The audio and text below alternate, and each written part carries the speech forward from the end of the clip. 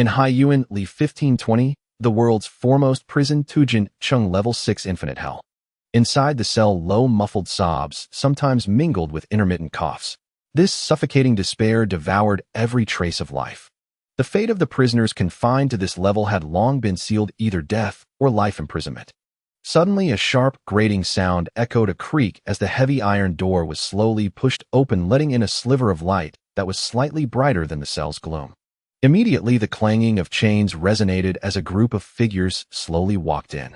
The procession consisted of a prison guard, Chief Guard Xiao Sudi, Director Magellan, and a man marked by a long scar across his face, with an earring on his right ear, Keloketer. Keloketer slowly exhaled, and after surveying his surroundings murmured, "The air here is truly damp and decayed." A hint of melancholy flickered in his eyes as he gazed into the depths of the cell. Bondi Vault frozen solid, Douglas Barrett performing an inverted push-up on a single finger, and Baralik Letterfield seated in silent meditation with closed eyes. Deep within the cell, another figure caught Keloketer's attention.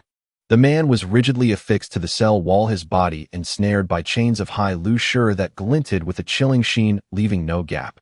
His limbs were completely restrained, rendering him immobile, his body forced into suspension against the frigid wall for scant support. Only his head, with disheveled hair partially concealing his face, struggled to emerge. Considering that the cells on the 6th level of Tujinchang were built from high luxure, how had it come to this? In the dimness, Keloketer could scarcely make out his face. "Keloketer, cease your musings and resign yourself to a life here," intoned Magellan coldly, then urged the guards to continue escorting him. At the sound of his name, the previously silent cell rippled with activity. Some prisoners slowly opened their eyes while others sat up, followed by a burst of mocking laughter. "Hey, Keloketer, defeated by a newcomer. Ha ha ha, how embarrassing. Shaiyu. From now on we'll call you stinking water fish, ha ha." Before Keloketer could respond, Xiao Sudi was the first to lose her temper. In an alluring yet scolding tone she spat, "So noisy, you scum." Then she swiftly drew her whip and hurled it forcefully through the air. With a crisp snap, she prepared to lash out at the noisy prisoners. At that moment, Magellan intervened, saying, "Sudi, leave them for now, oh hurry, and take Keloketer back to his cell." As he spoke, Magellan repeatedly rubbed his stomach, evidently besieged once more by unbearable discomfort. "I'm all right, Director," she replied. In an instant, Xiao Sudi's earlier fiery demeanor vanished, replaced by a compliant gentleness. Keloketer, despite the mocking, showed no anger nor offered a retort. He simply walked toward his designated cell. Witnessing this, the prisoners who had been laughing fell silent, and the cell descended once again into a deathly stillness. Just as Keloketer's foot was about to enter the cell, a deep, resonant voice rang out from within. "Hey, Keloketer, that straw hat kid. Is he strong?" Keloketer halted at the cell's threshold and turned to face the source of the voice, Douglas Barrett. Just as Keloketer was about to answer Barrett's query, his gaze inadvertently shifted back toward the deepest part of the cell as he moved closer. When he finally saw the face before him, Keloketer's pupils constricted sharply, his mouth parted slightly, and his expression was one of utter disbelief. "Bullazoo, how can he still be alive?" Keloketer blurted out, a turbulent surge of shock rising within him. Zephr had joined the Navy in Haiyuan Li 1490, alongside Sakasike and Bulasalino, as the first batch of Zephyr students. That year was deemed the most monstrous in the annals of the Navy, a benchmark that no later intake could ever surpass. If Sakasike and Bulasalino were monsters, then Zephr was a monster among monsters. Joining the Navy only 9 years earlier, his rank rocketed to Admiral, codenamed White Dragon. His progress was unrivaled, acknowledged as a monster by Roger Whitebeard and Golden Lion. Whether it was his aura, physique, swordsmanship, or devil fruit power, he stood at the pinnacle of the seas. Yet he was also labeled a madman by everyone for his sense of justice, was excessively radical, the first of its extreme kind in the Navy. No matter one's misdeeds, as long as the pirate flag is flown under tourist extreme justice, there is only one fate: death. This forever set him apart from figures like Sengoku and Cap, whose ideals of justice differed immensely. Yet later Tour appeared to change in the year Roger surrendered, 1498, the year before his promotion to Admiral. During Golden Lion's rampage at Navy headquarters, Tour defeated him. Everyone, including Sengoku, assumed he would kill Golden Lion. Yet unexpectedly, Tour did not slay him, but instead confined him to Tujinchang. In Haiyuan Li 1499, or shortly before his promotion to Admiral after defeating Douglas Barrett, he similarly refrained from killing his foe. Just like Golden Lion, he confined his adversary to Tujinchang. Just when everyone thought Tour's extreme justice had softened, everything changed overnight. Having just been promoted to admiral, he suddenly vanished with the world government ordering all records of him erased. Across the seas, only a few knew the true maddening extent of his deeds. Who could have imagined that Zephr had not been killed but instead imprisoned in Tujincheng? The onlookers perceived Kelokiter's expression of sheer shock, yet remained unsurprised. Since Haiyuan Li 1499, any prisoner entering Tujincheng level 6 shared that same reaction. Upon beholding the face of Zephr deep within the cell, every gaze mirrored Kelokiter's incredulity. Barrett raised his hand, lightly rattling the barred gate before the cell, and in a deep tone he declared, "Do not be shocked, he simply never died." Yet it is no different from death. 21 years he has remained thus, never uttering a word. Having said this, Barrett once again posed his question, "Kelokiter, you still haven't answered me. Was that Straw Hat Kid truly formidable?" At that moment Kelokiter had little inclination to answer Barrett's query. As he stepped into the cell, a soft, ethereal voice emerged. "Not as strong as you." Watching Kelokiter enter the cell without a hitch, Magellan and the others prepared to withdraw. Suddenly Zephyr's eye twitched before he slowly opened his eyes. After 21 years of silence, Zephr from a throat as barren as a desert managed to eke out a hoarse, agonized sound. "Hey, Magellan! Hey, Magellan!" Magellan and the others abruptly halted, their expressions freezing in an instant. A flicker of unmistakable surprise flashed in Magellan's eyes at the sound, both familiar and strange. A rare look of astonishment surfaced in Barrett's wild gaze as he turned his head to look at Zephr. Redfield's tightly shut eyes abruptly snapped open, a hint of surprise crossing his cold, stern face. In the 6th level of Impel Down, every prisoner who heard Zephr's voice was struck as if by a thunderbolt without exception. The air fell silent instantly. Everyone moved in unison, rising and walking to their cell doors, including Crocodile, who had just entered. All eyes turned in unison toward Zephr in the deepest cell. At that moment, Magellan, as if drained of the impending discomfort of diarrhea by an invisible force, quickly strode to Thor's cell. He leaned forward slightly and blurted out, "Lord Thor." But just as the word Lord was about to leave his mouth, Magellan's words came to an abrupt halt. His gaze locked firmly onto Thor, a complex expression in his eyes. Thor slowly raised his head, his gaze calm as he met Magellan's eyes, and said word by word, "Tell those old men I want to get out." Magellan seemed rooted to the spot. He stood dazed for a long moment before coming to his senses, then hurried away with his men to deliver Thor's words. Then Thor closed his eyes again, returning to his previous state of silence, merely waiting quietly for certain people to arrive.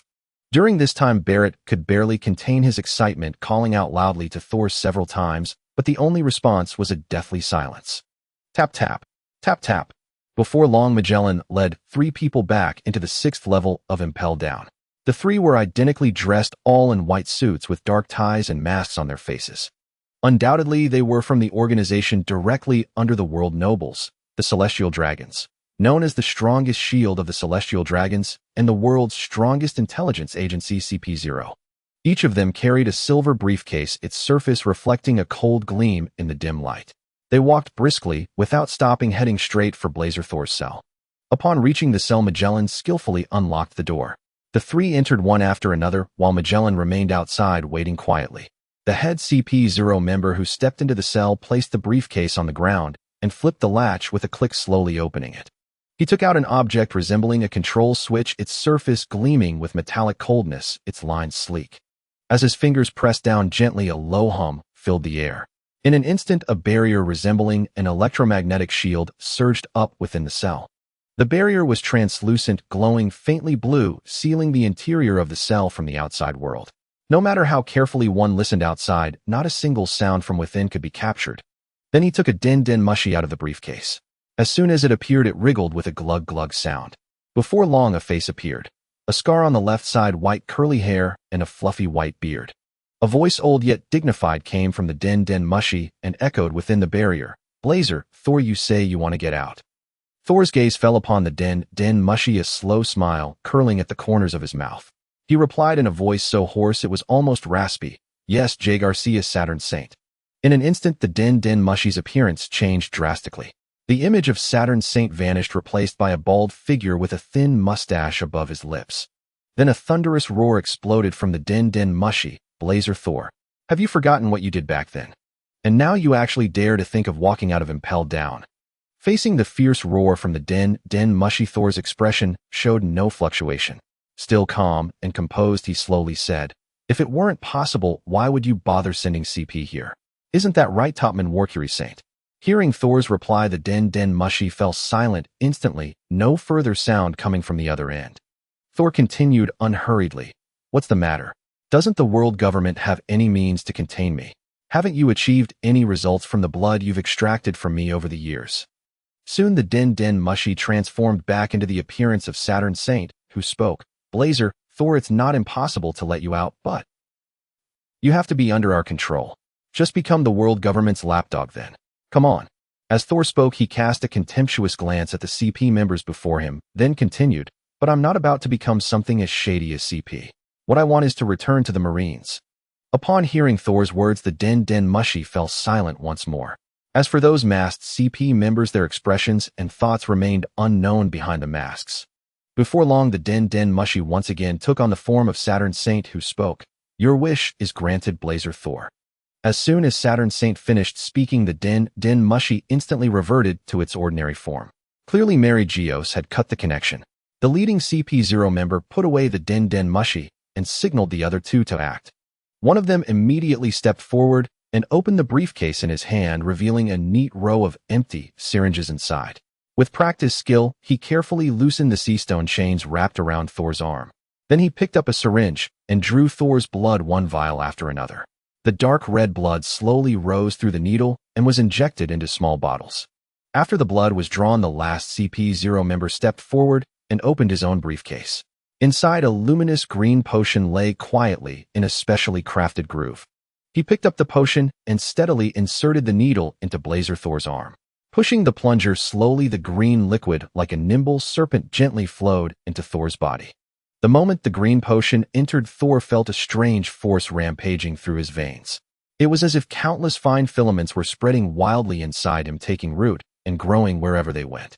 After injecting all the potion into Thor's body, this CP0 member spoke in a cold voice, "Blazer Thor, this is a special potion developed specifically for your blood. From now on, you must go to the Holy Land every month to receive the antidote. Otherwise, only death awaits you." Upon seeing Thor nod, the three CP members sprang into action, unfastening the sea stone chains that bound him. The chains clattered to the floor with a dull yet crisp sound that echoed in the cell. Immediately after, a muffled thud followed as Thor landed steadily on the ground. Standing at 3 meters tall, his disheveled black hair fell over his shoulders. His face was rugged with sharp eyes resembling those of an eagle beneath thick brows, a straight and prominent nose, and tightly pressed thin lips. He wore a tattered prison uniform, which had started to rot due to the long years of wear, with tatters gently swaying in the air. The CP members instinctively looked at Thor again, feeling an overwhelming sense of pressure pressing against their hearts.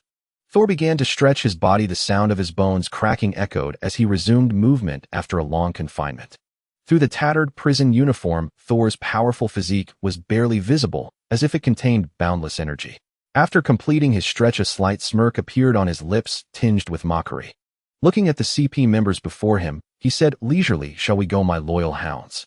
Magellan watched as Blazer Thor stepped out of the cell, his expression incredibly complex. There seemed to be a hint of joy in his eyes, yet mingled with an indescribable oddity as he pondered something within. Thor's gaze shifted to Magellan, his voice low, yet clear as he spoke slowly, "Magellan, thank you for taking care of me all these years. If you ever find it hard to stay in Impel Down, feel free to come find me." With that, Thor did not linger, walking straight ahead, wholly unconcerned with how Magellan would interpret his words. As Thor passed by the cells of Barrett and Raidfield, Barrett could no longer suppress his emotions. He rushed to the cell door, slamming his hands against the sea stone bars. The loud bang, bang, instantly shattered the surrounding silence. Barrett's face was filled with fury as he shouted, "Hey, Thor. Don't tell me that after doing such things you would choose to become a hound for the world government again." Meanwhile, Barrelick Raidfield, the Red Count, also spoke up. He looked at Thor, his aged voice filled with a sense of lamentation and regret, slowly saying, "I never thought that even someone like you would ultimately bow down to the world government." Although they could not hear Thor's conversation with the world government. However, apart from becoming a hound for the world government and doing their bidding, what other means could allow Thor to leave Impel Down? Thor paused slightly upon hearing their voices. He glanced at the cell where the two were and said nothing in explanation. Then, without a word, he continued to walk forward, a meaningful phrase escaping his lips, "I will be waiting for you outside. We will meet again." After that, he ignored the rising shouts and whispers from everyone and Impel Down, walking forward on his own. Behind him, Magellan and the 3 CP0 members wore various expressions, silently following. At the peak of Red Earth, Mariawa, 5 figures gathered together. Dressed in a white robe, bald, wearing glasses, and holding a katana was the finance warlord Izambalin V. Nejru. In a deep red suit with golden hair and a scar on his chest was the agriculture warlord Shepherd St. Bit. In a deep green suit, bald, with 2 mustaches shaped like the number 8 and a birthmark on his forehead, was the legal warlord Topman Vachali. In a deep blue suit with long white hair was the environmental warlord Makasmatsi. Dressed in a black suit with curly white hair, a fluffy white beard, wearing a flat hat, and a scar on his left cheek was the scientific defense warlord J. Galucius Satan. St. Bit was the first to break the silence, a hint of self-satisfaction in his tone. After 21 years, the Blazer, Thor has finally come to terms with it. Not killing him back then was indeed the right choice. The drug developed by Vegapunk won't cause any issues, right? St. Vachali placed his hands crossed on his knees and said with Blazer Thor's strength, if he loses control, it will be a huge problem. Absolutely no problem, St. Satan replied confidently, tapping his cane on the ground, producing a crisp sound. This drug has been specially tailored by Vegapunk for his blood. Our people have also verified multiple times, as long as he doesn't receive the antidote for a month, all his blood will burn away, and he will undoubtedly die. Even if something goes wrong, what does it matter? He failed 21 years ago, and he will fail now. Oh, it will only mean sacrificing a few pawns.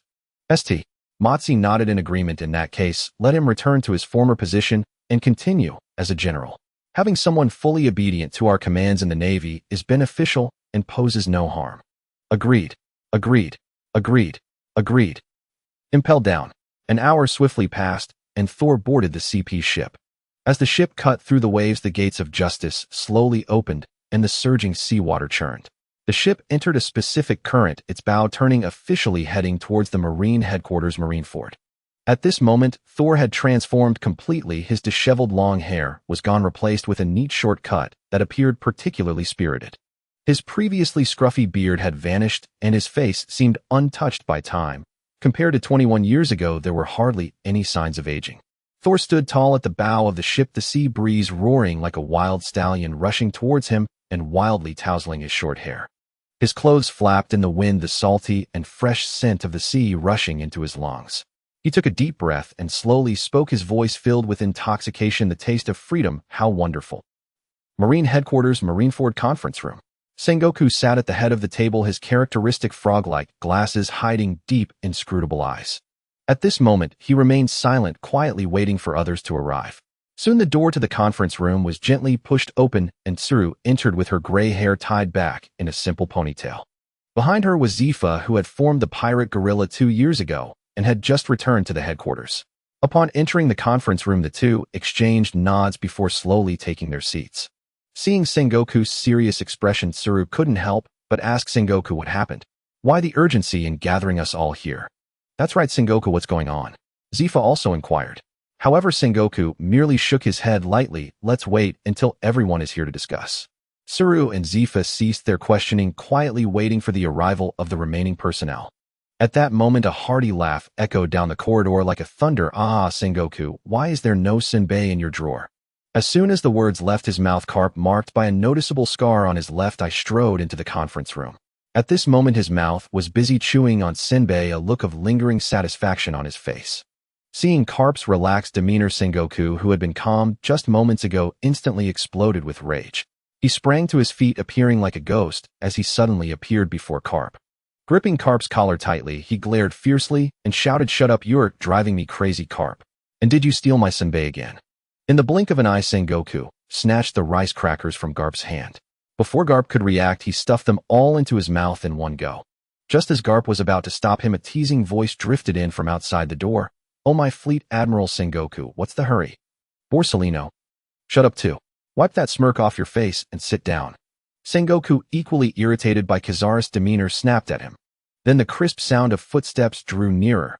Tap, tap, tap, as Sakazuki and Kazan entered the meeting room one after another.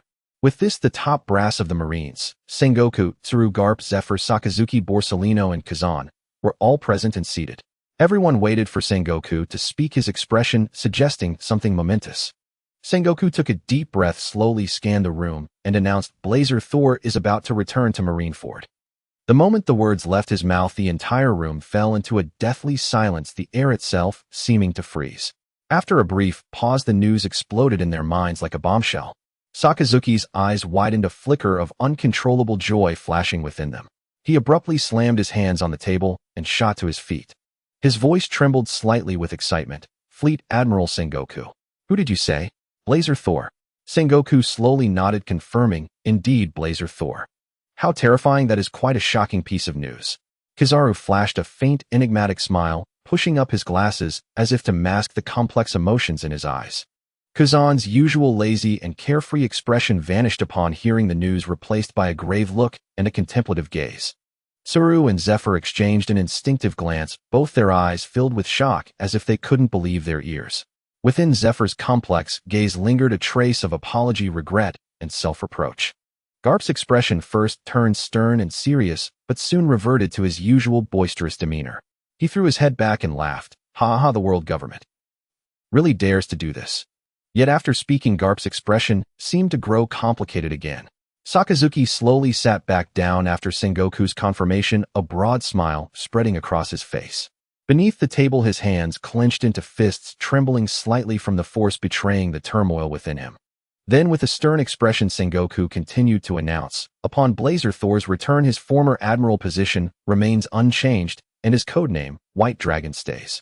This is an order from the world government. If the earlier news of Thor's return had ignited a fire in their hearts, these words were like pouring oil onto the flames. Instantly, the room fell into a dead silence, once more each heart heavy, as if weighed down by a boulder. The current power structure among the three admirals was firmly established. The Hawk faction, the Dove faction, and Kizaru's ambiguous faction, each operating independently. But with Blazer Thor's return, all existing balances were at risk of being shattered. Would he continue his former extreme sense of justice, or adopt a radically different stance? Once Thor's position was set, the division of power beneath him would inevitably stir up a storm far from a simple matter to resolve. If he still belonged to the Hawk faction, it would bode ill for the other factions. If not, what other faction might he align with? After all, within the Marines, factional strife had always been fierce. A single move could affect the entire body. Kazan was the first to break the silence, his lazy tone laced with contemplation. Era since Blazer Thor can emerge from Impel Down, has the justice he once upheld changed? If it were still that extreme justice, how could the world government have let him out?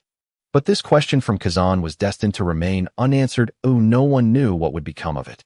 Everyone could naturally deduce that since Blazer Thor had been released from Impel Down, he must have submitted to the world government. So his former justice would no longer hold. The world government sought balance on the seas. If there were truly no pirates, and everyone lived in peace, from whom would they collect the heavenly tribute? Then all those member nations would become mere decorations devoid of purpose. At that moment, a warship flying the world government's flag slowly docked at Marine headquarters. It was the very ship carrying Thor and several CP members. Yet the scene before them was unexpected. Blood flowed freely across the warship's deck, pooling into terrifying crimson patches. Several bodies lay haphazardly among the gore, the CP0 agents.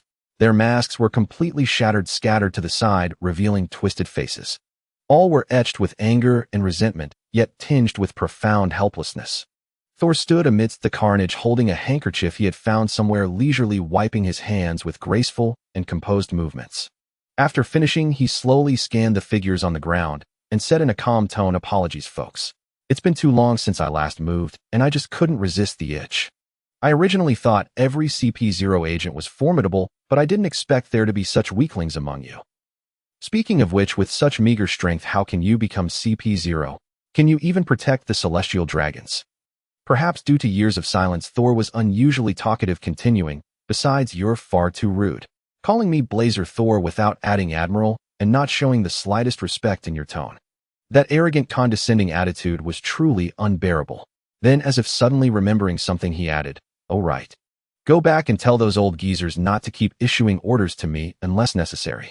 If they keep sending me missions I dislike, I might get impatient."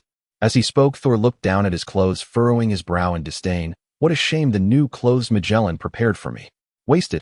In the blink of an eye, Thor's figure vanished like a phantom, leaving only a flicker of electric arc in the air. When he reappeared, he stood in the plaza of Marineford. Ignoring the shocked expressions of those who saw him, Thor walked leisurely toward the meeting room where Sengoku and the others were gathered. I wonder, did you all miss me? Sengoku Garp. Sakazuki. At this moment, Dao Bowman and Ghost Spider were leisurely walking out of the training ground. As they stepped into the square, Dao Bowman noticed that Ghost Spider suddenly froze as if under a spell. The cigar in Ghost Spider's mouth began to tremble uncontrollably. Soon after, with a thud, it fell to the ground, but Ghost Spider remained oblivious. Dao Bowman couldn't help but frown and called out, "Hey Ghost Spider, what are you doing?" As soon as Dao Bowman finished speaking, he saw Ghost Spider tremblingly raise his right hand, shakingly pointing ahead, his voice noticeably quaking. Dao Bowman, look at that figure. I can't be seeing things, can I? That looks like General Thor. Dao Bowman followed Ghost Spider's gaze, and upon seeing the familiar silhouette, was equally stunned, as if time had frozen at that moment. It can't be wrong, it absolutely can't be wrong. That's General Thor. Ghost Spider finally regained his senses and eagerly pulled Dao Bowman, who was still in a daze, towards Thor's direction. But as the two took a few steps, that figure they had seen suddenly vanished like a mirage, leaving only a faint trace of electric arc in the air, proving that the previous scene was not an illusion. Seeing this, Ghost Spider couldn't contain his excitement any longer and burst into laughter, frantically tugging at Dao Bowman's arm and shouting, "Hey Dao Bowman, did you see that? That was definitely General Thor. He's back." Dao Bowman. However, at this moment, Dao Bowman did not share Ghost Spider's ecstatic joy. He appeared to be getting emotional, gently breaking free from Ghost Spider's grasp, and pretended to scold, "Bastard. Don't pull my hand." As he spoke, he kept wiping his eyes, his voice choked with emotion, intermittently saying, "I saw." That's right, that is General Thor. As Thor drew closer to the conference room, the arguments inside grew increasingly heated. Upon closer inspection, it seemed that Sakazuki was in a dispute with others. Halt. The Marine Admiral and others are in an important meeting. No one is allowed to enter. Before Thor could reach the conference room door, 2 guards blocked his path. Thor looked at the 2 young faces in front of him and softly murmured, "Newcomers." He then spoke in a calm tone, "Don't worry, Admiral Sengoku won't blame you." As soon as he finished speaking, Thor's figure vanished before the guards' eyes and appeared at the conference room door the next moment. Creak. As Thor slowly pushed open the conference room door, the previously intense argument came to an abrupt halt, as if someone had pressed the mute button. Everyone's gaze turned to the door, focusing on Thor's figure. The silent Sengoku Carp nodding, the slightly excited Sakazuki, and the complex expressions of Borsellino and Kazan. "Sorry, Admiral Sengoku. We couldn't stop him." At this moment, the 2 guards hurried over, apologizing. Sengoku merely waved his hand lightly, signaling them to step back. Thor slowly scanned the crowd, speaking in a steady tone, "Long time no see, Admiral Sengoku, Vice Admiral Carp, Vice Admiral Tsuru Zephr. Teacher." He then shifted his gaze to Sakazuki and the others, giving a slight smile, "And you all."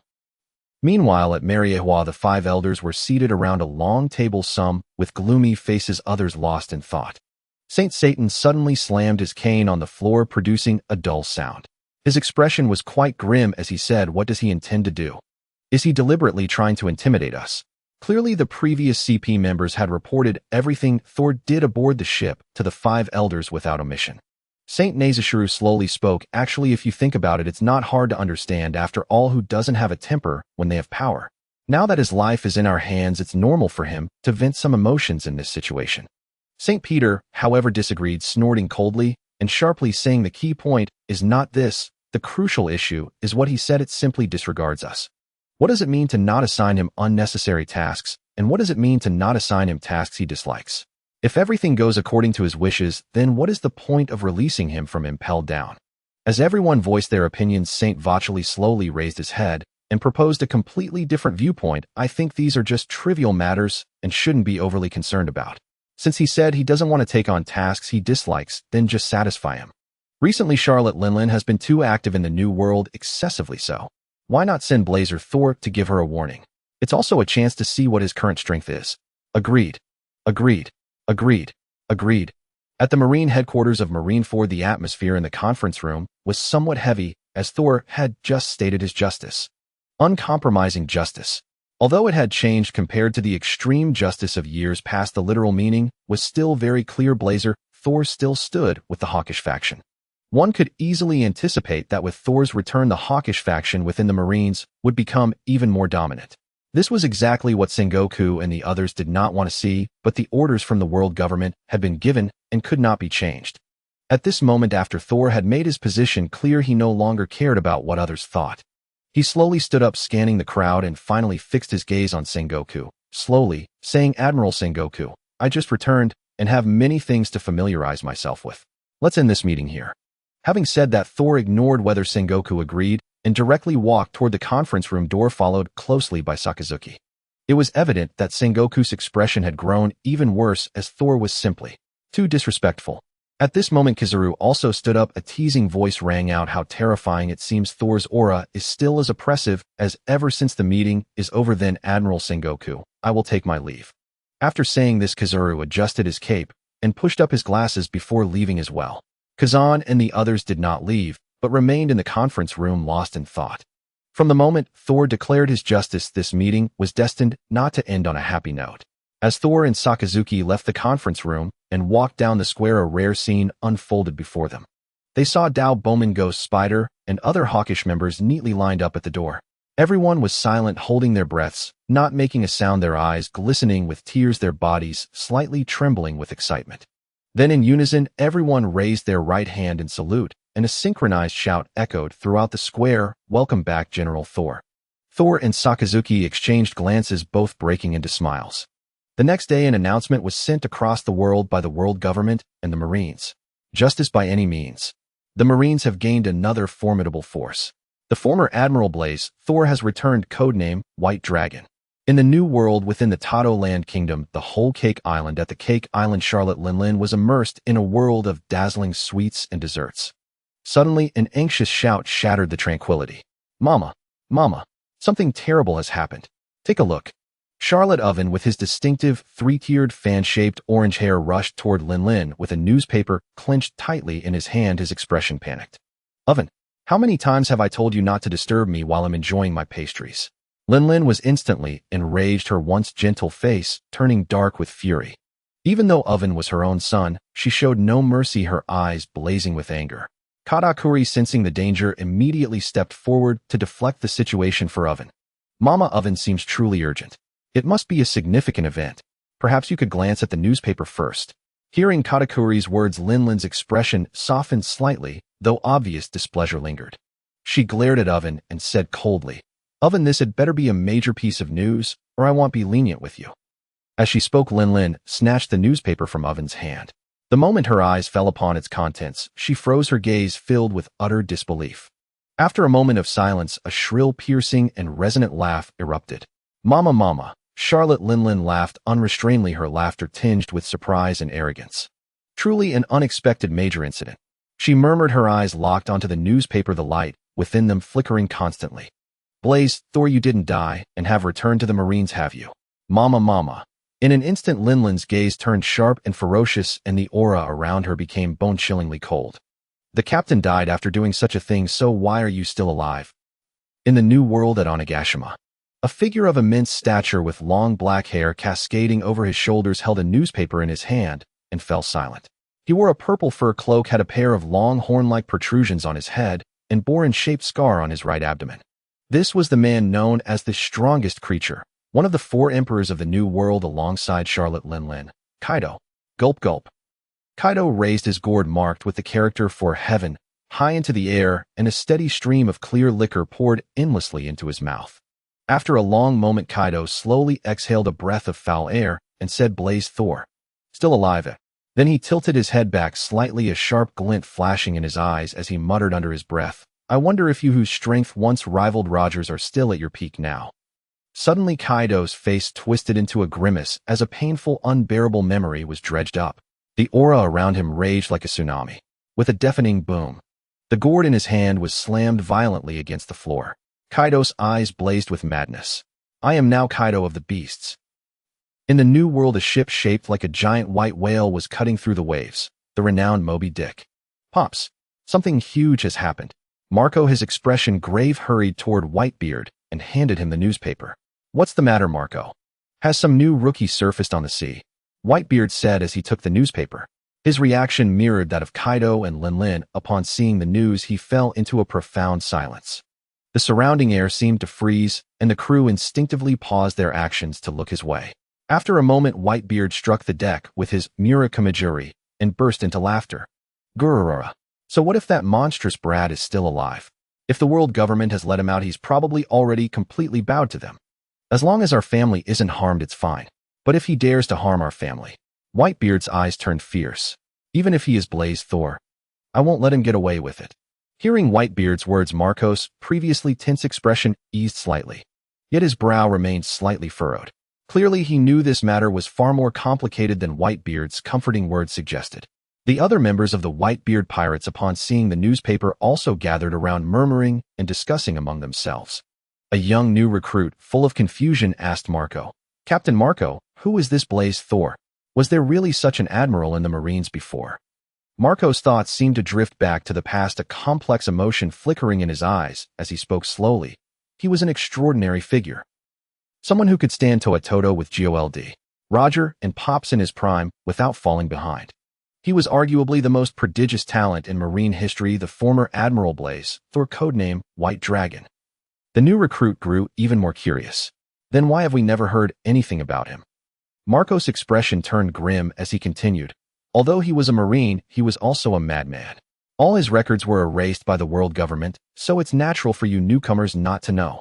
Marco paused, then revealed a truth the new recruits found hard to believe. Back when he was a Marine admiral, he did something insane. He attacked Mary Geos. It's hard to believe that after doing something that drove the whole world crazy, he actually didn't die and returned to the Marines. With that, Marco left the other crew members to their shock. He first cast his gaze upon Whitebeard, then looked off into the distance, lost in thought. Too many things had happened on their ship recently. Thatch, the commander of the 4th Division, and their chef had been killed by Teach for the Yami Yami Nomi. Now Ace had left the Moby Dick to capture Teach, and a formidable figure had emerged in the Marines. He wondered if this would have any major impact on the Whitebeard pirates. No one knew their pop's physical condition better than Marco, the ship's doctor. Their father's combat strength was no longer at his peak. If a major incident truly occurred, would their pop's body still be able to endure it? Just as Marco was deep in thought, a voice pulled him from the vortex of his musings. "Marco!" Marco turned to see Vista standing behind him, jerking his head toward Whitebeard's direction. Marco followed Vista's gesture and immediately shouted at the top of his lungs, "Pops, your body can't handle any more drinking." In the New World, on an unnamed island, Ben Beckman, with his gray slicked-back hair, stared at the newspaper in his hand, his voice laced with disbelief. "Shanks, it's truly incredible. Blaze Thor isn't dead." At that moment, every officer of the Red Hair Pirates held a newspaper, all engrossed in discussing the matter of Blaze Thor. Shanks tilted his head back, gulping down a large swig of liquor, his Adam's apple bobbing. He then spoke slowly. "Yeah, I never thought the world government would fail to kill him. He was once a man who could rival the captain. But now he's completely submitted to the world government, hasn't he? I wonder what kind of impact releasing such a madman will have on the seas." Just then the rotund Lucky Roo, his cheeks stuffed with a large chunk of freshly torn grilled meat, mumbled teasingly, "Captain, if you were to fight him, who do you think would be stronger?" Shanks didn't answer immediately, but fell into a brief silence. Suddenly he threw his head back and roared with laughter. "Ha ha ha! Lucky Roo, why bother thinking about all that?" With that, Shanks raised his mug high and shouted to everyone, "Let's continue this banquet." "Well, cheers." The crowd responded in unison, their cheers and the clinking of glasses intertwining. In the New World, at the Marine G5 branch, known simply as G5, this Marine unit had always been regarded as an anomaly.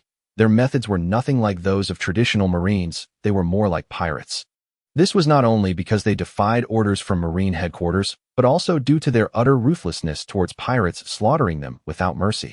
At that moment in the office of the G5 base commander, a figure was in a state of frenzy. Clutching the newspaper tightly, tears and a smile intertwined in his eyes as he muttered, his voice filled with unspeakable excitement and madness, "I knew it. I knew it. How could Thor possibly die? You are Blaze Thor." This man was none other than the base commander of G5, Derek Ross. His face was a tapestry of battle scars crisscrossed with cuts and burns, his head shaved, and he wore the coat of a Marine vice admiral. Before seeing the newspaper, he had already received a phone call. "Ross, long time no see. Wait for me at G5. Thor's familiar voice was the catalyst for Ross' frenzy. He also held another identity. He was once Thor's adjutant. Ever since Derek Ross joined the Marines back then, he had served on Thor's warship. His attitude towards pirates had greatly impressed Thor. He eventually rose step by step to become Thor's adjutant. After Thor's downfall, Ross began to clash with Marine headquarters and the world government. Yet due to his exceptional strength and his stance against pirates, he became the base commander of this most unorthodox Marine branch in the New World. After a long while, Ross finally regained some composure, though a mad gleam still flickered in his eyes. He slammed the table, his voice almost tearing through the air. "Virgo, get over here.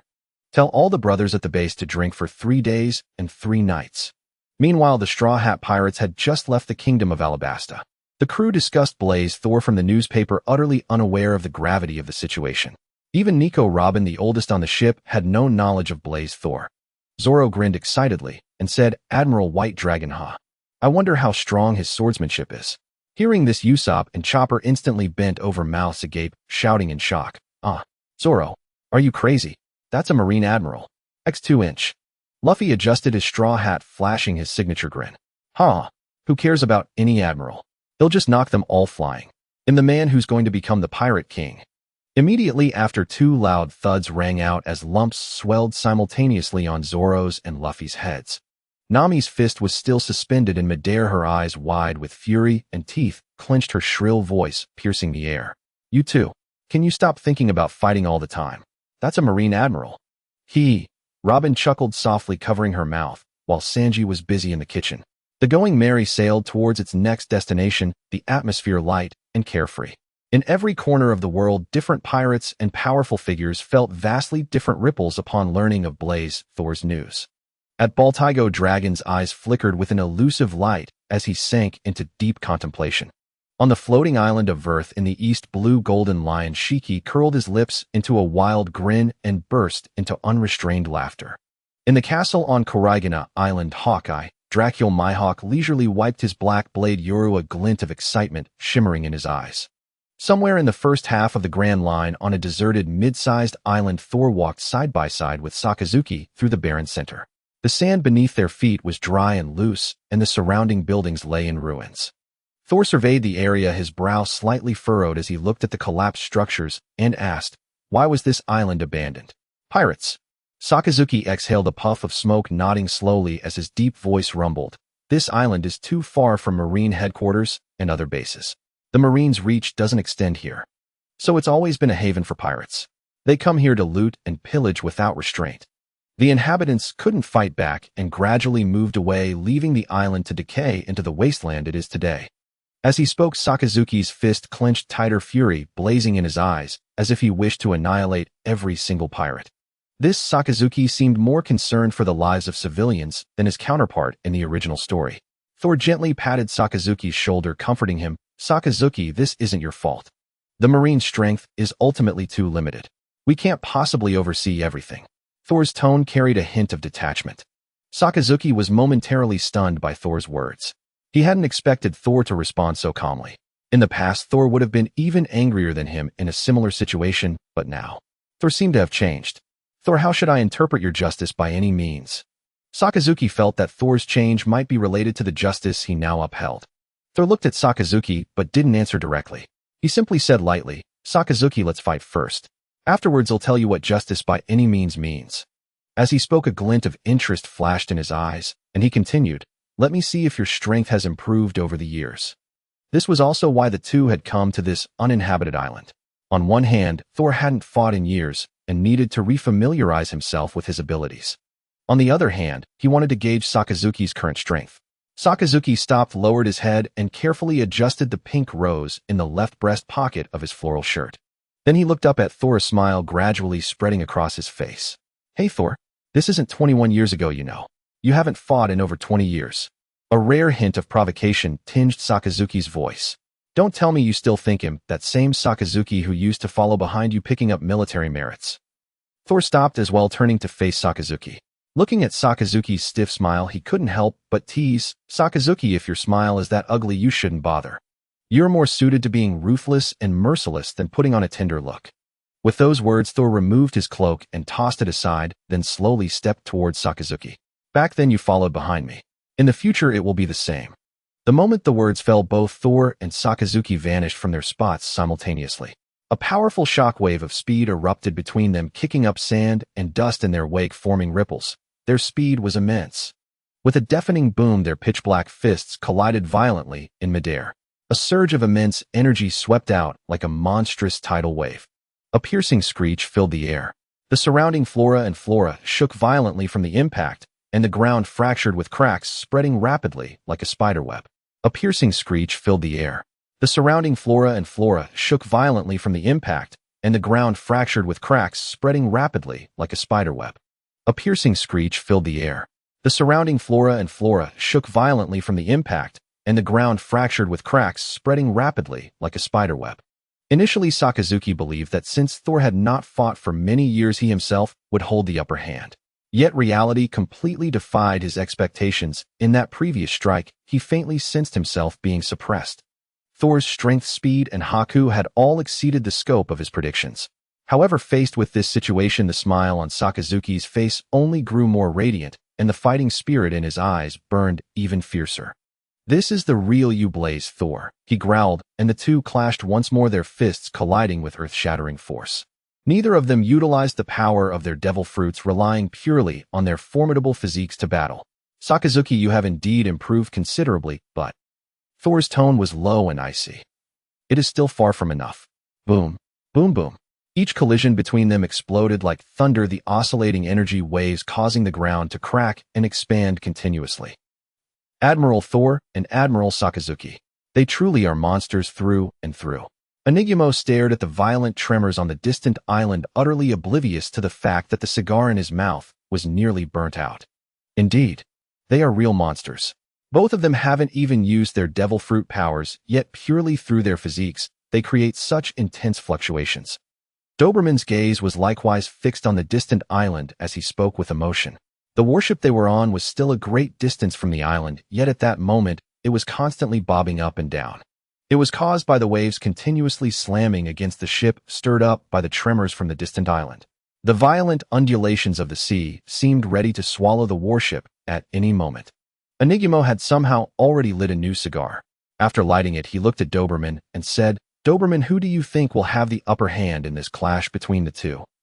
Doberman answered without hesitation, his eyes blazing, "Admiral Sakazuki is strong, but Admiral Thor is stronger. Even though Admiral Thor hasn't fought in years." A glint flickered in Enigmo's eyes. "Even though Admiral Thor hasn't fought in years." Doberman's tone was firm and unwavering. The sea wind blew fiercely, whipping Enigmo's long hair into a frenzy. He pressed down on his helmet engraved with a double-head dragon pattern and asked again, "And what about their devil fruit powers?" Hearing Enigmo's question, Doberman suddenly smiled. "Didn't you already know the answer over 20 years ago? Admiral Sakazuki's Magu Magu no Mi is indeed formidable in destructive power, almost unrivaled." As he spoke, the light in Doberman's eyes grew even brighter. "But Admiral Thor's fruit, it is the unparalleled thunder. That power is absolutely invincible." As his words fell, the sea surface once again stirred up even more violent waves. "Damn it, Doberman, the warship is going to capsize." Several hours passed quietly. "Not enough. Not enough. Your strength is still far from sufficient." Thor roared, a maddening battle frenzy blazing in his eyes, determined to utterly crush Sakazuki. His attacks were as dense as a violent storm, his fists and feet relentlessly pressuring Sakazuki's defenses. "Are you a woman? Is this the extent of your physical prowess? Have you spent all these years in idle comfort, Sakazuki?" By now, both of them were drenched in blood. The blood on Thor's body was from the early stage of the fight, when he was struck by Sakazuki while adapting to his own body. If at the start Thor had been slightly suppressing Sakazuki, then after several hours of combat, Thor was now completely dominating him. "Damn you, Thor. Don't look down on me." Sakazuki bellowed, his right leg slicing down toward Thor's chest with a speed and power that sent a chill down one's spine. Bam! Although Sakazuki's strike carried immense force, it was completely neutralized by Thor. The next moment, Thor's figure appeared like a phantom, and a sweeping colossal force slammed into Sakazuki's waist. Sakazuki was completely unable to react. Boom, boom, boom. The violent sound of impact echoed through the air, and Sakazuki's body was instantly sent flying like a kite, with a broken string crashing heavily into the ground. Like a cannonball, he was dragged forcefully across the floor, carving a deep trench. Before the dust had even finished swirling violently in the air, Sakazuki's figure reappeared. He wiped the blood from the corner of his mouth, The crimson trail streaking across his resolute face added a touch of ferocity. In response to Thor's earlier questioning taunt, he bit out each word as if from between clenched teeth laden with defiance and fighting spirit. Thor, I haven't spent these years in the idle comfort you speak of. Ever since you said I relied too much on my devil fruit's power, I have been training my physique every single day. The moment his words fell, Sakazuki stomped hard, shattering the ground beneath him into a spiderweb of cracks. Like an arrow released from a bowstring, he collided with Thor once more in a thunderous impact. For an instant, the air seemed to be torn apart by the immense force of the collision, emitting a sharp whistle. Yet the situation remained unchanged as Sakazuki was still being suppressed by Thor. Thor opened his mouth and delivered a merciless verbal lashing. Then what exactly have you been training all these years, Sakazuki? As the words left his mouth, so did his fist. Thor's right fist like a cannonball, leaving its barrel slammed heavily into Sakazuki's face. A dull thud followed, and Sakazuki staggered back a few steps.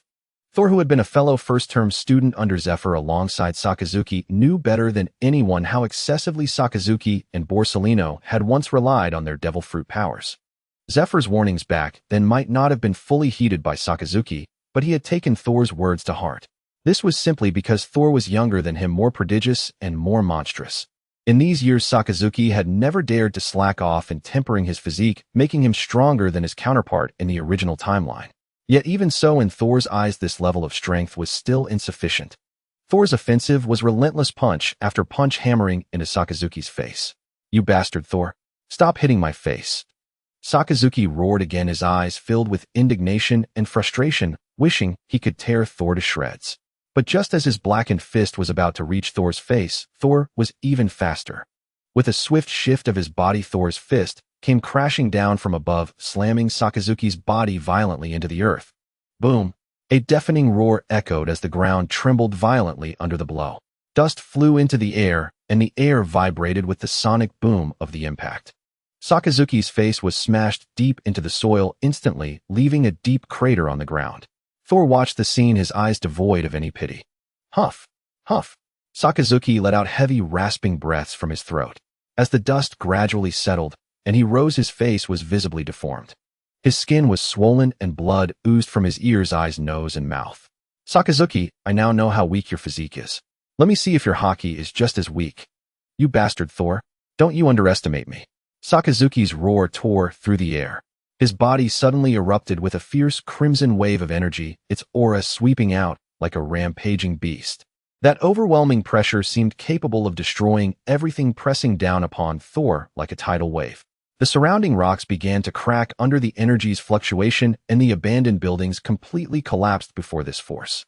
This aura was none other than Sakazuki's Conqueror's haki. Facing the impact of Sakazuki's Conqueror's haki, Thor's face broke into an even more exhilarated grin. That's it, Sakazuki, this is the spirit. So much stronger than over 20 years ago.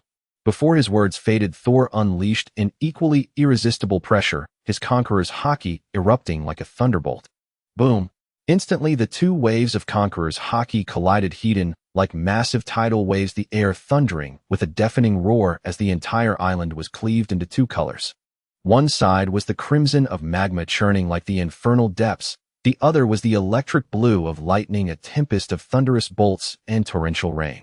The convergence of the two pressures shook the air, the ground beneath the island began to tremble, and even the sea was affected, surging into towering waves. The haki of top-tier powerhouses. Even from this distance, the pressure is so intense. Gaspard murmured, staring at the distant island that seemed split in two. His expression was far from relaxed, a sheen of cold sweat on his brow as he struggled to withstand the clash of Sakazuki's and Thor's Conqueror's haki. The overwhelming oppression made the very air feel suffocating. His gaze involuntarily lifted upward, only to see the clouds in the sky already torn apart by the two forces. It was as if the entire horizon had been ripped into two entirely distinct worlds by this battle. Damn it, Gaspard, stop waxing poetic. The ship is about to capsize. As Sakazuki's and Thor's eyes met, the air seemed to congeal into a viscous substance. The aura of Conqueror's haki swirled around the two, then vanished without a trace, as if torn apart. In the next instant, both figures disappeared from their spots, moving too fast to track. Bang! A deafening impact resounded across the land as their fists, wreathed in Conqueror's haki, clashed violently in midair. Bang! Bang! Bang! Blow after blow, each collision of fists shook the air like an explosion. Massive shockwaves sent boom after boom, the sonic booms stinging their eardrums. The ground cracked under the violent tremors, and the already shattered buildings around them were pulverized. Their battle was nothing short of an apocalyptic cleansing. Sakazuki, keep going. This is what makes it fun. Thor roared with a wild laugh, pushing Sakazuki to his limits. Thor, show me just how strong you really are. Each of Sakazuki's attacks was more ferocious than the last, carrying an unending sense of oppression. Yet even in this state, Sakazuki remained on the defensive, unable to turn the tide. Another hour passed, and his body was increasingly drenched in blood. Boom! With an earth-shaking collision, Thor's sweeping kick coated in Conqueror's haki struck Sakazuki's chest once more with brutal force. This blow dealt more damage to Sakazuki than any before it. Boom! Boom! Boom! His figure was sent crashing backward, trees snapping like twigs in his path. Sakazuki, show me more of your devil fruit's power. Thor laughed, seemingly pleased with the fight so far. Sakazuki's figure gradually emerged from the dust, panting heavily, gasping for air as blood dripped from the corner of his mouth. The rose on his chest, nearly shattered, swayed in the wind. Suddenly, Sakazuki laughed a low, hoarse sound. Thor, you truly live up to your name. He lowered his head, using his blood-stained right hand to gently straighten the rose. The fresh red blood stained the petals, yet it oddly complemented the pink rose. He took out a relatively intact cigar, brought it to his lips, and with a surge of heat, it began to smolder on its own. Sakazuki slowly exhaled a plume of smoke, the air instantly thick with the pungent scent of tobacco and the heat of flames. He began walking toward Thor, each step accompanied by waves of scorching heat. The aura of churning magma surged from his body, raising a blistering heat wave. Boiling magma gradually surfaced on Sakazuki's body, replacing his arms, chest, and half his face. As the magma dripped to the ground, it hissed with a sizzle. Sizzle. The air seemed scorched, the temperature spiking sharply. When Sakazuki emerged from the thick dust, the heat wave from the magma seemed ready to devour everything. The moment he saw Thor, the endless magma churned. He swung his right arm violently, the magnified limb shooting toward Thor. Hellhound. Watching Sakazuki's attack draw near, Thor showed no sign of tension. He slowly raised his right hand, facing the attack directly, and murmured softly, Thunder Falcon.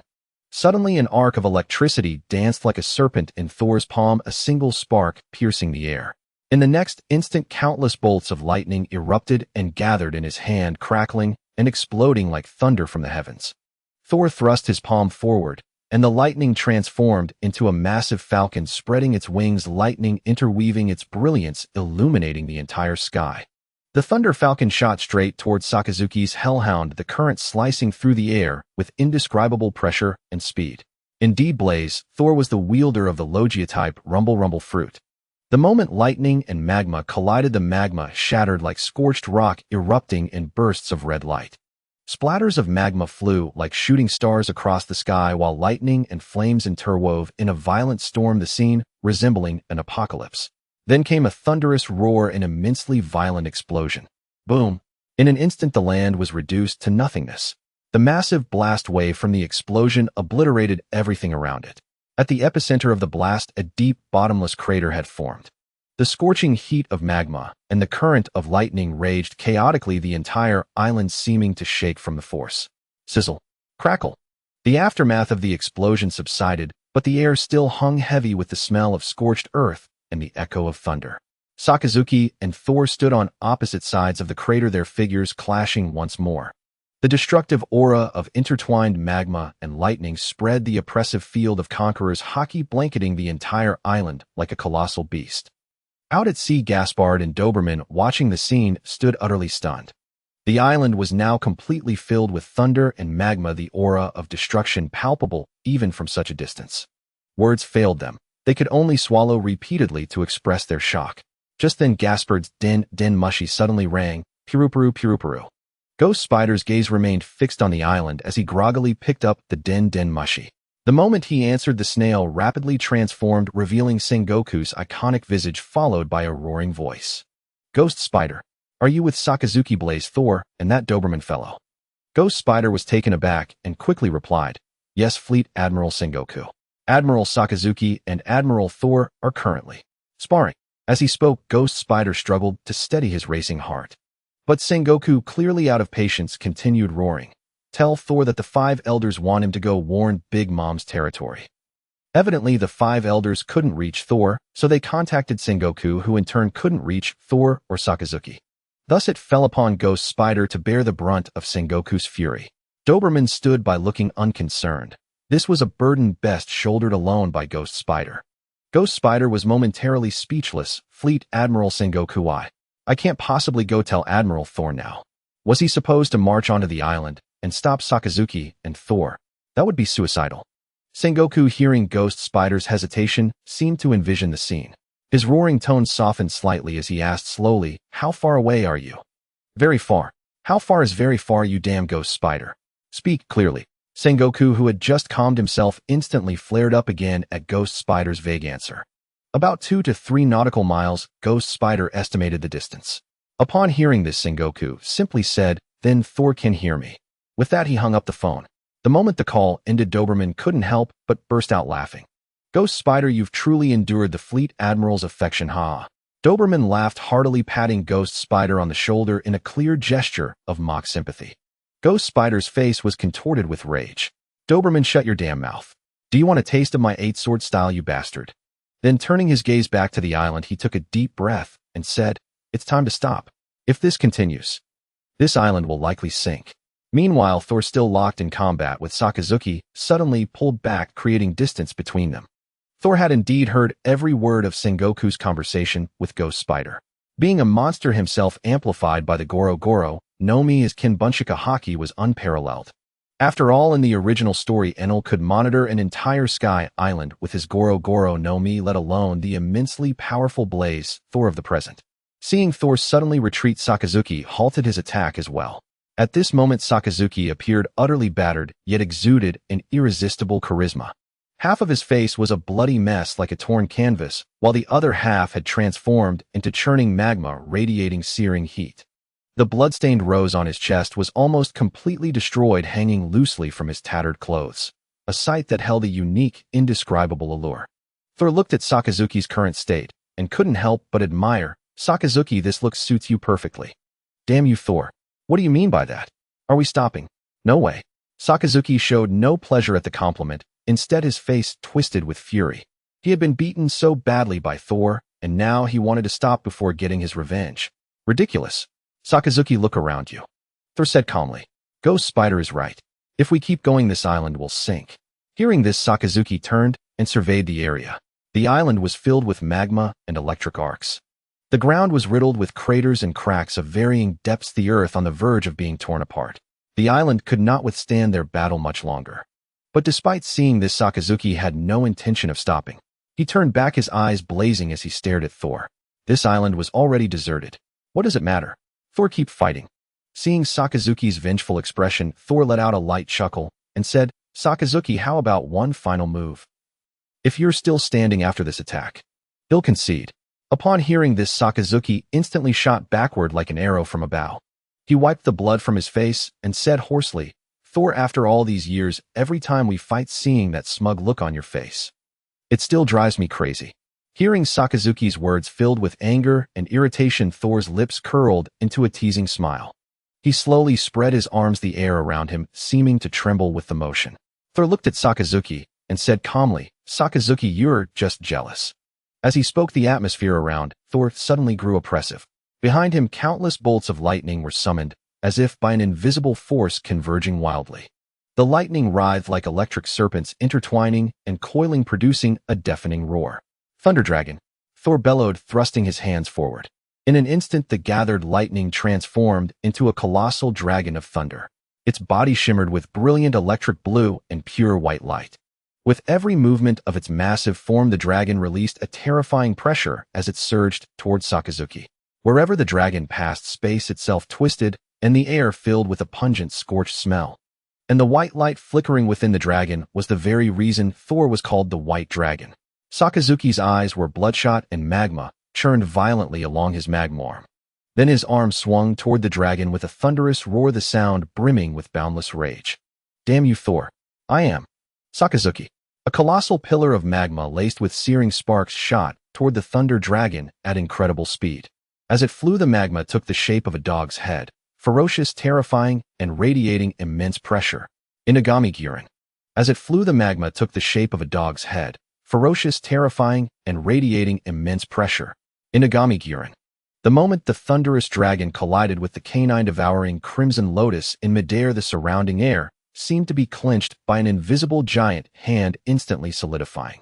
The space around fell into a dead silence, as if time itself had halted. The forces of thunder and magma intertwined fiercely, the violent clash of energies erupting into a blinding, dazzling light. Half the sky was a surging sea of molten rock with raging flames blazing and emitting heat capable of melting all. The other half was wholly dominated by thunderous power, with searing lightning bolts rampaging wildly, electric serpents writhing and darting through the air, crackling with explosive sounds. These two forces stalemated and contended with each other, seemingly intent on devouring everything around. Then a deafening roar suddenly erupted, and their attacks detonated in an instant. A thunderous boom echoed across the sea, and the island beneath their feet trembled. In this collision, the power of thunder ultimately prevailed. The Thunder Dragon, with its overwhelming might, violently breached the barrier of magma. Amidst flashing lightning, the dragon carried a cataclysmic force and sent Sakazuki flying heavily. A pained grunt escaped Sakazuki as electric currents instantly pierced his armament haki, his body racked with agony. His body twisted in torment, every muscle convulsing from unbearable pain. He propped himself up with his arms, his fingers carving deep furrows into the earth. Gasping heavily, his eyes bloodshot, Sakazuki slowly raised his head and forced himself to his feet. Every nerve in his body was taut with searing pain, every muscle trembling. Finally, he steadied himself, countless drops of blood falling from his form. His body was covered in charred marks, a pitiful sight, yet surprisingly Sakazuki broke into a smile. He looked toward Thor and rasped, "Hey Thor." Then he roared, "I am Sakazuki." With this roar, the battle-worn island seemed to reach its limit. A dull rumble echoed. With a series of explosive booms, the island split apart from the center, surging seawater gushing from the crack, cleaving it in two. One half of the island was completely covered in lava, molten rock flowing fiercely. The other half was ravaged by lightning, with flashes of thunder and intertwining electric arcs. Thor looked at Sakazuki across from him, a satisfied smile on his face, and nodded slowly. "You and Sakazuki." On the deck of a warship far from the island, Enigumo and Doberman stood frozen, staring at the split island in utter shock. Doberman, like a carved statue, gazed blankly at the awe-inspiring scene, completely lost in it. Suddenly, Enigumo raised his hand and delivered a sharp slap to the back of Doberman's head, jolting him back to reality. "Hey Doberman, snap out of it. The fight's over, get the ship moving." Enigumo shouted, urgently maneuvering the warship through the turbulent waves. They navigated through towering waves, slowly approaching the island split into two halves, one shrouded in lava and the other in lightning.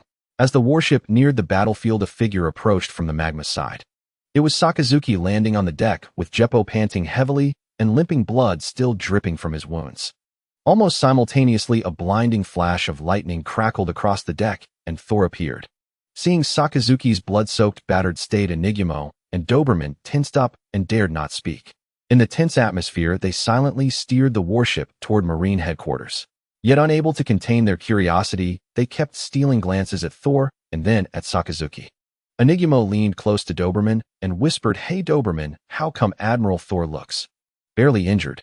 He's in so much better shape than Admiral Sakazuki." Doberman shot him a look and whispered back, "Keep your voice down, you fool. It's because Admiral Thor is stronger." Enigumo added reluctantly, "I honestly thought they'd fight for days." Such a shame that call interrupted them. In the world of One Piece, battles between strong individuals often last for days and nights. Doberman muttered, "What are you thinking? If they fought for days, Admiral Sakazuki would probably be flat on his back by now. Admiral Thor wouldn't go that far.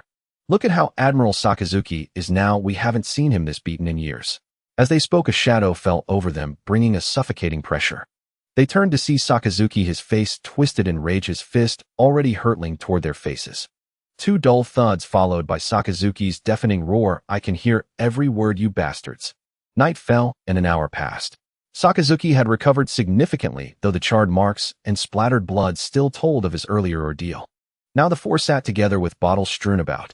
A gentle sea breeze blew, bringing a touch of ease. They chatted about their experiences over the years. Enigumo and Doberman, like a floodgate opening, poured out their grievances to Thor. They spoke with animated expressions, gesturing wildly, sighing one moment, and laughing heartily the next. Sakazuki chimed in occasionally, clearly not as talkative as the other two. Thor listened intently, nodding gently, as if savoring each story. When Enigumo and Doberman's chatter subsided, Sakazuki slowly turned his head, his gaze fixed on Thor. A complex glint flickered in his eyes as he asked the question that had been haunting him. Thor, can you tell me now? What exactly is justice by any means? Enigumo and Doberman fell silent, looking at Thor with equal curiosity. Thor glanced at them, took a sip of his drink, and said slowly, justice by any means is using every available power to achieve the justice I believe in. Sakazuki fell into deep thought, his brows furrowed, a flicker of unreadable light in his eyes. After a moment, he looked at Thor again, his tone heavier. What do you mean using every available power? Even the power of pirates? Thor nodded without hesitation and said calmly, there is nothing wrong with that. The moment Thor finished, Sakazuki stood abruptly and walked over to him. He grabbed Thor by the collar with both hands and yanked him up. Staring into Thor's eyes, his face contorted with rage, he roared, Blazer Thor. Is this your so-called twisted justice? Facing Sakazuki's gaze brimming with fury and interrogation, Thor remained calm, yet firmly nodded.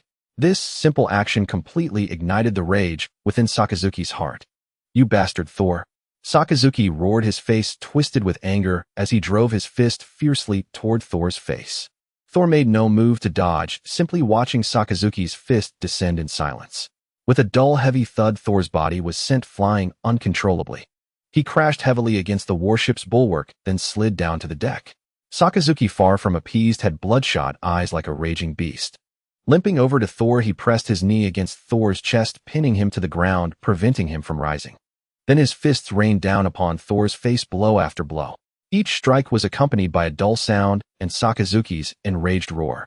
Enigumo and Doberman wanted to intervene, but didn't know how. You bastard, Thor. Tell me your damn justice won't work. Sakazuki, while attacking Thor, furiously bellowed. If we have to rely on pirates, what have we been doing all these years? Playing house. His voice grew hoarser with rage, each word seemingly forced through gritted teeth. Yet Thor, amidst the storm of blows and accusations, remained silent. He quietly endured every punch, blood already trickling from the corner of his mouth streaming down his cheek. Finally, Sakazuki's movement slowed and his fist stopped midair, hesitating to fall. He looked down at Thor's bloodied yet serene face, and his eyes gradually moistened, a complex emotion surging within him. Why didn't you dodge?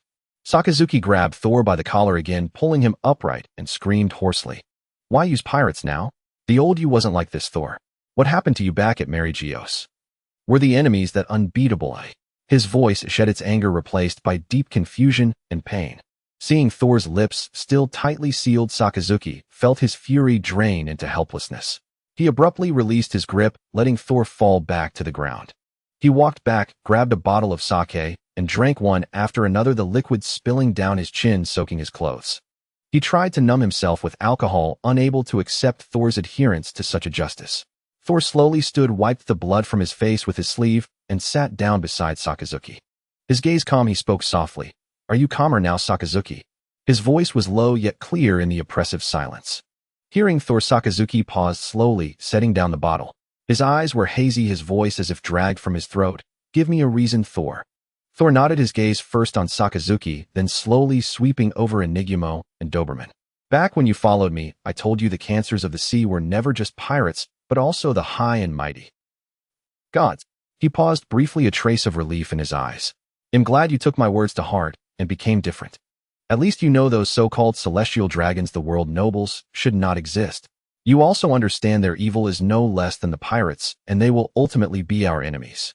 As he spoke, Thor's gaze returned to Sakazuki. Don't you want to know why I did what I did that year? What really happened at Mary Geos? He looked straight into Sakazuki's eyes, his emotions stirring, his voice rising. I went to test the strength of those high and mighty gods. I killed plenty of those pig-like celestial dragons. But the 5 old men of the Gorosei didn't care. Those were just the lowliest, existing as sacrifices among the celestial dragons. I even fought the Gorosei. Though not overwhelmingly strong, they all possess undying abilities. Abilities granted by the one on the empty throne. Hearing Thor's words, Sakazuki and the others were stunned with disbelief. Such unimaginable immortality far exceeded their understanding.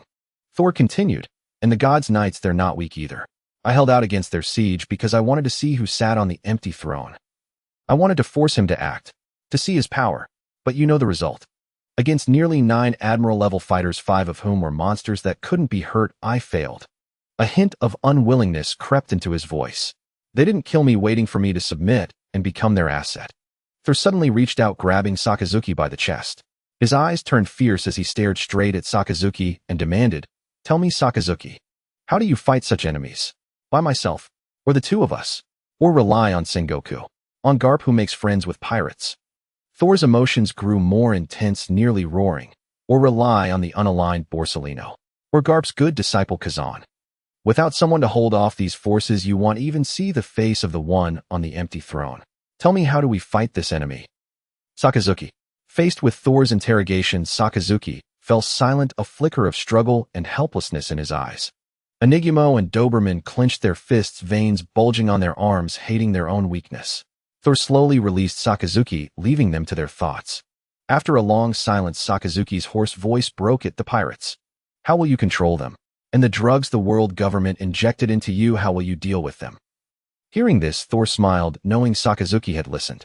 He walked slowly to the bow, the sea wind howling against him, lifting his hair and clothes.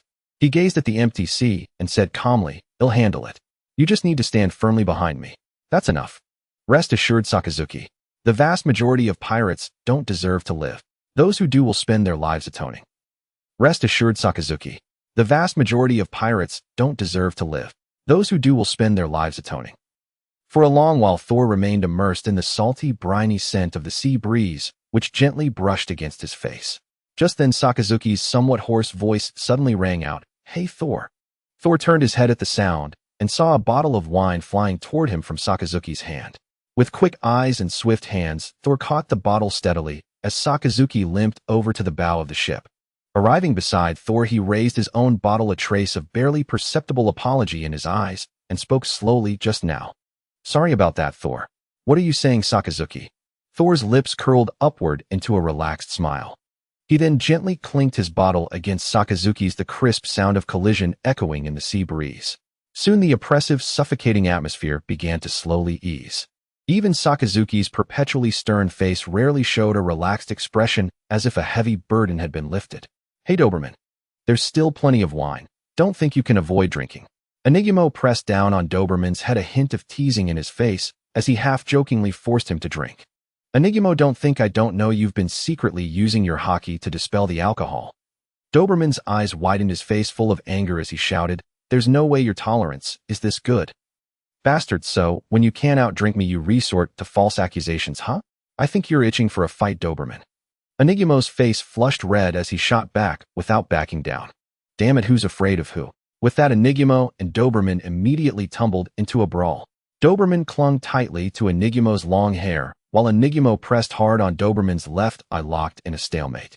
Thor rested his elbows comfortably on the warship's railing, a smile spreading across his face as he shouted, "Enigumo, Doberman. He'll be the referee. Ha ha ha, great. Come on, Doberman, let go first, and let's fight." Enigumo yelled at the top of his lungs. "Damn it, you let go first if you want to fight," Doberman retorted without backing down. Bam! A dull thud sounded as both fell to the ground simultaneously, then quickly scrambled up and locked in combat again, neither willing to yield. Sakazuki watched the scene and shook his head helplessly, murmuring softly, "Those two." Thor suddenly turned to Sakazuki and asked, "Sakazuki, is there any sherry on the ship?" Upon hearing Thor's words, Enigumo and Doberman instantly froze. It seemed as if everyone understood the meaning behind Thor's words through some unspoken connection. Enigumo and Doberman both stood up and strode quickly into the cabin. Clearly they were fetching the sherry Thor had mentioned. "They already guessed what you were thinking of, otherwise how would there be wine on this warship, eh?" Sakazuki squinted as he spoke slowly.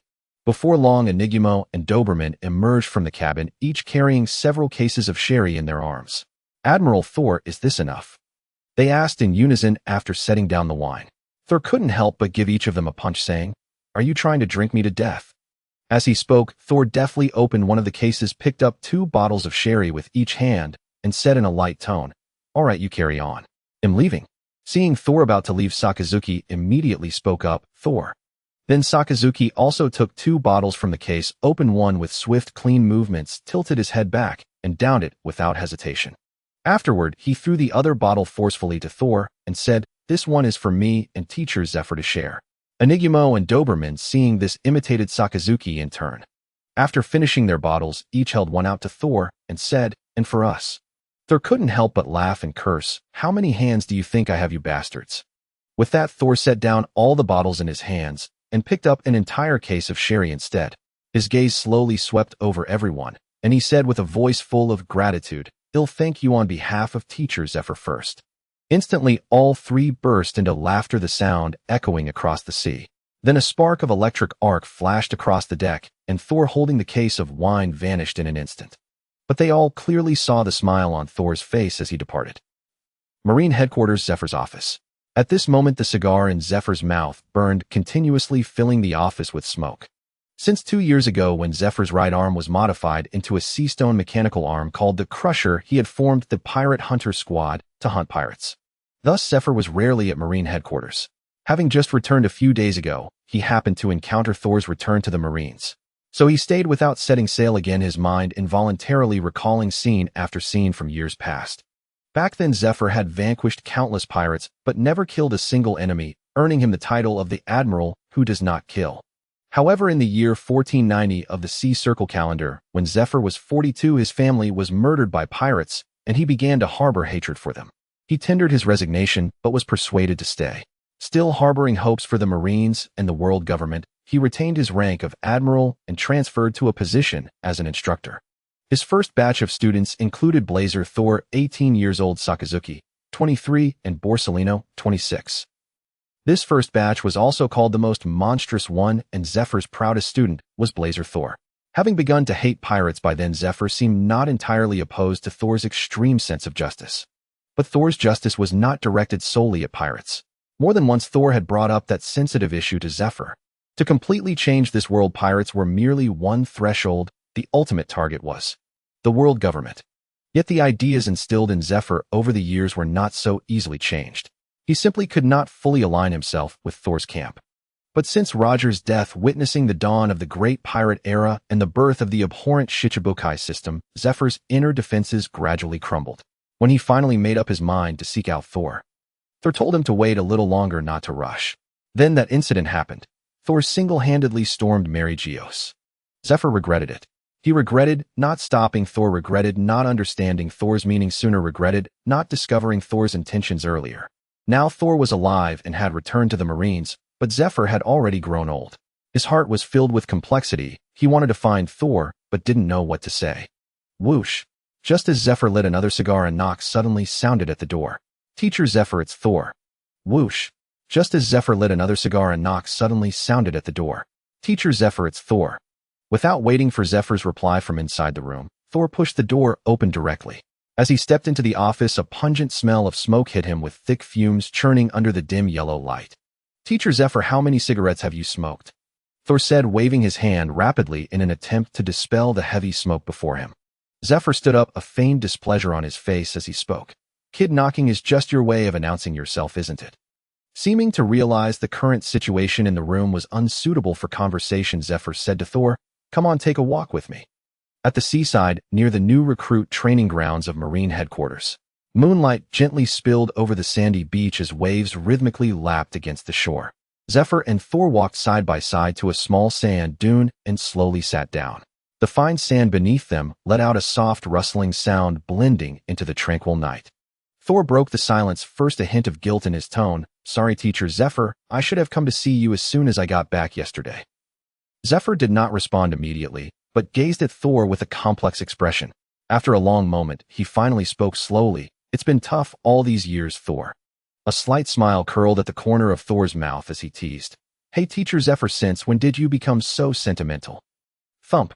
Zephyr's left fist gently tapped Thor, yet a smile spread across his face. "You little rascal." "Ha ha, Teacher Zephr, good thing you didn't hit me with your smash machine, or I'd be in for it." Hearing Thor's jest, Zephr fell silent. He gently caressed the modified smash machine on his right arm, a flicker of unmissable loss in his eyes. "What's wrong, Teacher Zephr? You used to teach us students to overcome difficulties every day, but now you're the one trapped." Thor said, standing up and patting the sand clinging to his pants. "I've brought something good back, Teacher Zephr. Wait for me." As his words faded, his figure vanished swiftly. Zephr gazed at the calm sea, his thoughts involuntarily drifting back to those days long past. Back then, Thor had just joined the Marines. Seen by many as a monster, he was also the most relentless of them all. And this beach was where the master and disciple had often sat and talked, a place brimming with memories. Just as Zephr was lost in thought, a thump broke the silence. It was Thor returning, setting down a box of liquor he carried in his arms, causing the sound. "Teacher Zephr, your favorite drink," Thor said, tearing open the box and pulling out bottles one by one. He kept mumbling, "These two are for us to share later. This one's from Sakazuki, this one from Enigmo, and this one from Doberman. Oh, and Teacher Zephr, they've already had their share in spirit. I can vouch for that." Zephr couldn't help but laugh and curse. "Bastard, they're not even here. How can that count as drinking?" Despite his words, his hand had already unconsciously gathered all the bottles to his side. Zephr picked up a bottle of sherry and said slowly, "The fiercest drink." "Thanks, Thor." "Teacher Zephr, such a fierce drink is only something you can handle, haha." Thor sat back down with a smile, picked up his bottle, and clinked it with Zephyr's. In the time that followed, Thor listened quietly as Zephr recounted his experiences over the years and his views on the Marines and the world government. The waves still lapped the shore, and the sea breeze gently brushed their faces. An hour slipped by silently, the bright moonlight glinting off the scattered bottles reflected in points of light. One spoke, the other listened. The moonlight was like water, and the sea's surface shimmered, a scene of extraordinary comfort and beauty. Thor tilted his head back and gulped down another mouthful of liquor, his throat bobbing as he let out a satisfied sigh. Then he remarked, "Good thing I brought a whole case, or we wouldn't have had enough, Teacher Zephr." He set down the bottle, wiped his mouth casually with the back of his hand, and looked at Zephr with a serious expression. "But Teacher Zephr, I want to ask, what are your plans from now on? Still going to hunt pirates with the pirate hunter squad you formed 2 years ago?" Hearing this, Zephr paused in his motion of toying with the bottle. After a moment of silence, he spoke slowly. "Thor, what you said back then was right." Then, as if knowing what Thor was thinking, he continued, "I know you want stay put. But what about the agent the world government injected into you? Can you deal with it?" And Zephr let out a slow breath, a note of weariness and helplessness in his tone. "I'm already old." Thor's lips curled into a smile. "Teacher Zephr, you really understand me. As for what's inside me, you'll handle it. And you don't have to stay in this body either." Zephyr's eyes flickered with confusion at Thor's words, looking at him in puzzlement. What did he mean? Then Thor continued, "Teacher Zephr, I know you detest the power of devil fruits. But since they exist on the sea, there must be a reason for it. It's just turning into a landlubber. Could that be worse than your current situation?" Zephr didn't reply. He silently picked up the remaining bottles of sherry from the box, tilting his head back and downing them one after another. The pungent liquid flowed down his throat, burning his insides, yet it seemed to temporarily numb the confusion and hesitation in his heart. Seeing this, Thor said nothing more, waiting quietly for Zephr to think. After a long while, Zephr finally set down the empty bottle and spoke in a low voice. "Thor, what devil fruit could allow me to shed this body?" A roguish smirk tugged at the corner of Thor's mouth as he said slowly, "Teacher Zephr, that's a secret. You bastard, Thor. I really want to punch you." Zephr feigned anger, making as if to stand. "Ha ha ha, Teacher Zephr, you can't beat me now." Once Zephyr's emotions had settled, Thor wiped the smile off his face, his expression turning serious. "Teacher Zephr, do you know what my justice is now?" Then he recounted to Zephr what he had told Sakazuki and the others. He had expected Zephr to react the same way as Sakazuki, but the reality surprised him. Zephr spoke slowly. "Thor, I said it. You were right back then. But I failed to grasp your meaning at the time, nor did I stop you in time. Now you have different ideas, a different justice, yet I still believe you will be right." Zephr slowly raised his left fist, his eyes filled with trust. "Thor, from now on I entrust myself to you." Thor said nothing in response. The smile on his face gradually faded, replaced by a solemn expression. He slowly raised his own fist, reaching out to gently tap it against Zephyr's in the air. At that moment, even the sea breeze seemed to halt and the waves grew still. 3 days later, the atmosphere at the port of the New World Marine G5 branch was taut as a drawn bowstring. The entire branch's Marines, clad in immaculate uniforms with solemn expressions, stood at attention in perfect formation. At the forefront stood a burly, sharp-eyed, bald man whose face was marred by burn scars. He was Derek Ross, the base commander of G5 branch, holding the rank of Vice Admiral in the Marine headquarters. Reporting, Vice Admiral Ross. "All Marines of G5 branch are assembled." A man with short black hair and lightning-shaped sideburns jogged up to Ross and shouted loudly. He was Virgo, currently a rear admiral, also Ross Adjutant, and the second-in-command of G5 branch. Ross nodded slightly, his gaze sweeping over Virgo. Suddenly he frowned and barked, "Get that coffee-stirring spoon off your face, you bastard Virgo." The G5 branch had just concluded a 3-day, 3-night banquet ordered by Ross, and the air seemed still thick with the revelry of the previous night. Yet early that morning a phone call shattered the dawn's tranquility. "Ross'll be at G5 in a few hours." It was Thor's voice. After hanging up, Ross' expression turned grim, and he immediately issued orders. He demanded that everyone in the base clean themselves up and dispel the lingering stench of alcohol.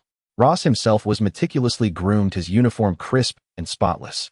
Faced with Ross' stern, almost icy demeanor, not a single person in the entire branch dared to slack off. On ordinary days, the Marines of G5 were notoriously unruly and ill-tempered. But before Derek Ross, they were utterly docile. For Ross was the very root of their ferocity. Every man in the branch had been subdued by Ross' fists. Once assembled, they finally understood the reason for Ross' grave seriousness that morning.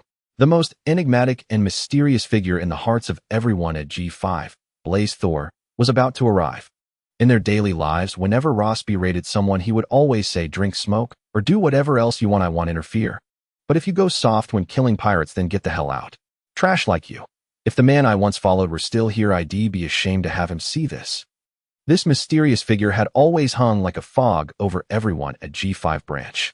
It wasn't until news of Blaze Thor's return to the Marines spread across the world that they learned from Ross. Their base commander Derek Ross had once been that man's adjutant. All eyes were fixed on the distant horizon, brimming with anticipation and tension. Suddenly the lookout in the watchtower bellowed, "A warship approaches." It's Vice Admiral Momonga's personal vessel heading this way. Soon the warship came into view. From Marine headquarters to the New World Passage was possible through the Holy Land Mary Geos, and G1 branch was situated right beside Mary Geos at the entrance to the New World. Thus arriving at G5 via G1 branch's warship was the most convenient. Undoubtedly, Thor was aboard Vice Admiral Momonga's vessel. Ross' gaze was locked onto the approaching warship, his heart pounding uncontrollably. Memories of the past surged like a tidal wave, every detail related to Thor flashing through his mind. His hands unconsciously clenched into fists, his eyes brimming with barely contained excitement and anticipation. Aboard Vice Admiral Momonga's personal warship, Momonga, with his mohawk hairstyle and mustache, walked toward Thor. Thor was lounging comfortably on a deck chair placed in the center of the deck, snoring loudly with a newspaper covering his face. It was evident that the deck chair had been added temporarily for Thor, clashing with the warship's usual austerity. Momonga was known for his serious, rigid nature. Such a luxury would never appear on his vessel. "Admiral Thor, we will arrive at G5 shortly," Momonga said, standing beside Thor, his tone stern yet gentle. Thor slowly removed the newspaper from his head, stretched lazily, and yawned. Thank you for your trouble, Momonga." Then he walked slowly toward the bow, adding, "But your rigid personality, it hasn't changed after all these years." Momonga's expression remained unyielding as he replied solemnly, "Admiral Thor, being a Marine is not about seeking pleasure." Thor's lips curled slightly, seemingly unsurprised by the answer. Turning to look at Momonga, Thor said earnestly, "Momonga, that very trait is what I admire most about you. All right, there's no need to sail any closer. I'll go on my own." "Wait, Admiral Thor," Momonga called out as Thor was about to leave. "What is it?" Thor asked, puzzled. Momonga hesitated for a moment before speaking. "Admiral Thor, you haven't seen Vice Admiral Ross' warship yet, have you?" "How could I have seen it when I've never been to G5? Thor found Momonga's behavior odd. Then, "Never mind, Admiral Thor." Momonga shook his head. Seeing this, Thor didn't dwell on it and vanished from sight. At that moment, as Ross waited for the warship to slowly dock, a spark of electricity arced before him, and Thor appeared. Ross' gaze fell directly on Thor's face. Seeing that Thor's features were still the same as decades ago, his eyes instantly welled up. Countless words he had prepared surged in his heart, but he couldn't utter a single one. He could only stare blankly at Thor before him. Thor looked at Ross and said softly, "Long time no see, Ross." Then with a teasing tone he quipped, "But what kind of immense pressure have you been under to end up completely bald?" Ross' moist eyes instantly dried up at Thor's jest. A brilliant smile spread across his face as he raised a hand to rub his gleaming scalp, replying with a laugh, "It's cool, Admiral Thor." As the words left his mouth, Ross' smile vanished instantly. His expression turned solemn as he straightened his back, raised his hand in a crisp military salute, and shouted in a booming voice, "Derek Ross, base commander of G5 branch, welcomes Admiral Thor back." Behind him, all members of G5 branch shouted in unison, "All Marines of G5 branch welcome Admiral Thor back." The deafening roar echoed over the port, majestic and powerful. Hearing this spirited cry, Thor nodded with satisfaction, a pleased expression on his face. Catching Ross off guard, Thor suddenly swung a kick at him, laughing as he scolded, "Stop putting on airs, Ross." Ross staggered slightly from the unexpected kick, then burst into hearty laughter, his stern demeanor vanishing in an instant. Laughing, he said, "Admiral Thor, I'm a Vice Admiral of Marine Headquarters now.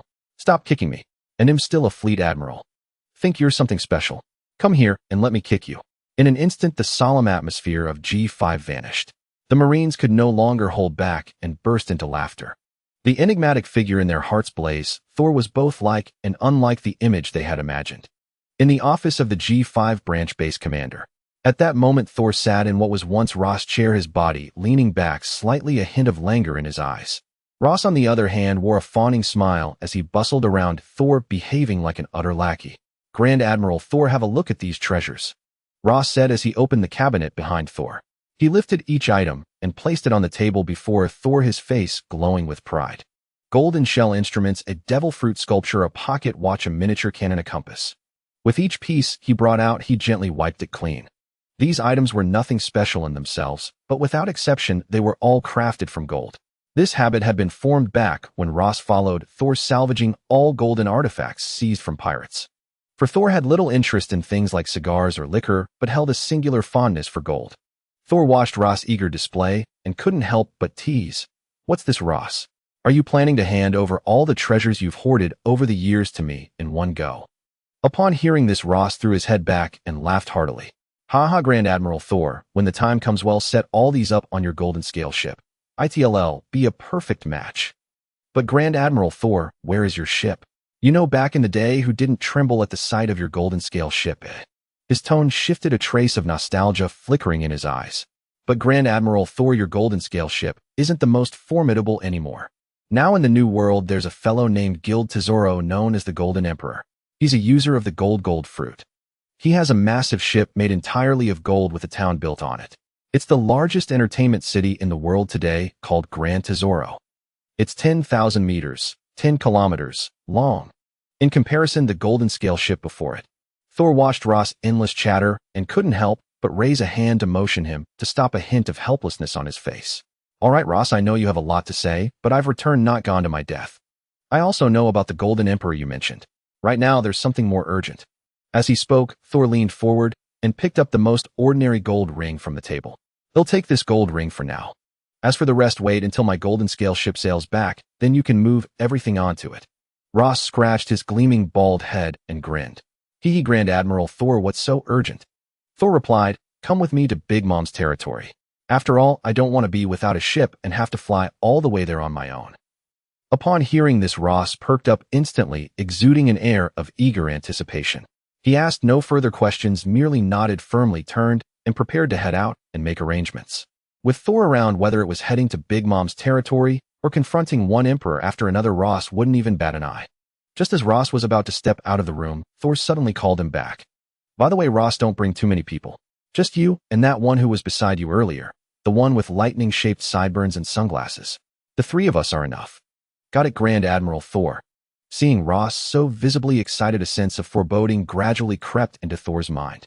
Not long after, a four-mast, square-rigged warship slowly departed from the G5 port with the prominent G5 emblem emblazoned on its hull and square sails.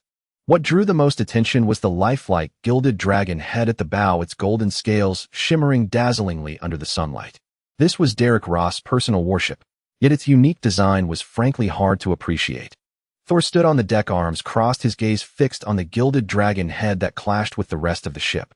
Only now did he understand the hesitant words of Momonga. He had been trying to warn him. Thor shook his head and could only let out a resigned sigh. This Ross fellow had even gone so far as to mimic the bow of his former golden scale ship. And even if it was imitation, the design was atrocious beyond belief. Grand Admiral Thor, take a look at my bow. Doesn't it have 1% of the majesty of the golden scale ship, eh? Ross was brimming with pride, completely oblivious to Thor's disdain. He sidled up to Thor, gesticulating animatedly as he boasted. As he spoke, he traced the shape of the dragon head with his hands, his eyes gleaming with anticipation, waiting for Thor's praise. Speaking of which, Grand Admiral Thor, where did you stash your golden scale ship? I was planning to study its bow design more closely to make my own ship even more imposing. Ross continued his endless chatter, completely unaware that he had pushed Thor's patience to its limit. Thor, who had initially intended to endure it in silence, could no longer contain his fury. With a sharp glint in his eyes, Thor vanished in a flash and reappeared behind Ross, pinning him forcefully to the deck of the warship. Smack! Smack! Smack! Thor's palm rained down relentlessly on Ross' bald head, each strike carrying considerable force. As he struck, he muttered under his breath, "Majesty, huh? Gilded dragon head, huh? Don't you see how ugly this combination is? Riding on your warship is nothing short of a disgrace." Ross pinned beneath, Thor winced in pain and struggled incessantly. "Ow. It hurts, Grand Admiral Thor. Stop using your hockey," he yelled at the top of his lungs, his voice filled with pain and grievance. "Don't just keep hitting my head. There's no hair left as it is." He tried to shield his head with his hands, but Thor's palm was unstoppable. "Besides, where's it not majestic? It looks great, Grand Admiral Thor." Ross remained stubborn, refusing to admit his ship was ugly.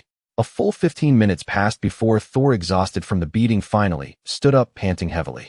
He took a deep breath to steady himself, then looked down at Ross sprawled on the deck and said slowly, "You know, your bald head is quite satisfying to hit. Keep this look, Ross." With that, Thor lifted his foot, and with a loud bang, Ross was kicked to the ship's railing. Thor's voice rang out again. "When we get back, tear down this dragon head. Tear it all down." Half a day passed in the blink of an eye.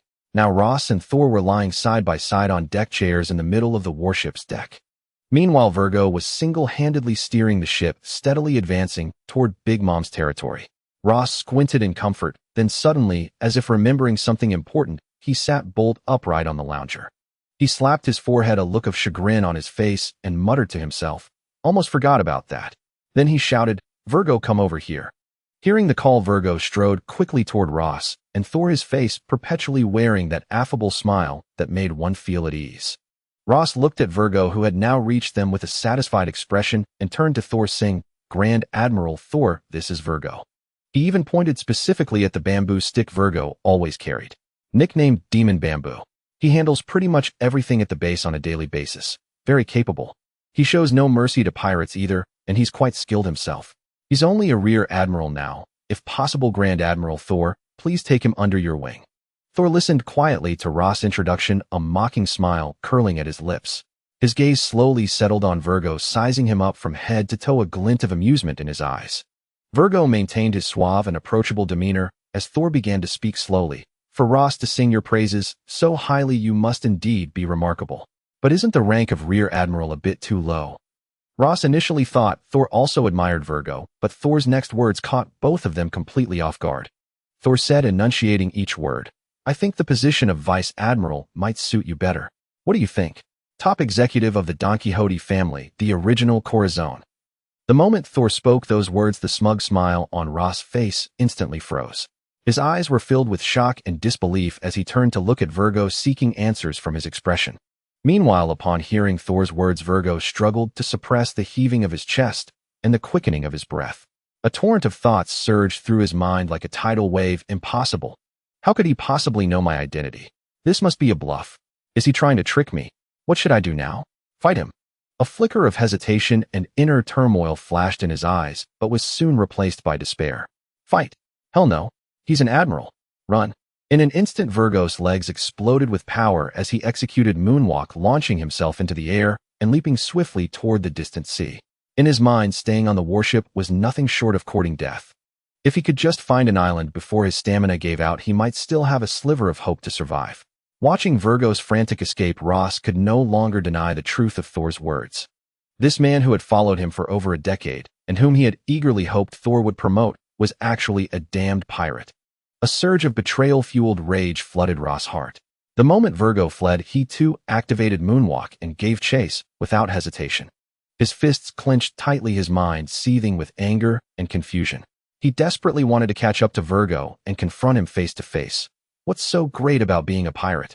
Compared to this game of cat and mouse, Thor clearly preferred watching a cornered beast struggle. With arcs of electricity crackling, Thor vanished in an instant. Impossible. How can he be this fast? What kind of devil fruit ability is that? Seeing Thor suddenly appear before him, Virgo halted in shock and tried to change direction.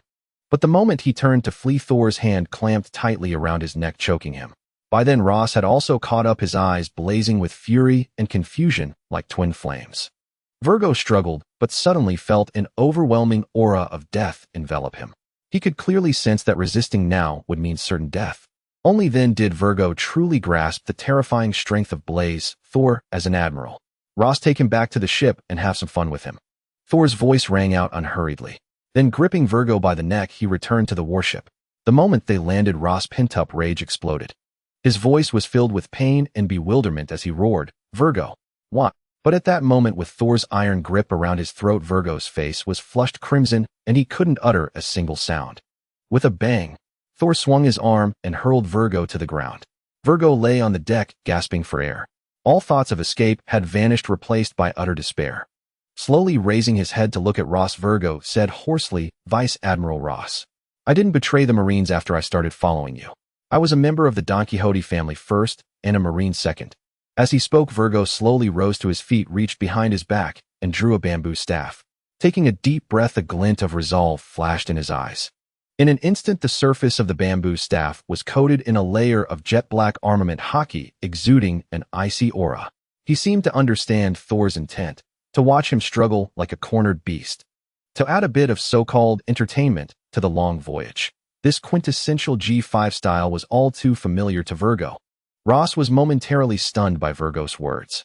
Armament haki spread over his own hands as he strode step by step toward Virgo.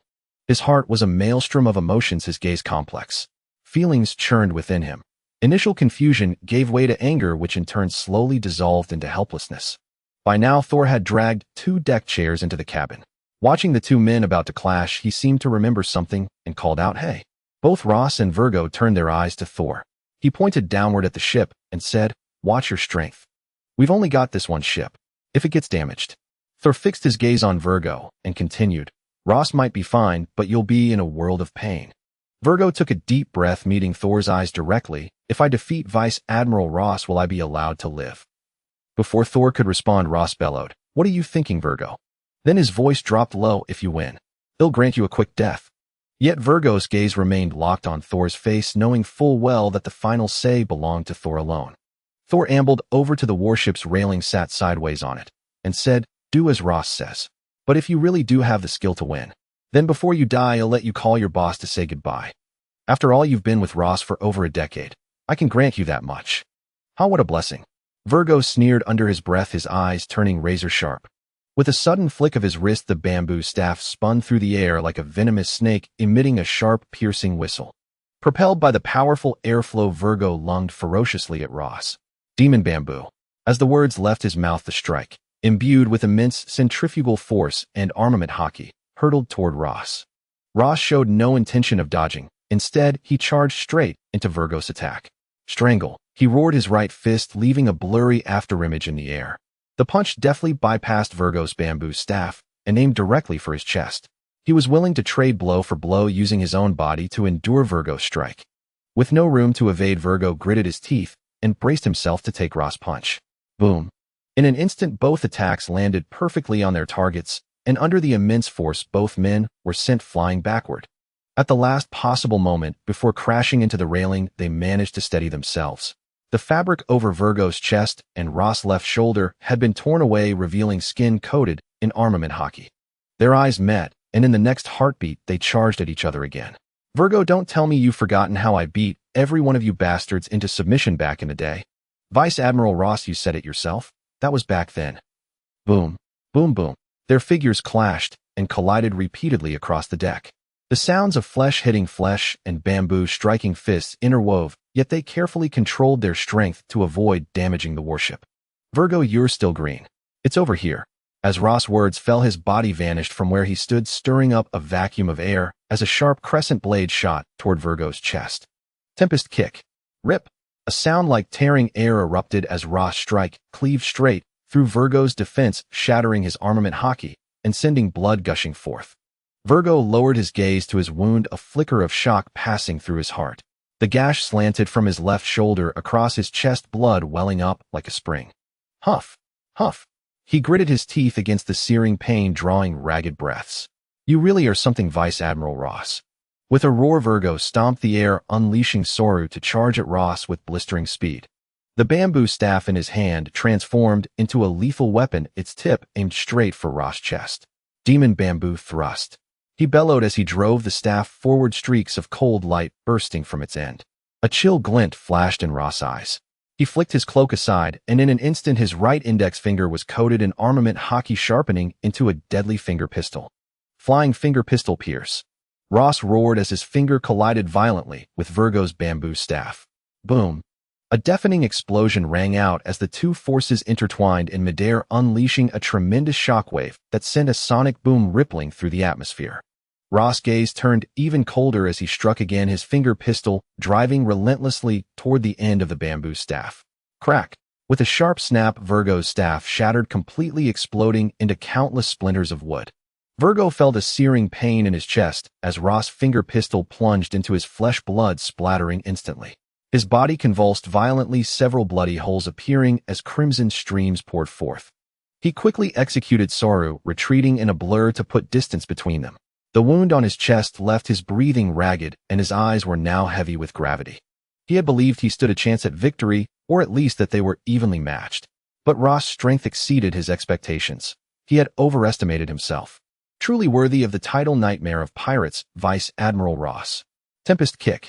Virgo's expression was grim, utterly indifferent to his own injuries as he charged at Ross, once more like a cornered beast. What, have you forgotten everything I taught you about the 6 powers enhancement, Virgo? Tempest Kick. Soaring Bird. In an instant, Ross blurred and unleashed his own Tempest Kick. His crescent blade coalesced swiftly, taking the form of a majestic giant bird with wings spread wide. The bird lunged ferociously toward Virgo's attack, as if to devour it whole. Boom! The two immense shockwaves collided in midair, erupting in a blinding flash of light. At the point of impact, Virgo's attack held for only a moment before being torn apart, like fragile paper, by Ross' crescent blade. Shoo! The fierce crescent blade swept downward, carving another deep gash across Virgo's already mangled chest, blood spurting like a fountain. Under the immense force, Virgo's body tumbled wildly through the air several times before he managed to steady himself. Upon landing, he remained standing, but his eyes betrayed a flicker of helplessness and despair. He could no longer hide. Fight. He couldn't win. Flee. There was no escape. Either way, the outcome was death. He was Virgo, the highest executive of the Don Quixote family, the man Doflamingo trusted most. He had no choice but to continue fighting. Was he supposed to just accept death? Tempest Kick. Thread. Virgo gritted his teeth, concentrating every ounce of force into his sweeping kick. The crescent blade shot forward like a razor-sharp line, tearing through the air straight at Ross. That's it, Virgo. Just like I always told you. Even if you're about to die, you tear a piece of flesh from your enemy. Tempest Kick. Barraged. Ross bellowed, launching his attack in an instant. Countless chaotic yet devastating crescent blades swept toward Virgo like a raging storm. Thor, watching the ship gradually being destroyed, felt equally helpless. He had to admit he had been far too naive. Given the strength of Ross and Virgo, the power unleashed in their clash was more than a single warship could withstand. Both had held back at the start of the battle, but as the fight deepened, their emotions took over, and they gradually lost awareness of their surroundings. At first, Thor had considered stepping in to stop the fight, but when he caught a glimpse of Ross' expression, he abandoned the thought. He understood that Ross needed to settle this grudge himself. The man who loathed pirates the most. How could he have ever imagined such a day would come? Virgo, who had followed him for over a decade, had turned into a pirate. Whether he belonged to the Don Quixote family, a warlord's faction, or anything else, it didn't matter. From the moment Thor exposed his identity, there was only one path left: death, and it was destined to be delivered by Ross' own hand. Death. Thor analyzed the strength of both fighters as he watched. If this were Virgo from 2 years later, the battle might have been slightly easier. But the current Virgo's power was far from enough. He was already being pushed into a corner by Ross. In the heat of the clash, Ross sent Virgo flying once more, then roared at him. Virgo, is this all you've got? Is this the extent of your attacks? Keep going. But what happened next left Thor watching from the sidelines, utterly bewildered. After Ross' roar, he seemed to change entirely. He no longer dodged any of Virgo's strikes, letting them land on his body. Chest, shoulder, thigh. With each blow Virgo delivered, Ross' body grew more battered and bloody. Yet he felt no pain, step by step advancing toward Virgo. Virgo remained unfazed by the sight before him. He was a man of the Don Quixote family, never truly a marine. Facing the Marines meant turning oneself into a cold-blooded existence, even if it was his superior of over a decade. Don't blame me, Vice Admiral Ross. You're the one who want dodge. Virgo's eyes grew even more vicious as he lunged at Ross with a roar. Finger pistol. Virgo's finger shot forward like a sharp spear, piercing through the air toward Ross. Thud. With a muffled sound, his finger sank entirely into Ross' chest without resistance. Virgo looked up expecting to see Ross' face twisted in pain. Instead, Ross' lips slowly curled into an eerie smile, a glimmer of tears shimmering in his eyes. At that moment, Ross suddenly reached out and gripped Virgo's arm tightly, his voice low, "Goodbye, Virgo." As Ross' words faded, Virgo felt a heavy blow strike his chest. He looked down instinctively, only to see Ross' arm had pierced through his heart, blood streaming down the limb. In his final moments, scenes of his life flashed through Virgo's mind like a lantern.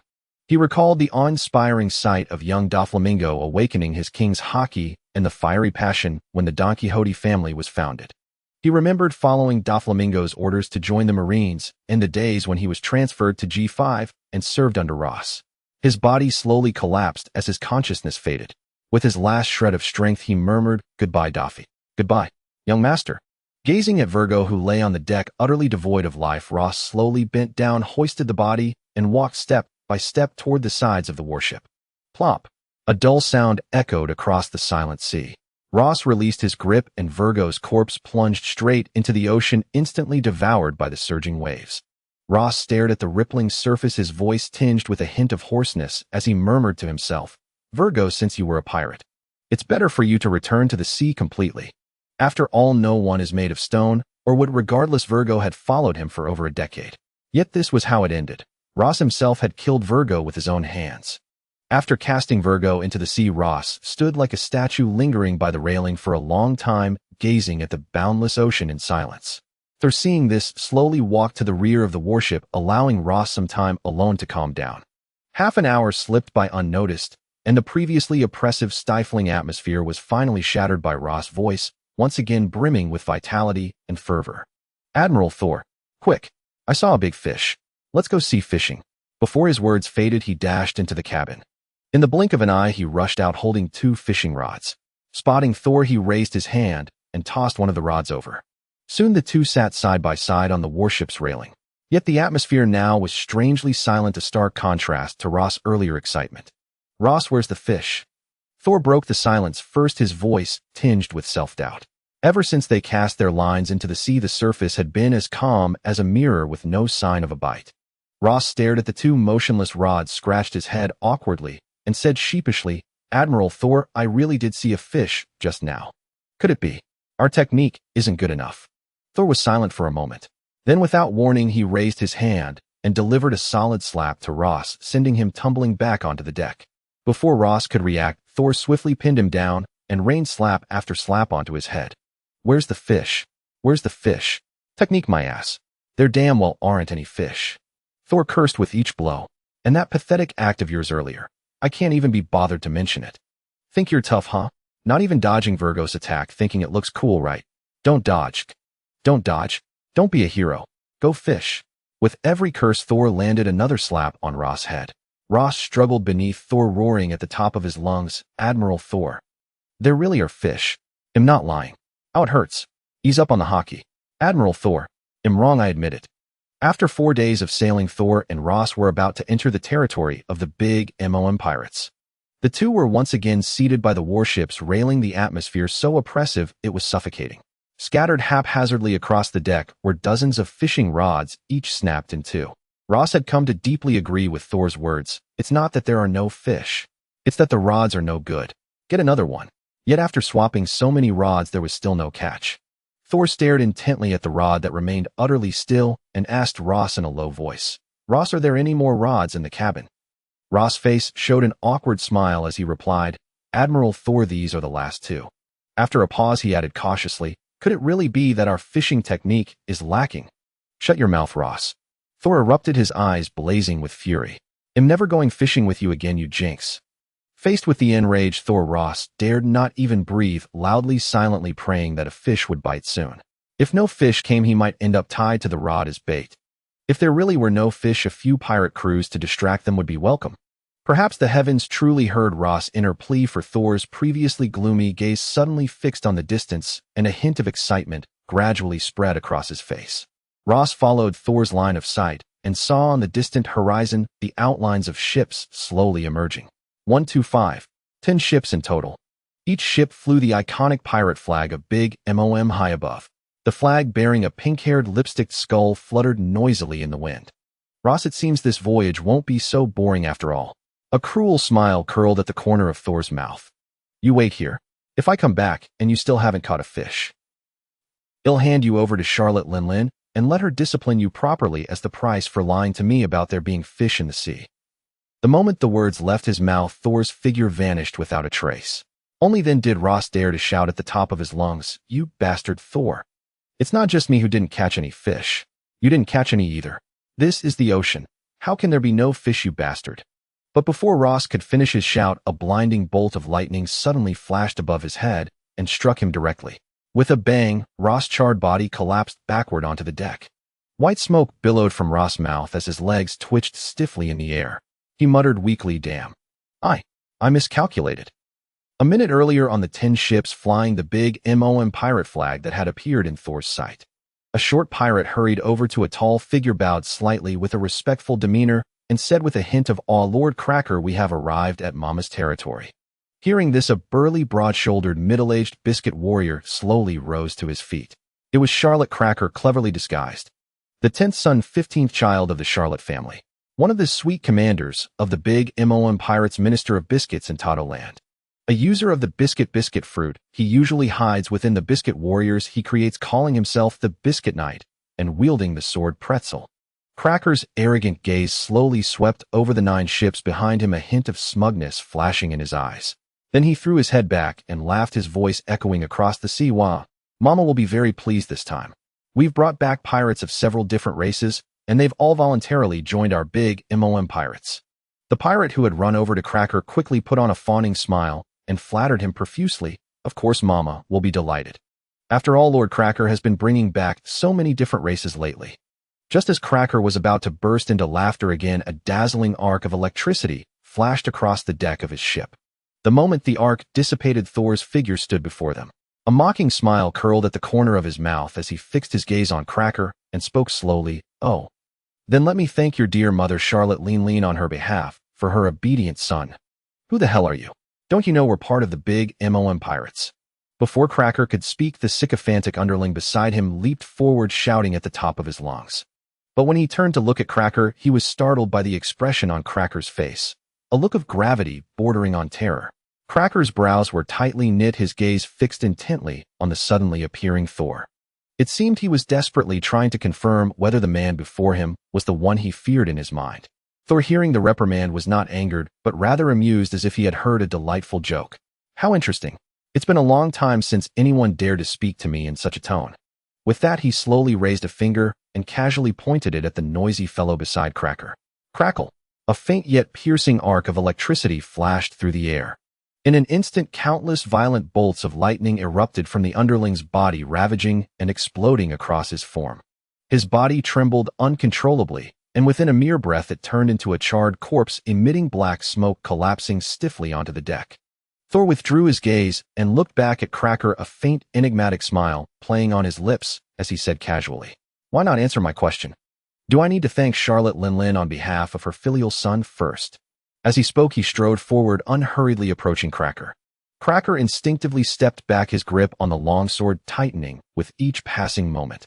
At this point, he couldn't care less about anyone else's fate, because he had confirmed that this man was Blaze, Thor the Navy Admiral, the wielder of the Goro Goro Nomi.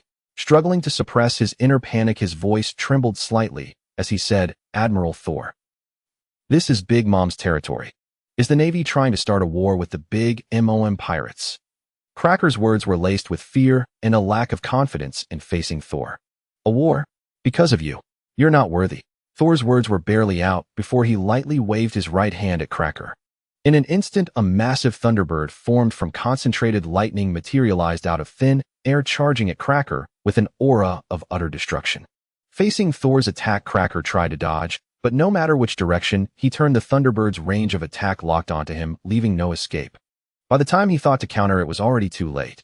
The Thunderbird's speed was immense. In the blink of an eye it touched his body. Zap! Zap! The crackling of electricity was incessant. Cracker's biscuit soldier disguise disintegrated into countless particles of dust under the overwhelming thunderous assault. His true form gradually emerged, a gruesome scar over his right eye standing out starkly, and he wore a pair of brown gloves. With purple hair, the top styled into a long bread-like shape, and 2 locks at the back crackling with eerie sparks, he stood over 3 meters tall.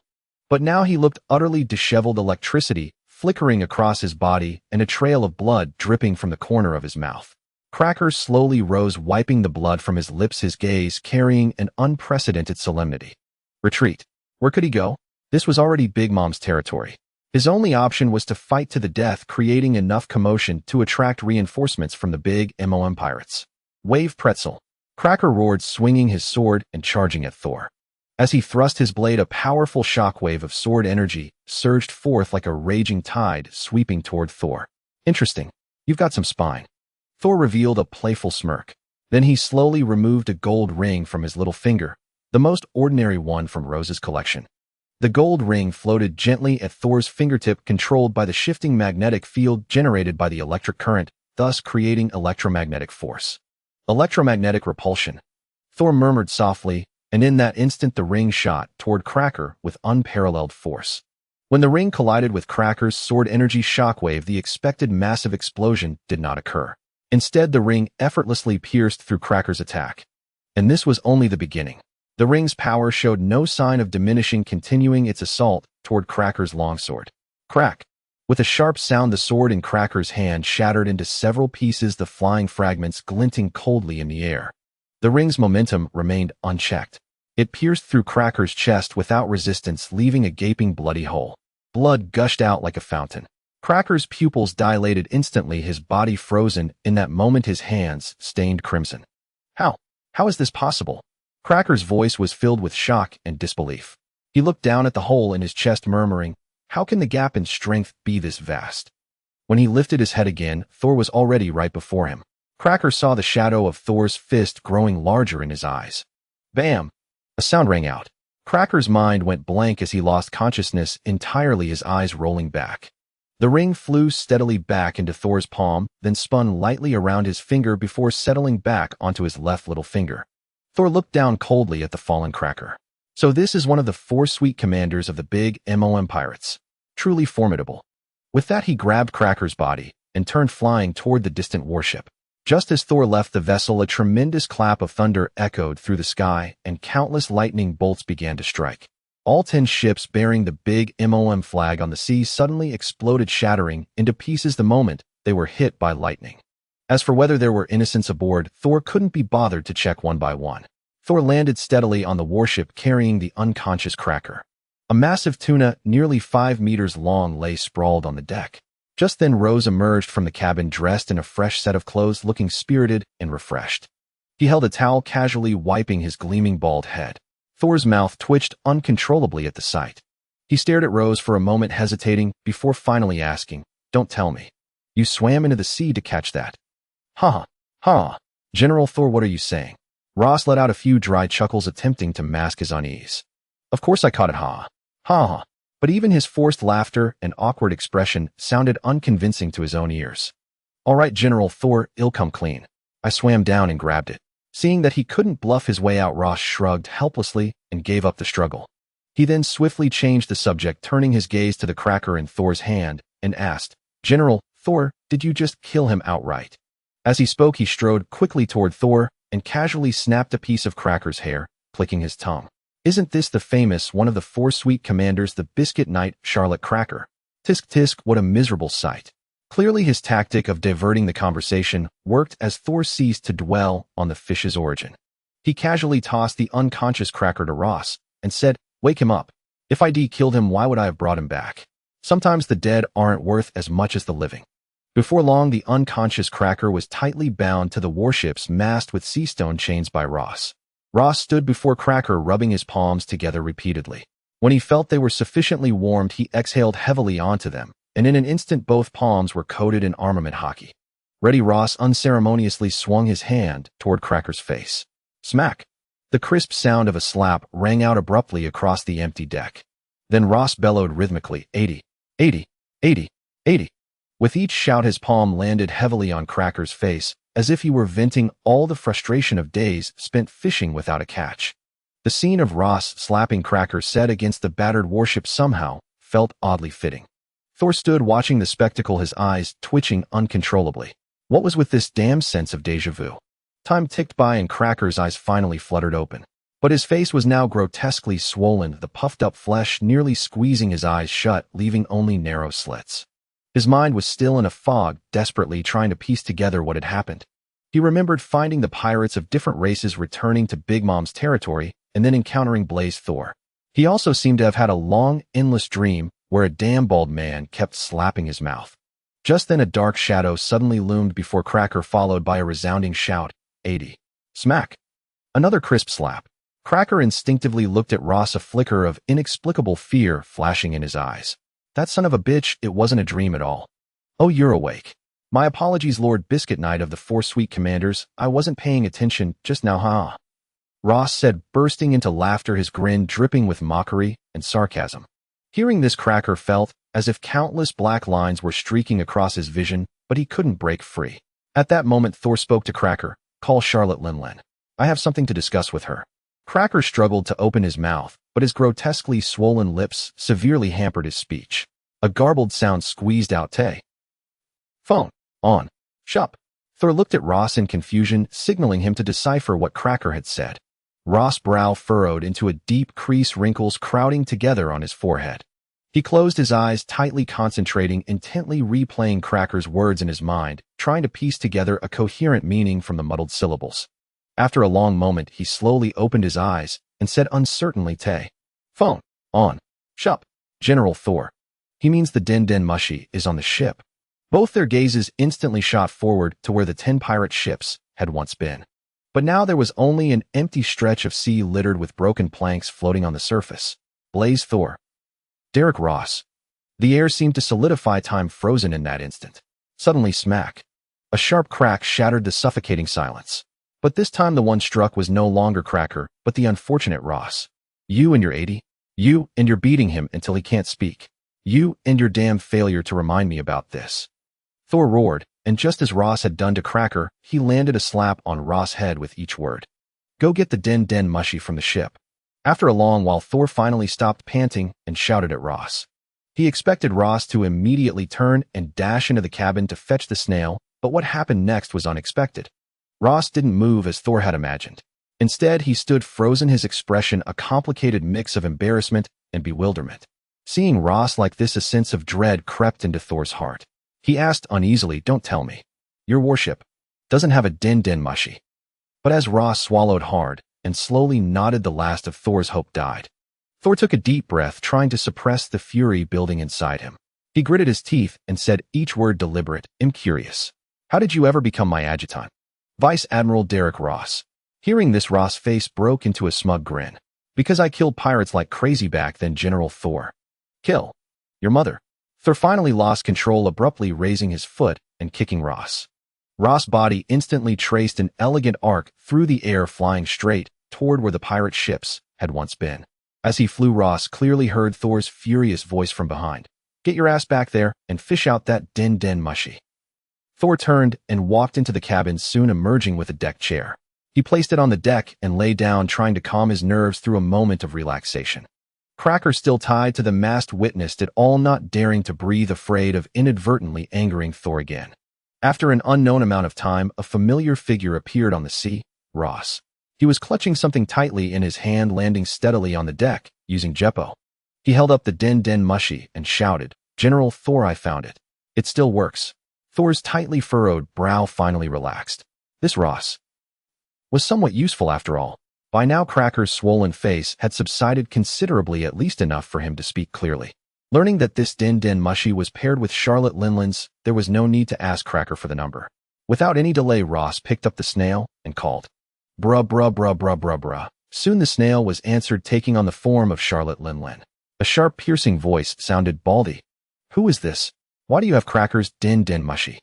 Ross successfully connected the phone bug and brought it close to Kreeja's mouth, facilitating communication between Kreeja and Charlotte Linlin. In an instant, the phone bug's antennae swayed rapidly, and Ross' appearance quickly transformed, changing into Kreeja's disheveled form in the blink of an eye. Not only did the facial features match perfectly, but even the swelling from the beating was mimicked with striking realism. A low voice from the phone bug echoed, "Kreeja, what exactly happened?" Hearing Charlotte Linland's voice, Kreeja's long-suppressed emotions erupted in an instant. His eyes filled with bloodshot veins, his voice sharp and trembling with extreme anger and grievance. "Mom, it's Admiral Blaze Tor. He broke into our territory." His chest heaved violently as he struggled to calm his nearly uncontrollable emotions. "I brought back several pirates of different races, but now they're all dead. He killed them all." At this point, Kreeja suddenly turned his head, fixing a gaze full of hatred on Ross, his voice filled with hysterical madness. "And this bald head. Mom, you have to kill this guy for me." After hearing Kreeja's plea, Charlotte Linland fell into a suffocating silence. After a moment, Linland's voice came through the phone bug again, sounding so deep it felt as if it could drip with water, carrying a chilling pressure. "Blaze Tor, are you Navy going to war with our big MOM pirates?" Each word seemed to be squeezed out between Linland's teeth, the implied threat unmistakable. Tor, upon hearing Charlotte Linland's question, reached out and took the phone bug from Ross. He brought the phone bug close to his mouth, and a voice filled with displeasure and provocation came from him. "Why do you all like to start wars so easily? Then go ahead and try Charlotte Linland." With that, the other end of the phone bug fell into utter silence. Kreeja widened his eyes, looking at Tor in disbelief, his expression filled with shock and incredulity. He never expected that as an admiral this was what he should say. Was he not worried about completely enraging Mom and triggering an all-out war between the Navy and the four Emperor's pirate crews? At that moment, Kreeja was convinced that Tor was a complete madman, someone who played by no logic whatsoever. After a long while, a sharp, piercing laugh came from the phone bug. "Mama, mama, mama, mama." Immediately afterwards, her tone shifted abruptly, becoming incredibly gloomy. "Speak. What are the conditions, Blaze Tor? Given your style, if there weren't any demands, Kreeja would probably not even be alive now." Tor held the phone bug, his expression calm, as he slowly spoke. "First, the 5 old men of the world government want you to behave recently, to tone it down and not be too active." As soon as he finished speaking, a sharp and piercing laugh from Linland came through the phone bug. "Mama, mama, it's truly unexpected that you are wholeheartedly working for the world government. Is this really the Blaze Tor who once attacked Marioa?" Tor had no intention of explaining himself to Linland's mockery, calmly continuing, "Second, your previous laughter displeased me so." Before he could finish, he suddenly reached out, tightly gripping Kreeja's head like a vice. In an instant, Kreeja let out a shrill and tragic scream. "Ah! Mom! Mom! Save me." Meanwhile, Tor's cold voice rang out again. "I need to borrow your precious daughter, Charlotte Bryn, for a while. If you agree, I'll spare Kreeja's life. If you refuse..." His grip tightened slightly, Kreeja's screams growing even more tragic. "Kreeja will die right now. How will you choose, Linland? Are you threatening me, Blaze Tor?" Linland's voice was filled with anger, nearly breaking through the phone bug. "I am threatening you. What is that a problem? Charlotte Linland." Linland fell silent, the air thick with a tense atmosphere. After a moment, she spoke, each word slowly. "Do you think I could possibly agree to you? If you kill Kreeja, the Navy should be ready for war with our big MOM pirates. If you're daring enough to gamble, then go ahead, Blaze Tor." Tor's patience had been completely exhausted in this back-and-forth dialogue, and he no longer wanted to waste words with Linland. He shot a cold glance, raising his hand and crushing the phone bug in his grip. Then he turned, looking at Kreeja with a calm, yet endlessly chilling gaze. "Which direction is Cake Island in?" With Tor holding Kreeja's head tightly, Kreeja trembled uncontrollably, and he shakily raised his hand, pointing towards a direction. Boom! A dull explosion sounded like thunder cracking beside his ear. Kreeja's head burst open in Tor's hand, blood and brain matter splattering everywhere, the scene horrifying. Tor casually wiped the blood from his hand, turning to Ross, and calmly saying, "Ross, take the battleship back. Don't worry about me. By the way, I owe you an apology. I misspoke. Just now it seems living people sometimes aren't worth much. I still prefer the dead." Ross opened his mouth to say something, but before he could speak, Tor's figure vanished, heading towards the direction Kreeja had pointed. Ross sighed helplessly, shaking his head, gently muttering to himself, "Crazy people meet crazy people. Survival is the priority." With that, he turned and maneuvered the battleship back towards G5. He understood that once Tor made a decision, there was no possibility of changing it. Staying here was of little use. After all, he couldn't intervene in a war between emperors. Ross glanced at the war-torn battleship, then looked at Kreeja, who was reduced to a mere shell. Forget it. After returning, he wouldn't need this battleship anymore. It had reached the end of its life. But that 5-meter-long tuna was something he had worked hard to catch. He had to eat it. Meanwhile at Cake Island, Charlotte Linlin sat upright in a high-backed chair at the outdoor restaurant surrounded by her numerous children. They lowered their heads, not daring to breathe, as an oppressive silence enveloped Cake Island. Everyone knew that at this moment Mom's mood was like the calm before a storm ready to explode at any moment. However, an even worse situation suddenly shattered this oppressive atmosphere.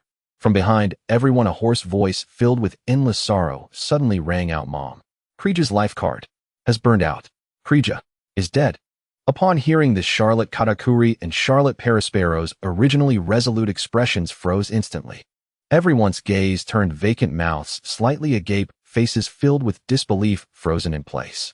Charlotte Linlin's eyes widened instantly, her chest heaving violently. A sharp roar erupted from deep within her throat. Blazed tore. You are seeking death. Before the words faded, Linlin's figure suddenly leaped into the air, her voice echoing through the sky. Zeus. Prometheus. Coming, Mama. In an instant, the homie thundercloud Zeus swiftly appeared beneath Linlin, steadily lifting her up. The homie sun Prometheus followed, closely radiating scorching light, fueling Linlin's fury. At that moment, an overwhelming conqueror's haki, suffocating in its intensity, erupted from Linlin's body like a surging tide. This haki spread wildly in all directions from Linlin as the center, just as she prepared to command Zeus and charge out of Whole Cake Island.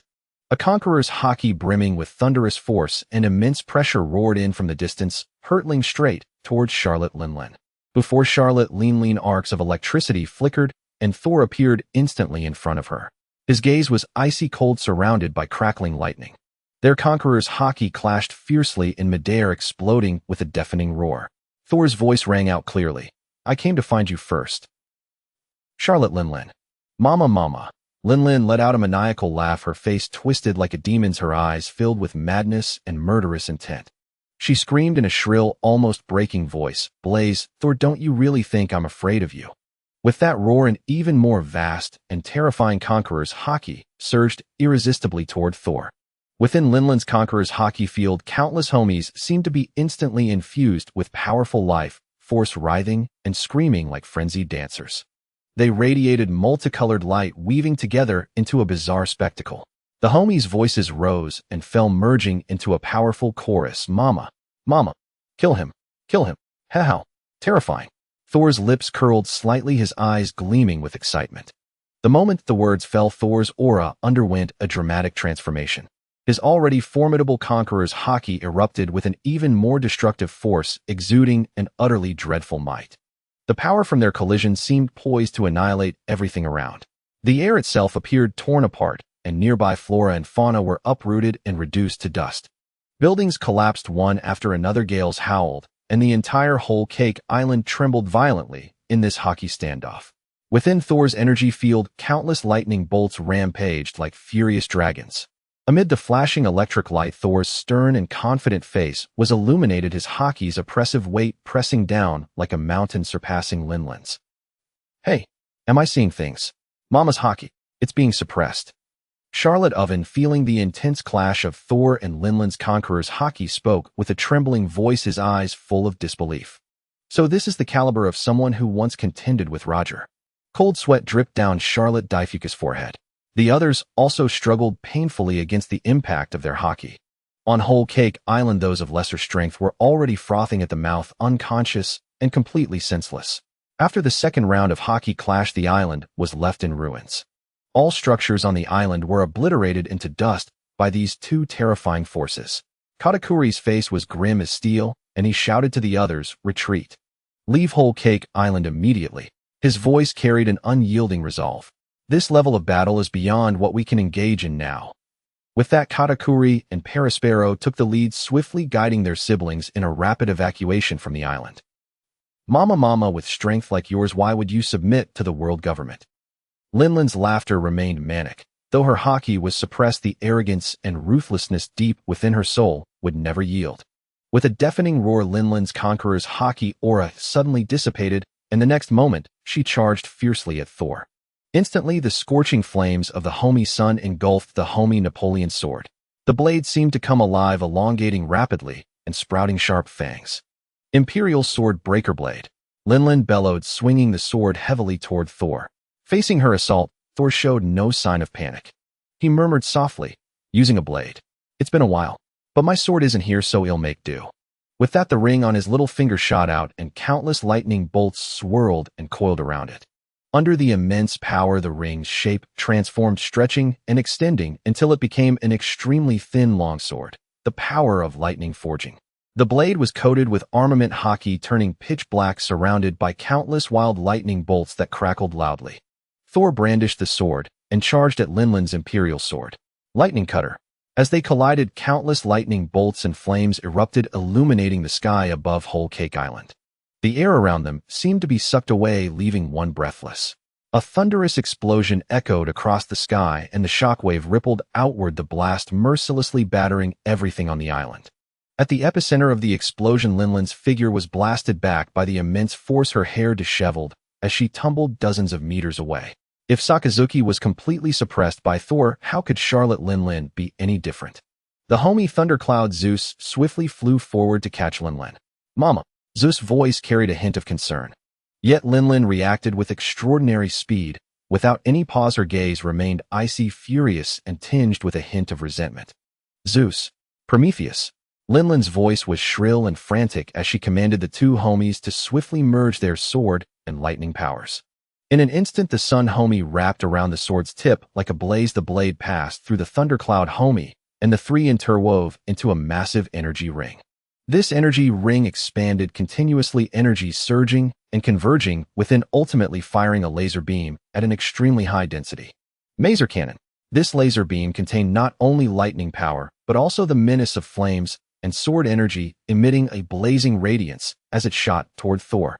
Thor's gaze sharpened, and he calmly gripped the lightning-forged blade into a thrusting position, whispering, "I can do it too, Linlin." In an instant, the lightning at the blade's tip rapidly converged into countless arcs, the powerful current spinning wildly. It ultimately formed a laser purely composed of lightning aimed straight at Linlin. 100 million volts laser. The laser surged forth, meeting hers heated. The air around it exploded continuously under immense pressure.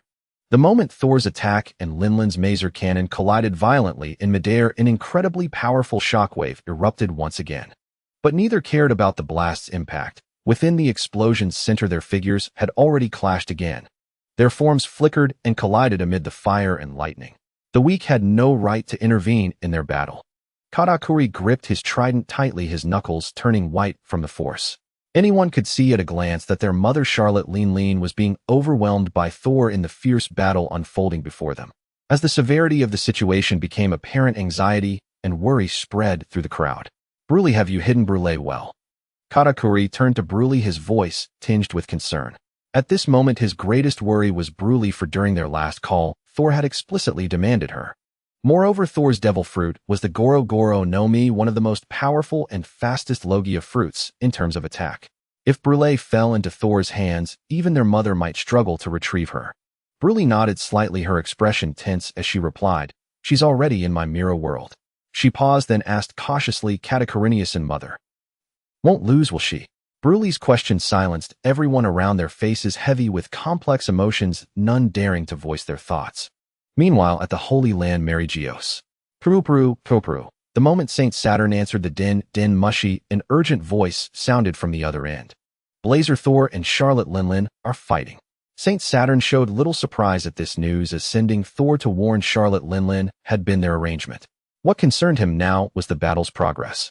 He asked calmly, "How is the situation?" A cacophony of sounds came from the other end of the din mushy.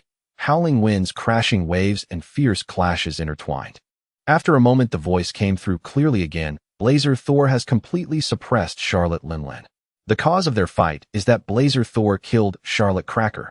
Then the voice on the other end asked cautiously, "Could this lead to war between the Big Mom pirates and the Marines?" Saint Saturn replied in an unquestioning tone, "That is not your concern. Keep an eye on them both and report the battle's progress to me at any time." Saint Saturn slowly set down the din mushy, his gaze sweeping over the four others present. With a hint of emotion, he said, "I never expected Blazer Thor, who hasn't moved in over 20 years, to still be so powerful." Saint Peter nodded slightly, stroking his chin thoughtfully. "Having such a man in the Marines completely under our control is not a bad thing. However, we must ensure their fight doesn't go too far. Send Borsellino." He is the fastest and can stop them if necessary. After all, we only intended for Thor to give Charlotte Linlin a warning. We can't let it spiral into a war with an Emperor's crew. Saint Saturn shook his head slightly, his expression calm. Borsellino is with Vegapunk. The experiment won't be finished for a while. He can go later. At most 5 or 6 hours. Their fight won't end that quickly. I. Zeus. Linlin roared, and in an instant the homie Zeus, as if receiving a sacred command, radiated brilliant light and unleashed countless bolts of lightning. Those lightning bolts whirled around Linlin, their crackling, deafening, illuminating everything around them like daylight. Tenman Daijizi Tenjin. Linlin screamed again, and Zeus, along with all the lightning surrounding her, surged toward Thor like unleashed beasts. By now Linlin had completely lost herself in madness, her eyes burning with fury, as if she had forgotten everything else. Only the obsession to utterly destroy Thor remained, without any realization of the folly of her actions. Thor stared at the scene, momentarily stunned. "Attacking me with lightning? Are you senile, old hag?" he muttered softly. Then, without any intention of defending himself, Thor stood there calmly, letting the wild lightning strike him. Huff! Thor paid no heed to the lightning attack, merely exhaling softly. Then, using the ability of lightning metallurgy, he reforged the sword in his hand back into the shape of a ring. Slowly he brought his hands together, locking his gaze on Linlin, who was still manipulating Zeus, and uttered a few words: "Thunder, serpent, judgment." In an instant, countless arcs of electricity exploded from Thor's palms, surging toward Linlin with the force of utter annihilation. The lightning quickly coalesced into a massive serpent which flickered and appeared before Linlin in an instant. Charlotte Linlin seemed to sense the mortal danger, her pupils contracting sharply as she tried to dodge, but it was too late. Sizzle. A sharp sound tore through the air. The lightning, like a razor-sharp blade, continuously tore through Linlin's armament hockey, and her skin, reputed to be as tough as a steel balloon, instantly piercing through her abdomen. At that moment, Linlin snapped out of her frenzy. She clutched her abdomen in pain, her face contorted with agony. Her once pink hair was now scorched, black wisps of smoke rising from it, making her look utterly disheveled. However, this injury was not fatal to Charlotte Linlin. Soon the blood gushing from Linlin's abdomen began to slow. Mama Blazer, Thor, I don't understand." Linlin ground her teeth. "Why must my captain die for what he did while you stormed Mary Geos and killed celestial dragons, yet you still live?" As she spoke, she raised her emperor's sword high, and with a fierce shout, slashed forward, sending a massive sword beam shockwave hurtling toward Thor. The shockwave surged with overwhelming force, wide-ranging, fast, powerful, and nearly impossible to evade. Elbaf Spear Ikoko. In response, Thor spread his hands slightly, and lightning gathered and churned between his palms, finally coalescing into a wolf-shaped bolt. "Because I became a lapdog of the world government. You fool. 200 million volts, Thunder Wolf." As his words fell, the colossal wolf, formed from countless bolts of lightning, surged toward Linlin's shockwave. The moment they collided, immense energies clashed and compressed, sending shockwaves rippling outward like a raging tide. The entire whole cake island trembled violently under the force, as if it might be destroyed at any moment. Boom! A thunderous explosion echoed across the sky. Linlin's shockwave vanished instantly under the overwhelming power. But Thor's Thunderwolf remained unstoppable. In the blink of an eye, it pounced fully onto Linlin. In an instant, countless lightning bolts exploded around Linlin, their blinding light illuminating the entire battlefield. Linlin let out a pained scream, her body trembling uncontrollably as black smoke billowed from her mouth. When the attack subsided, Linlin was panting heavily, her expression shifting from initial fury to madness and now to grim seriousness. She finally seemed to realize that the Thor before her was an opponent she could not overcome. "Thor, you're already working for the world government. So what do you intend to do with Brule? Is this an order from them?" Charlotte Linlin fixed her gaze upon Thor, her expression grave as she spoke slowly. Thor threw his head back and laughed, a sharp, mocking laugh laced with utter disdain. "What? Earlier, I merely asked you to lend me your daughter for a short time, yet you refused. Now you wish to yield." He narrowed his eyes slightly, a flash of cold light flickering within them, as he said icily, "First, whether or not this is a world government order has nothing to do with you. Second, did you truly believe my demand was so easily declined? It's too late now." The moment the words left his lips, Thor shot forward toward Linlin with blinding speed. He no longer cared whether Charlotte Linlin's submission was genuine or a ruse. This battlefield was no longer hers to command. "Damn you, Thor. Do you really think I'm afraid of you?" Linlin's fury erupted anew, her eyes blazing with incandescent wrath. Celestial Fireball. With a thunderous roar, Prometheus opened his maw wide and hurled colossal fireballs at Thor. Each fireball seethed with scorching heat and devastating force, roaring through the air toward their target. Boom, boom, boom. Upon impact with the ground, they detonated in cataclysmic bursts, waves of blistering flame and concussive pressure surging outward in all directions. Yet such attacks were painfully crude against Thor. Too slow, far too slow, Linlin. His voice echoed across the battlefield, and in the blink of an eye he stood beside her. Howsh on impact. His fist wreathed in Conqueror's haki and crackling with violent lightning slammed toward Linlin's face. The sheer force sent Linlin's massive frame crashing violently into the earth. Crash. Her body gouged a deep, jagged trench across the ground, sending plumes of dust billowing skyward. In that same instant, Linlin burst forth from the choking haze. Wiping blood from the corner of her mouth, she snarled, "Conqueror's haki. Don't forget, you're not the only one who wields it, Thor." With a deafening cry, her entire being erupted with overwhelming Conqueror's haki spiraling fiercely around her blade as she charged forward, unstoppable, unyielding. An hour passed, then 2, 5 hours vanished into the white-hot crucible of their battle. During the first hour, though, Linlin began to grasp the impossibility of defeating Blazer Thor, retreat was no longer an option. The tide of combat had swept her beyond choice. Even now, bearing numerous wounds, her prowess remained largely unimpaired. Those grotesque gashes appeared little more than superficial grazes. Even a piercing wound through her abdomen failed to meaningfully hinder her strength. By the second hour, however, her injuries multiplied rapidly, crimson staining her pink blouse like spilled ink.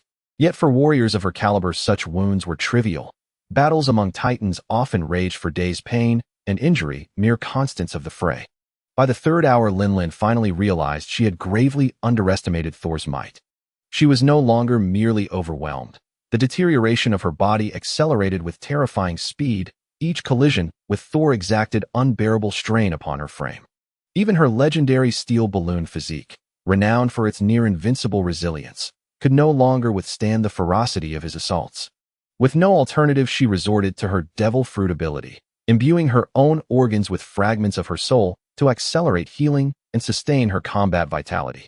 In the fourth hour, Thor's onslaught intensified, relentless, tempestuous, suffocating, as if the very heavens had unleashed a storm solely upon her. Her stamina plummeted at an unprecedented rate, a sensation utterly alien to her experience. She could scarcely believe it. Blazer Thor had reduced her, within a single afternoon, to a predicament unlike any she had ever faced. By the fifth hour, Linlin had descended irrevocably into madness, refusing to accept impending defeat, unwilling to concede Thor's supremacy.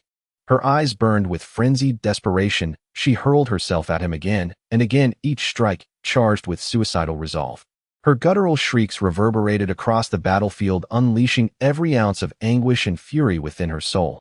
Reason long abandoned, only primal instinct remained.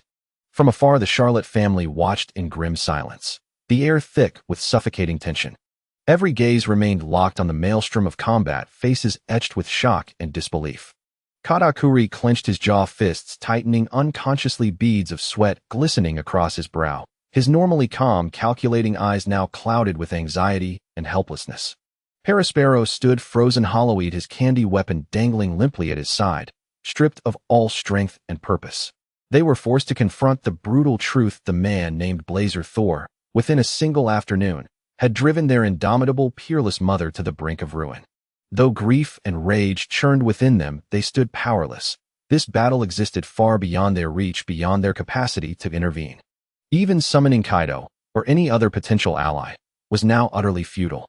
Shame and remorse gnawed at their hearts. They cursed their own inadequacy, yearning desperately to bear even a fraction of Linlin's burden. Instead, they could only watch, helpless spectators to a tragedy unfolding before their eyes. "Mama, mama, mama, mama, I'll kill you, I'll kill you." Charlotte Linlin had plunged irrevocably into the abyss of madness. Her shrill, ear-splitting shriek pierced the heavens, echoing violently across the skies of Whole Cake Island, fueled by boundless fury and utter derangement. Mother's visit canon 3000ly. With a scream so piercing it threatened to shatter sound itself, Linlin channeled every last vestige of lightning flame and sword art into the tip of her Murakumo blade. In an instant, these forces fused and collided, coalescing into a colossal spectral female figure. Radiating an aura of primal dread, the apparition crushed the earth beneath its passage, everything in its path disintegrating into dust as it surged forward with apocalyptic fury. Thor himself was now drenched in blood, indistinguishable whether his own or Lin-Lin's, his body crisscrossed with wounds. Amidst the frantic evasion of Lin-Lin's berserk assault, a faint satisfied smile touched Thor's lips as he murmured softly, "It's been far too long since I've felt such exhilaration. Lin-Lin, I must thank you." As his words faded, countless bolts of lightning furiously converged behind Thor.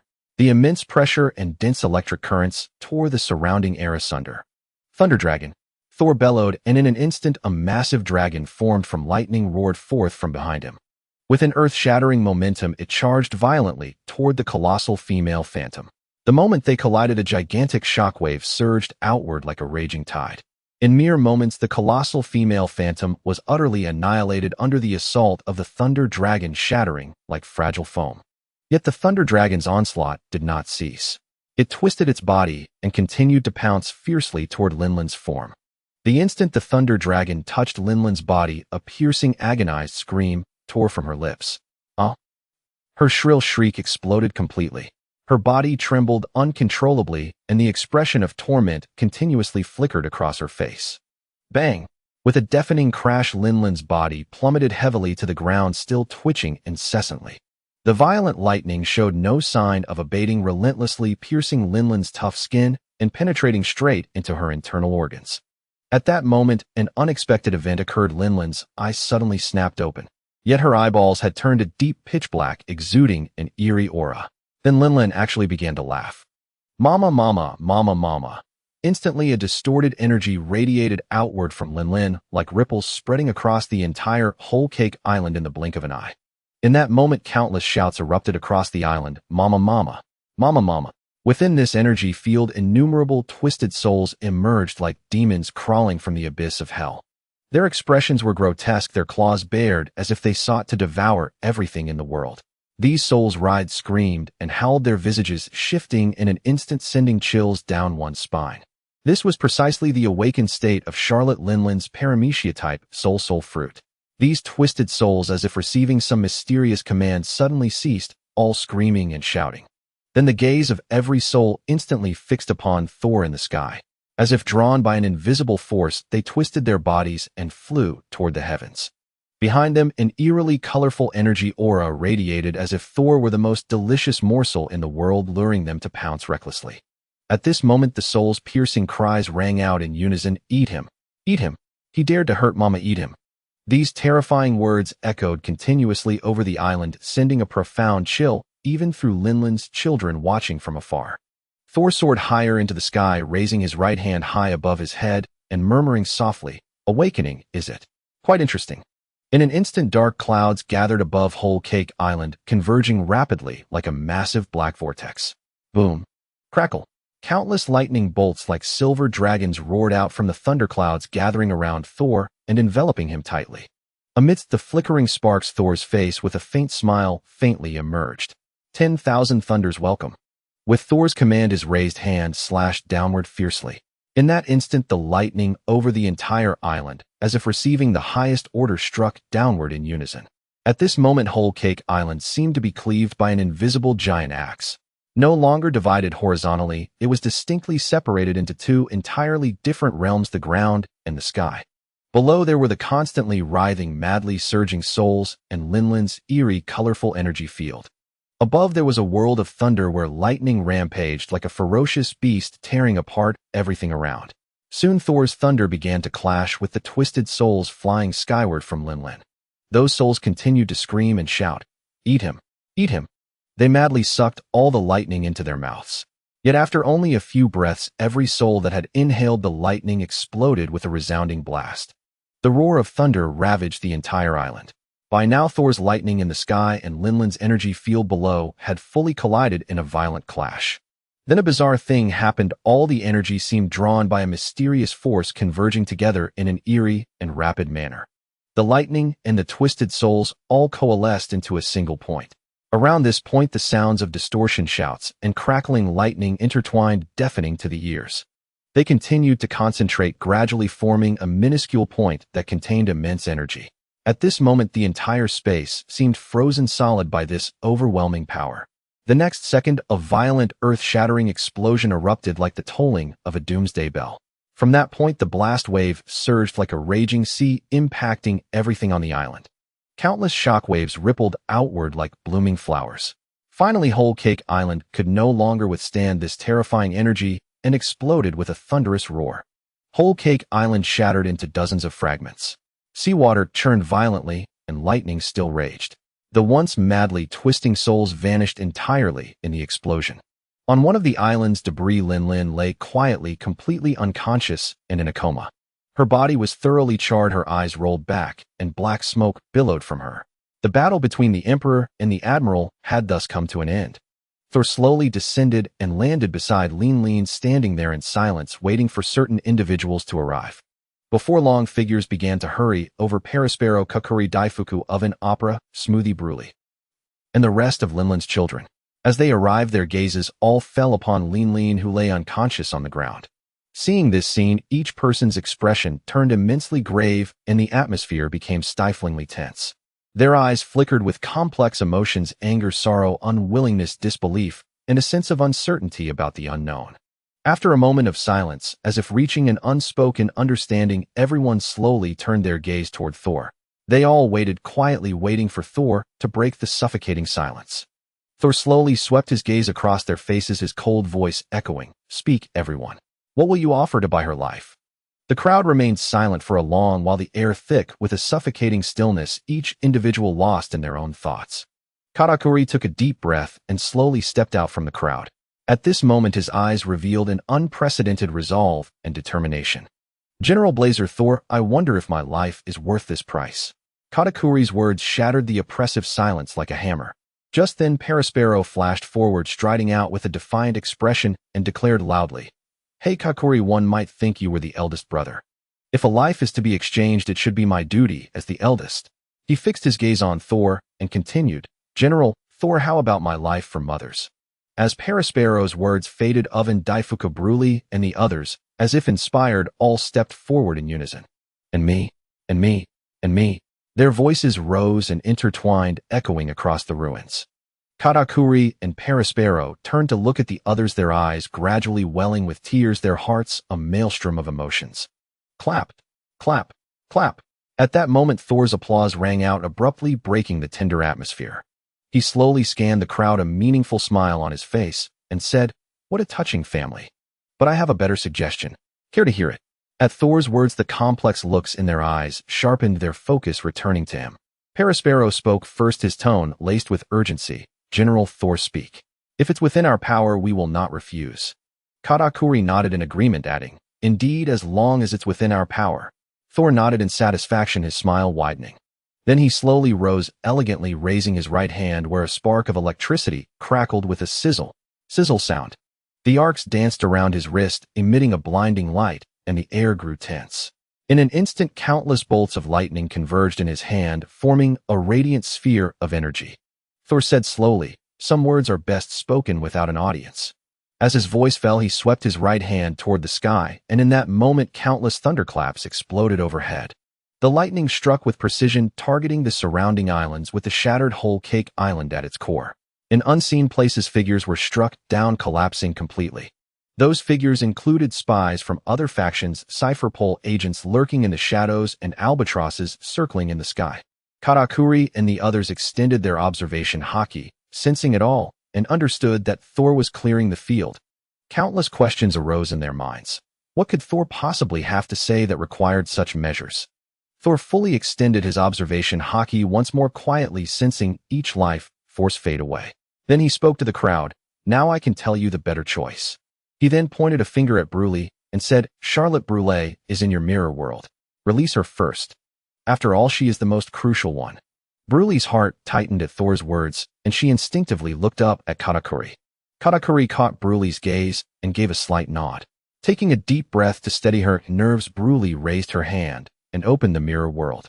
With a flash of strange light, Bruley emerged from the mirror, her eyes filled with confusion and unease. In the following half hour, the atmosphere among them grew tense and hostile. Led by Katakuri, the group erupted into heated arguments over the better choice Thor had proposed.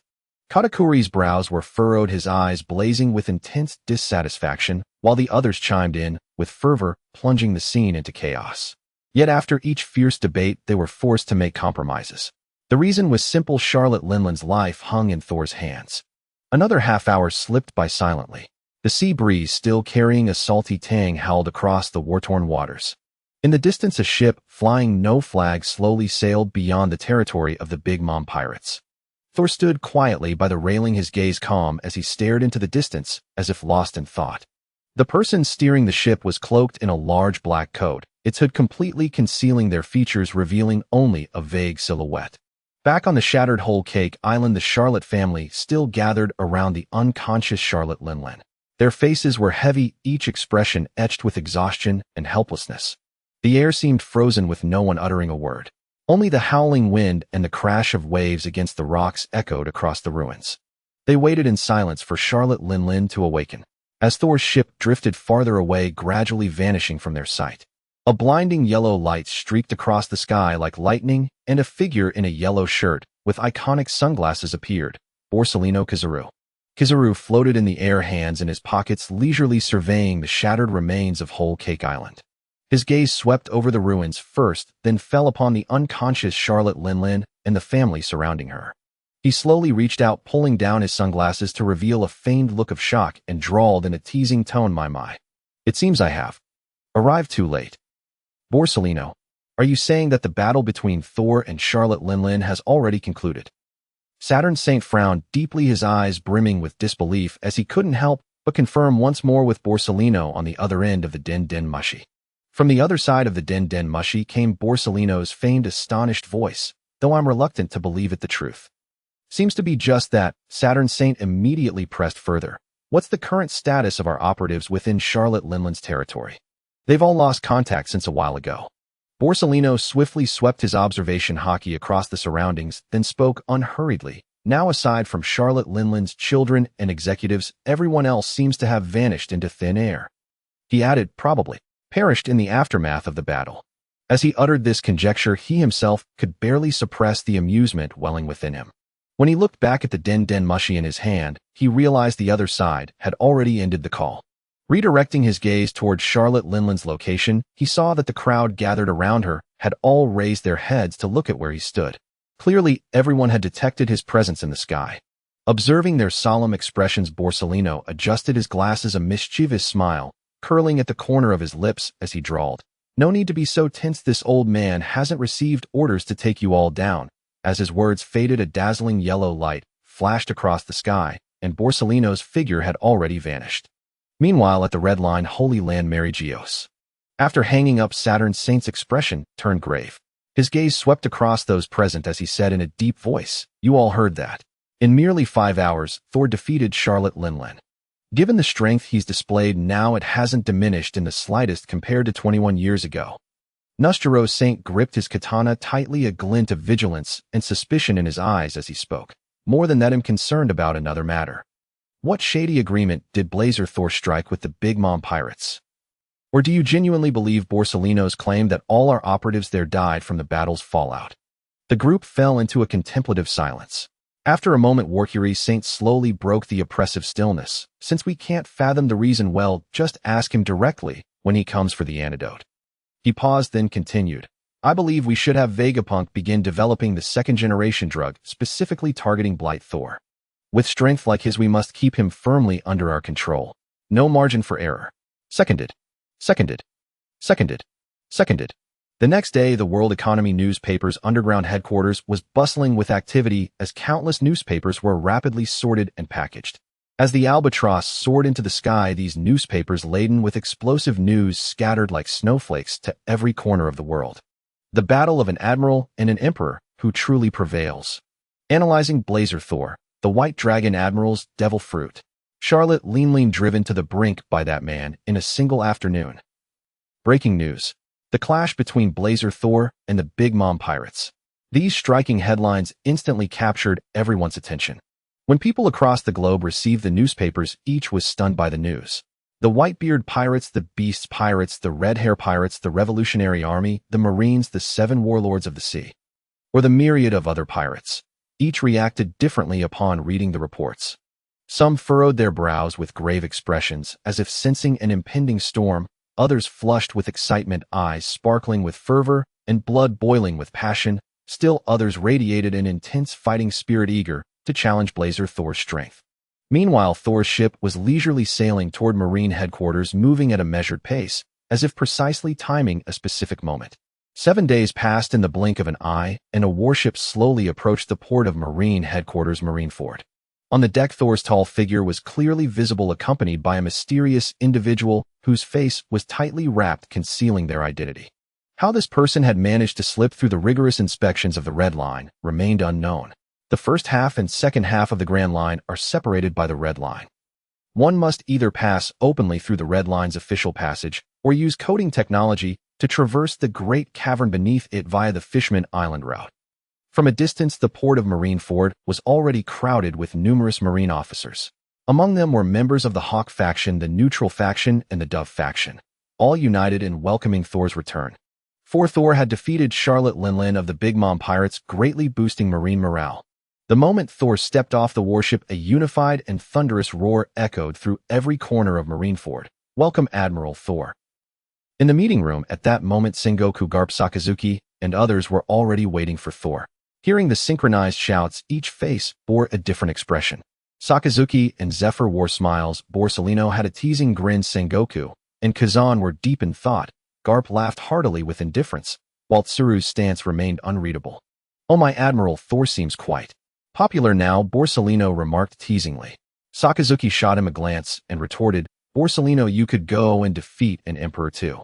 There's still Whitebeard, Kaido, and Shanks. Defeat any one of them, and you'd receive the same treatment." Borsalino immediately raised his hands in an exaggerated gesture, feigning innocence. "I haven't received such orders." Just then Garp's hearty laughter rang out again. "Ha, I must say that Thor fellow did a splendid job this time. He's boosted Marine morale." Sengoku tapped the table to quiet the commotion, then slowly said, "Each of you take another look at the documents in your hands. If there are no objections, we'll proceed with these arrangements shortly." Clearly the documents contained the assignments for Marine officers. A portion of the officers under Sakazuki, Borsalino, and Kazan were to be reassigned to Thor's command. This arrangement had been agreed upon in a previous meeting, and now only Thor's input was pending. However, it was evident that the group wasn't particularly concerned, as the highest rank among those transferred was only Rear Admiral. In the Marines, once one reached the rank of Vice Admiral, command was no longer a simple matter of assignment. Instead, it depended on their chosen faction, such as the Hawk-aligned Enigmo or the Neutral-aligned Momonga. Nevertheless, the task of reassigning some officers from Sakazuki's, Borsalino's, and Kazan's commands to Thor still had to be carried out. After all, Thor was now a Marine Admiral. Even if only in name, having no subordinates was unacceptable. Soon Thor arrived in the meeting room. After listening to Sengoku's brief explanation, he picked up the documents on the table and began to browse through them. As his eyes swept across the lines, the expression on Thor's face remained largely unchanged. Clearly, he understood that this was merely a formality that had to be followed. After he had roughly finished reviewing the documents, he casually placed them back on the conference table. Lifting his head to look at Sengoku, he spoke in a calm tone, "Marshal Sengoku, I have no objections to these arrangements." Then he added, "However, there's no need to assign me a Vice Admiral. I already have someone in mind." Sengoku furrowed his brows slightly, a flicker of doubt in his eyes, and asked, "Who is it?" "Derek Rose is already a Vice Admiral stationed at G5, so he certainly can't continue as your adjutant." Thor replied indifferently, "He's not a Marine, or rather he hasn't joined the Marines yet." "Not yet joined the Marines," Sengoku said thoughtfully. "As long as his background check passes, that should be fine. However, even if someone you bring in serves as your adjutant, the initial rank can at most be at the company grade level. Subsequent promotions will still depend on his own strength, experience, and meritorious service." Thor nodded gently. "That's only natural. No one can be an exception." Soon the perfunctory meeting concluded, and everyone departed. Returning to his office, Thor plopped down into his chair and stretched lazily. On the wall behind him hung a conspicuously prominent banner bearing 7 bold, vigorous characters. "Justice by any means necessary." As Thor returned, the person who had kept their appearance meticulously concealed was about to speak when a knock sounded at the door. "Knock, knock, knock." Sakazuki's voice came from outside. Thor, it's me, Sakazuki. Enter, Thor replied. The door swung open, and Sakazuki stepped inside. When his gaze fell upon the figure whose features were hidden, a contemplative expression crossed his face. He then took a seat in the chair opposite, Thor leaning forward slightly, and asked, Thor, what are your plans next? If you have nothing else to do, help me train Spider Monkey and the others again. Their strength is still far too lacking. Thor shook his head slowly and said, Unfortunately, Sakazuki, that might not be possible. I need to go pick up my adjutant, as well as my golden scale ship and my sword. And while I'm at it, they'll take care of some small-time pirates. Sakazuki's interest was piqued, and he pressed curiously, who exactly is this adjutant you mentioned in the meeting, Thor? A faint, mysterious smile played at the corners of Thor's mouth. He's not young, he should be 37 years old now. His armament hockey is just average, but his observation hockey is quite impressive. As for the 6 powers, I started teaching him those over 20 years ago. Sakazuki grew more curious with each word. Both types of hockey and observation hockey worthy of Thor's praise, clearly exceptional. Considering that Thor had mentioned the 6 powers being taught over 2 decades ago, even if not perfected, the man must wield them with remarkable proficiency. Such strength would be enough to rival a vice admiral even at Marine headquarters. Who is it, Thor? Sakazuki couldn't help but press again. But Thor only smiled mysteriously, teasing. You'll find out soon enough, Sakazuki. Damn you, Thor. Sakazuki cursed in frustration, veins bulging on his forehead. Then shifting his gaze to the masked figure behind him, he asked, Is this someone you brought back from the Big Mom pirates? Or, Thor gestured to the masked figure and said slowly, Show Sakazuki who you are, it's fine. The masked person nodded slightly, slowly reached up and pulled back the brim of her hat, revealing her true face. Her lips were slightly protruding, her eyes brown, her wavy hair a light chestnut with bangs covering her forehead. It was Charlotte Brûlé. For days later, in the first half of the New World, a warship slowly approached Gaia Island. Admiral Thor were about to reach Gaia Island ahead. Brûlé said weakly, her face pale, her voice trembling and barely audible above the sea breeze as she addressed Thor, who was lying in the middle of the deck. Thor slowly opened his eyes, muttering to himself again, as if calculating the time. Brûlé was used to this by now, but every time she recalled the journey of the past few days, her stomach churned and she nearly vomited again. Back then she had heard Thor frown and mutter, It seems we're running a bit short on time. The moment his words faded, a scene Brûlé could never have imagined unfolded without warning. The warship, which had been sailing smoothly across the sea, slowly lifted off the water as if borne aloft by an invisible force. Then at a speed beyond ordinary imagination, it skimmed across the surface of the sea. Can you imagine that? Skimming across the sea. Brûlé was filled with terror and disbelief at the time.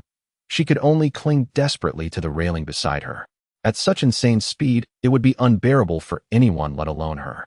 The agony Brûlé endured over those few days surpassed all the suffering she had experienced in her entire life combined. She simply couldn't handle the thrill. All she did the whole way was vomit, vomit, and vomit again. Even when the warship occasionally slowed down, Brûlé had no appetite. Now her face was drained of color, her lips cracked, and she was so weak that a gust of wind could have knocked her over. Thor walked over to the railing and said to Brûlé, Get some good rest these next few days, you'll need your help later. Brûlé's face remained pale as she nodded weakly, then mustered her strength to continue steering the warship slowly toward the shore. As they drew closer to Gaia Island, the chaotic noise from the island grew louder. Amidst the clamor, one could faintly catch some malicious remarks. Some seemed to be plotting against Thor. Since Thor's warship bore no identifying insignia, the pirates on the island apparently mistook him for some reckless marine who had stumbled into their territory. Once the warship docked securely, Thor and Brûlé disembarked. In an instant, like sharks drawn to the scent of blood, dozens of pirates converged from all directions, gathering before the two.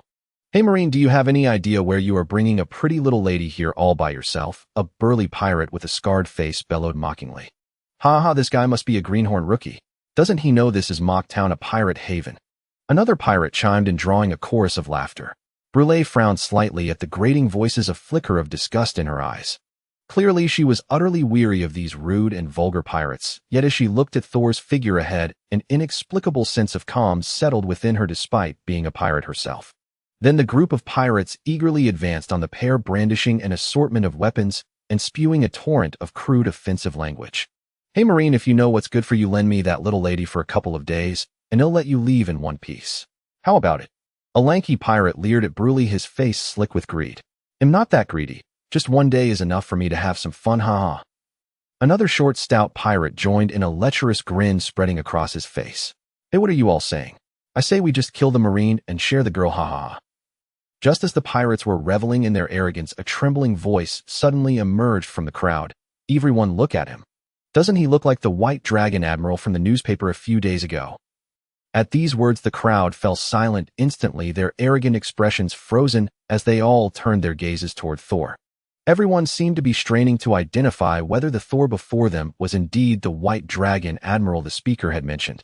Then they saw Thor's lips slowly curl into a smile as he spoke softly to the one who had just spoken. Congratulations, you guessed right. There's a prize for you. Then with unhurried movements, Thor gracefully formed his right hand into the shape of a pistol, slowly raising it and aiming at the pirate who had recognized his identity. His lips parted gently as he leisurely uttered a playful sound. In an instant, a dazzling arc of lightning streaked across, moving so swiftly that no one had time to react. The pirate who had just spoken suddenly had countless violent currents erupting from his body, writhing and raging uncontrollably. His body convulsed violently beyond control, then he foamed at the mouth as the breath of life swiftly faded, and he collapsed stiffly to the ground. Witnessing this, the pirates present widened their eyes in an instant, their faces etched with terror and regret, wishing they could tear their own mouths apart. Filled with despair, they silently questioned themselves. How dared they? What reckless audacity had possessed them to provoke a marine admiral? Run! Someone shouted first, as if breaking the seal of fear. In an instant, the pirates who had just menacingly approached Thor and Pudding fled wildly in all directions. As they ran, they kept yelling, "Damn it, why is someone like this here? He must have done it on purpose. He was on an ordinary warship. But how could they possibly escape now that they thought of fleeing?" Thor stood still, his hands now forming pistol shapes, and he kept uttering softly, "Bayou, bayou, bayou." With each sound, a bolt of lightning precisely struck a fleeing pirate. The struck pirates were instantly knocked to the ground by the electric currents, their bodies trembling violently under the onslaught before falling still. In just a few breaths, the once noisy shore fell silent. The arrogant pirates who had been there moments ago all lay in pools of blood, lifeless, with blood flowing across the ground in a chaotic mess. Pudding looked at the blood-soaked ground with a disgusted expression, then glanced at Thor's mischievous demeanor, but chose to remain silent. Such scenes of battle and death seemed uncommon on Gaia Island. Moreover, since the dozens of pirates who had surrounded Thor were annihilated in mere seconds, news of his arrival on Gaia Island would not leak out. Thor's observation hockey instantly covered the entire island, but he did not find the person he was looking for. "It seems I've come too early," he murmured, then vanished in a flash. When he reappeared, he held two masks. After putting on the masks with Pudding, they found a modest inn in town and temporarily settled in. Thor refrained from attacking the pirates in town any further. He could not let these insignificant characters disrupt his plans. Mocktown was not only home to pirates, but also to many ordinary people who had long grown accustomed to coexisting with pirates. And the pirates seemed to tacitly agree to avoid harming the ordinary residents as much as possible. On the island, supplies like food, weapons, and daily necessities required ordinary merchants and craftsmen to provide. Similarly, establishments like taverns and inns needed people to serve the pirates' daily needs. Of course, it was only as much as possible. When encountering unscrupulous pirates, no one would stop them. This was Gaia Island, the pirate haven of Mocktown. At nightfall, Thor and Pudding, still wearing masks, went down to the inn's first floor to ask the owner for some food. Just then, the inn's door creaked open roughly and a cold wind rushed in, carrying the clamor of a group of people. "Boss, how many rooms do you have left? Give them all to us." At the forefront was a blond man with a long, prominent scar over his left eye, Bellamy, known as the hyena. Thor looked up and muttered inwardly, "Can it really be this coincidental?" He remembered that Bellamy had appeared in Mocktown at a bar, not an inn. But then again, everyone needed to sleep at night. It was just the sheer coincidence that caught him off guard. So Thor and Pudding sat down at a nearby table, planning to let the pirates negotiate with the owner first. Seeing the situation, the inn owner knew these people were trouble. He immediately put on a fawning smile and apologized profusely. "I'm sorry, sirs, but we only have 3 rooms left. There are 9 of you, so it simply won't be enough." As he finished, an impatient tisk came from the crowd. Fortunately, Bellamy had no intention of causing trouble at the moment and was about to lead his men away to find another inn. But just then, Lily, the companion of Sarquis, the first mate of the Bellamy pirates, grabbed Sarquis. The group stopped, and Lily fixed her gaze directly on Thor and Pudding. Thor thought, "This can't really be that cliché." Lily said to the others, Aren't there two masked weirdos over there? They must be staying here too. Let's take their rooms, we can squeeze into 4 rooms. Thor sighed helplessly and said, we don't just have 1 room, we have 2. Hearing this, Lily burst into laughter. Even better. Looks like you know your place. Since that's the case, we'll spare your lives. Get lost. Sarquis joined in the laughter, his left hand in his pocket, as he sauntered leisurely toward the duo. His right hand toyed incessantly with a gleaming large machete. Stopping before them, he tilted his chin up and said disdainfully, what do we need to beg you? Don't you know our captain is the Springman hyena Bellamy, with a bounty of 55 million berries? And he's a registered member of the Don Quixote family. Now scram. Hearing Sarquis' words, Pudding couldn't help but laugh under her mask. That laugh instantly enraged the Bellamy pirates, who quickly surrounded the duo. Bellamy's face darkened at Pudding's laughter. He stepped forward, staring at them intently, and said slowly, it seems you two don't know who I am. Thor sighed again, replying with feigned helplessness, who wouldn't know the famous little dog Bellamy? The words enraged Sarquis completely. With a roar, he swung his machete viciously toward Thor with a sharp whistle. Thud, thud, thud. In a single breath, neat blood holes appeared in the centers of the heads of all 9 Bellamy pirates. Their eyes were filled with terror and disbelief, as if they hadn't grasped what had happened. Their bodies collapsed like puppets. Bang, bang, bang. One after another they fell to the ground. Until their final moment, they never understood how they had died. Seeing this, the owner quickly grabbed a clean handkerchief and hurried over. He bowed respectfully to the duo and said, rest assured, sirs, I will handle the bodies properly. They won't disturb your peace. With a wave of his arms, several figures emerged from behind and swiftly carried the bodies away. Thor took the handkerchief, slowly wiped his index finger, and said to the owner, you're quite interesting. Bring us some food, whatever you have. You'll be well paid. Of course, of course. Please wait a moment, sirs. The owner beamed, bowed again, and turned to direct his staff, who immediately began bustling about. After they left, the floor had been wiped clean as if nothing had happened, leaving no trace of blood. On the first night, the person Thor was waiting for never appeared, with no sign or trace. The next day, the entire day yielded nothing, and Thor spent it idly in the inn, going nowhere. Thor began to wonder if his carefully calculated timing had been off. As night fell on the second day, a flash of delighted surprise gleamed in Thor's eyes, and a knowing smile curled at the corners of his mouth. His observation hockey had sensed 5 people and a horse stepping onto the shores of Gaia Island. The champion, Jesus Burgess, wearing a wrestler's mask with purple hair, a hearty grin, and a championship gold belt. Supersonic, Van Augur, donning a strange hat, an eye patch over his right eye, with a long face, a black cloak, and carrying a long rifle. Demon Sheriff, Lafitte, holding a cane, a pistol at his waist, and wearing a black top hat, dressed like a theatrical character. Death, Doc Q, looking terminally ill and barely alive, riding a horse along with his horse, Stronger. And at the forefront was the rugged, bare-chested man with missing teeth, the one Thor had been waiting for, Marshal D. Teach Blackbeard. Wahaha. Mocktown, huh? What a wonderful place. Burgess laughed heartily, hands on his hips. Zihaha. I hope we run into some interesting companions here. Blackbeard grinned, revealing a mouthful of uneven teeth, his eyes sparkling with excitement and anticipation. This is fate. It will guide us to meet and bring us to this place. Van Augur hugged his sniper rifle and remarked thoughtfully. Just then, a blinding arc of lightning flashed before them, followed by an overwhelming sense of pressure bearing down. As the arc dissipated, Thor's figure slowly emerged. He gazed calmly at the group, a slight smile on his lips, and said slowly, I too believe this is fate, guiding us to meet. As the arc dissipated, Thor's figure slowly emerged. He gazed calmly at the group, a slight smile on his lips, and said slowly, I too believe this is fate, guiding us to meet. As the arc dissipated, Thor's figure slowly emerged. He gazed calmly at the group, a slight smile on his lips, and said slowly, I too believe this is fate, guiding us to meet. As Thor's figure emerged, the crowd that had been laughing boisterously fell into a deathly silence. Their expressions froze instantly, smiles stiff on their faces, yet in a flash they transformed into tension and vigilance. Everyone swiftly adjusted their stances, bodies tensed, muscles coiled, and ready to spring into combat. They were not ignorant, fearless nobodies. How could they fail to recognize the man before them as the Marine Admiral Blaze Thor? A fine sheen of cold sweat broke out on Blackbeard's forehead, glistening strangely under the dim light. His voice trembled slightly as he spoke cautiously to Thor. Admiral Thor, you wouldn't be waiting here specifically for us, would you? Thor walked slowly toward the group, his gaze fixed on Blackbeard. Teach, as he spoke. Unfortunately, you guessed correctly. I've been on Gaia Island for days waiting a long time for you, Teach. Teach's face turned deathly pale, his lips quivering as he tried to say something. Just then Van Augur's gunshot rang out, abruptly shattering the suffocating silence. An opening Admiral White Dragon.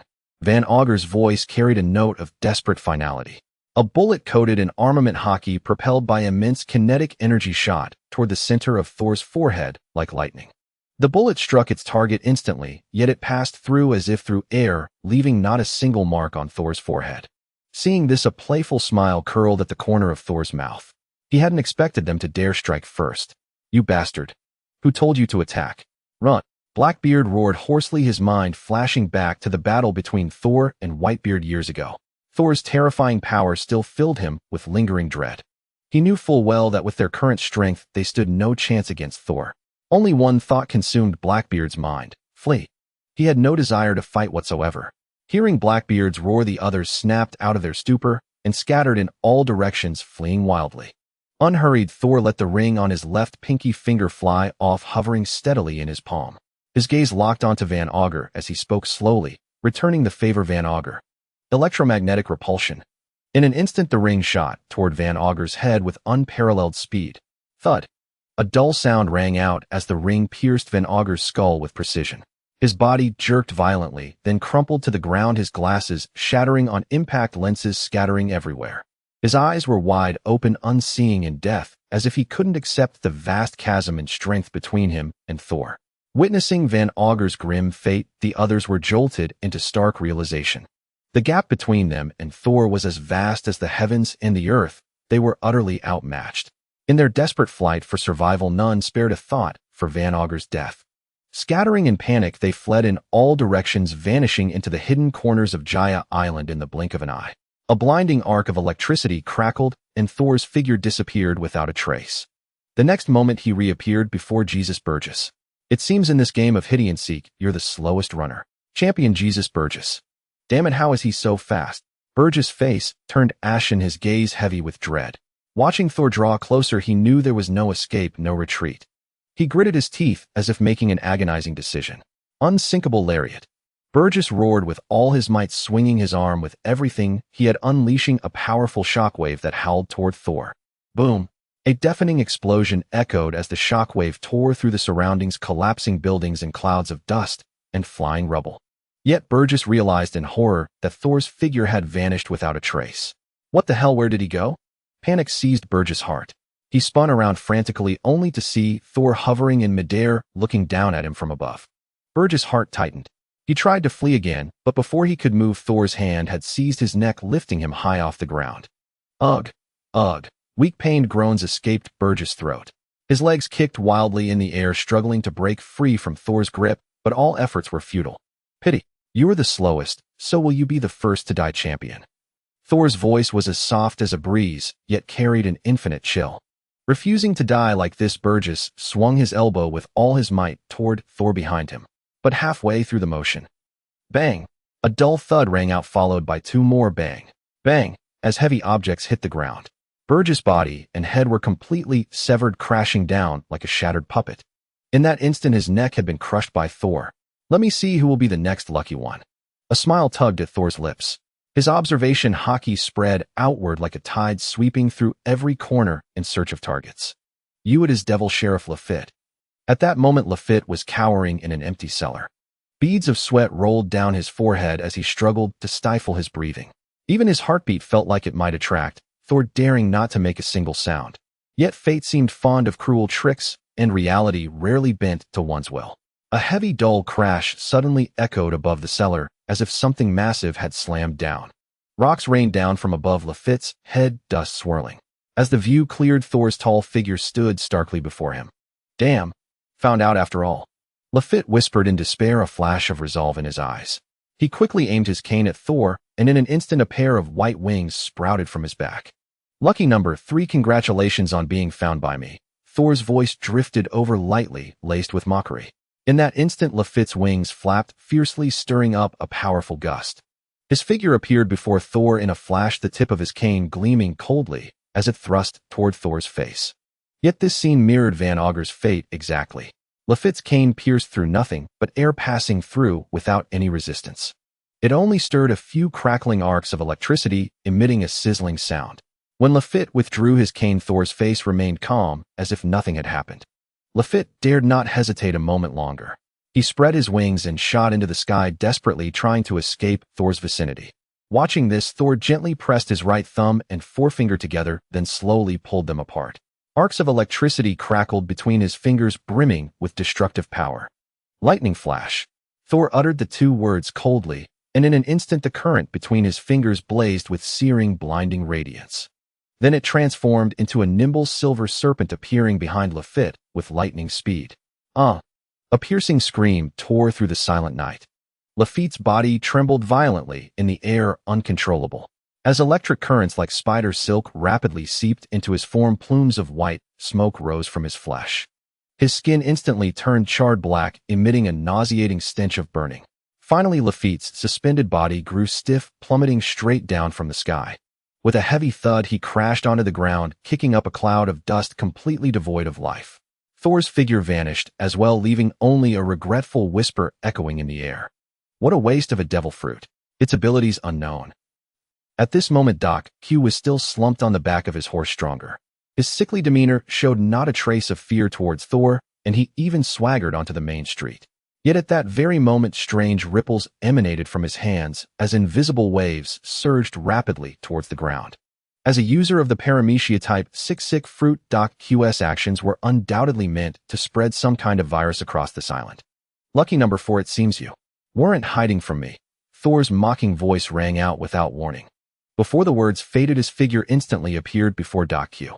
Doc Q lifted his head slightly, a morbid smile stretching across his cracked lips. He spoke in a hoarse voice slowly. Admiral Thor, every inch of air here is now saturated with my virus. As he spoke, he took out a basket of seemingly ordinary apples. A glint of cunning flashed in his murky eyes as he continued. You can pick one from this basket. One of them holds the antidote for the symptoms afflicting the entire town. Otherwise, they all face certain death. There are plenty of ordinary people here. Don't you care about their lives? Ha! Doc Q's sickly, raspy laughter echoed. He continued, or rather, let me go, and I guarantee none of these ordinary people will. However, before Doc Q could finish his sentence, a dazzling bolt of lightning, like an enraged dragon, instantly pierced through his mind. At the same time, the horse beneath him was not spared. Its body was also pierced by the thunderbolt. In an instant, Doc Q's head exploded completely, brain matter spraying out and splattering across the ground. His body slid limply off the horse's back, crashing to the ground without a trace of life. The horse let out a final whinny before collapsing heavily dead. Then Thor's voice rang out coldly, Idiot. Don't you know that a devil fruit's power vanishes with its user's death? Did you really think you were a real doctor prescribing real medicine? Thor snorted, wasting another of my devil fruits. It had been less than 10 minutes since the Blackbeard pirates set foot on the land of Gaia Island. Yet for the members of the Blackbeard pirates, those 10 minutes felt like an eternity. Every second was shrouded in despair, a nightmare unlike any they had ever experienced. In the blink of an eye, all members of the Blackbeard pirates except for Teach had met their demise. Thor once again released his observation haki, completely enveloping the entire island.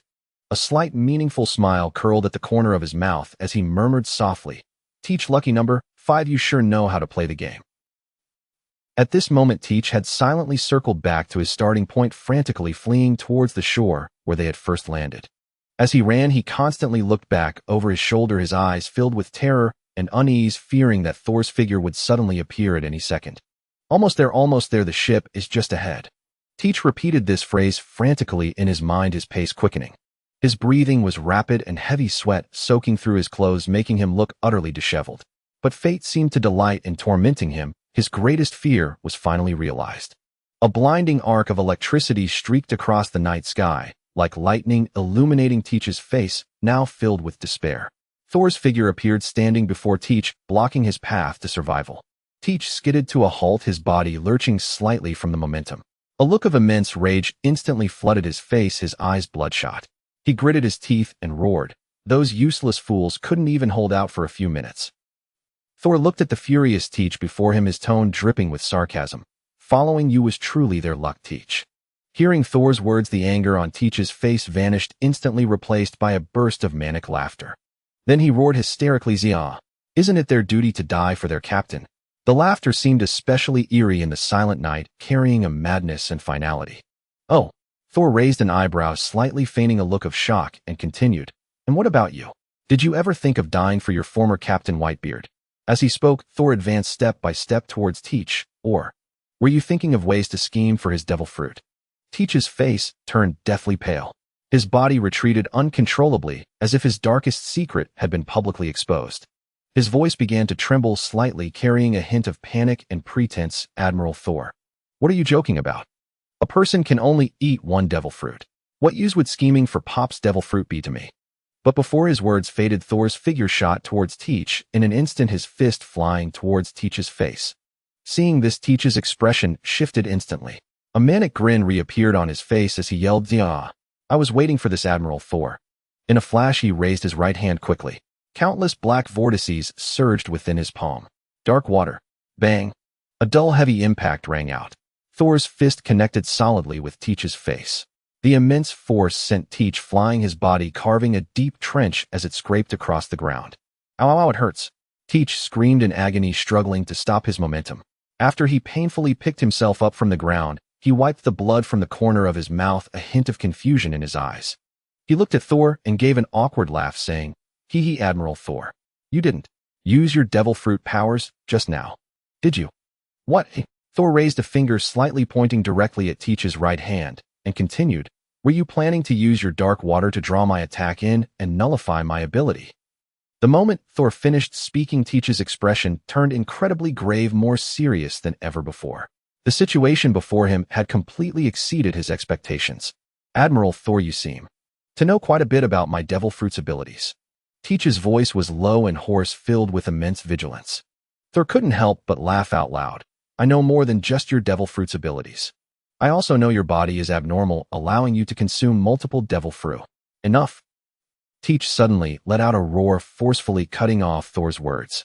At that moment, all his pretense vanished, completely revealing the sinister face hidden deep within. A fierce, murderous glint shone in his eyes. "I don't care where you learned all this, but anyone who knows these things must die." Teach roared, slamming his hands onto the ground. In an instant, endless black vortices like a surging tide of darkness erupted madly from his body.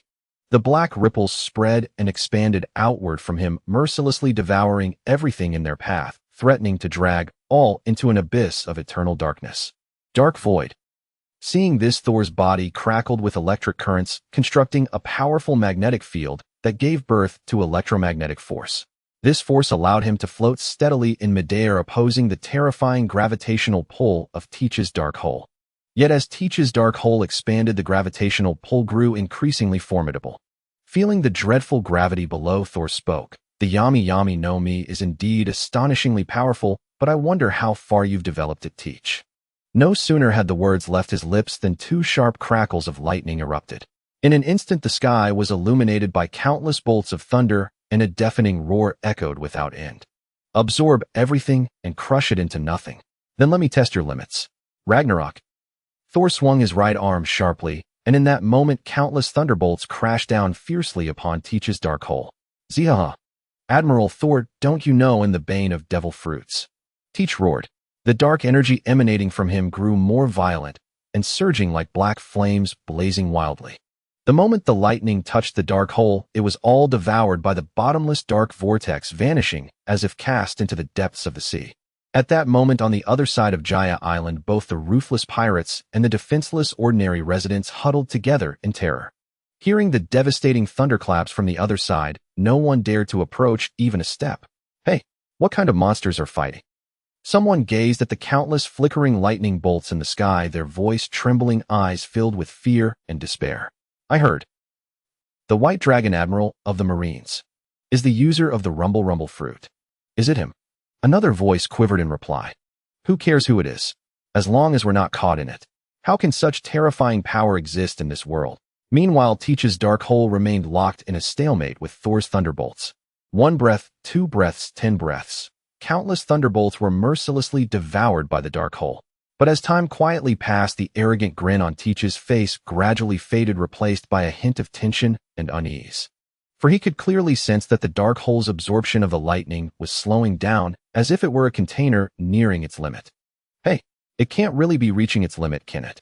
Cold sweat dripped down Teach's forehead, beads of perspiration rolling along his cheeks as the dark ripples from his hands grew ever more frantic. He strained with all his might to maintain the stability of the dark hole, refusing to believe, absolutely refusing, that anyone could break through his dark hole. This is the power of the Yami Nomi after all. It seems you haven't developed this devil fruit very far, Teach. Absorb it, absorb all you want. Let me add something extra for you. As Thor's words fell, the lightning in the sky grew more ferocious, like an enraged beast surging with increasing intensity. Then an even mightier force of thunder like a breached flood poured down entirely upon Teach's dark hole below. In an instant, a trace of blood seeped from the corner of Teach's mouth. His body trembled slightly, yet he gritted his teeth and endured Thor's terrifying energy onslaught. 1 breath, 2 breaths, 5 breaths. This time Teach finally reached his limit. As the last bolt of lightning in the sky was absorbed, the dark hole began to show strange changes. The dark hole started churning wildly and uncontrollably, clearly unable to withstand such immense energy. Then an eerie sight unfolded. Teach's dark hole suddenly vanished entirely. Ugh! Teach spewed a massive gush of blood, his body hurtling backward. The energy he had absorbed far exceeded what he could endure. Huff! Huff! Teach gasped heavily, his eyes filled with unwillingness as he looked up at Thor in the sky. At that moment he suddenly felt that all his years of scheming, all his years of pursuit for this very Yami Nomi seemed not so invincible. In the blink of an eye, a dazzling arc of lightning streaked past. By the time Teach reacted, Thor was already standing before him. Teach had no time to make any defensive move, nor even a moment to think. Thor's right leg, swift as a steel whip, swept fiercely toward his waist. Bam! At that resounding impact, Teach's entire face contorted in an instant. His mouth gaped uncontrollably, and his eyes bulged as if they might pop from their sockets, a ghastly sight.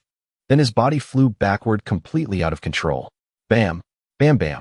After several collisions, Teach's form finally came to a halt. He struggled to rise from the ground, using a trembling hand to touch the blood gushing from his face. The blood dripped steadily through his fingers, and suddenly he threw his head back with a laugh. Zia! Then the laughter abruptly ceased. Teach's face turned grave as he stared intently at Thor. Admiral Thor, the whole world knows you've submitted to the world government, but I can feel the ambition within you. You seem to know a lot about the Yami Nomi's abilities.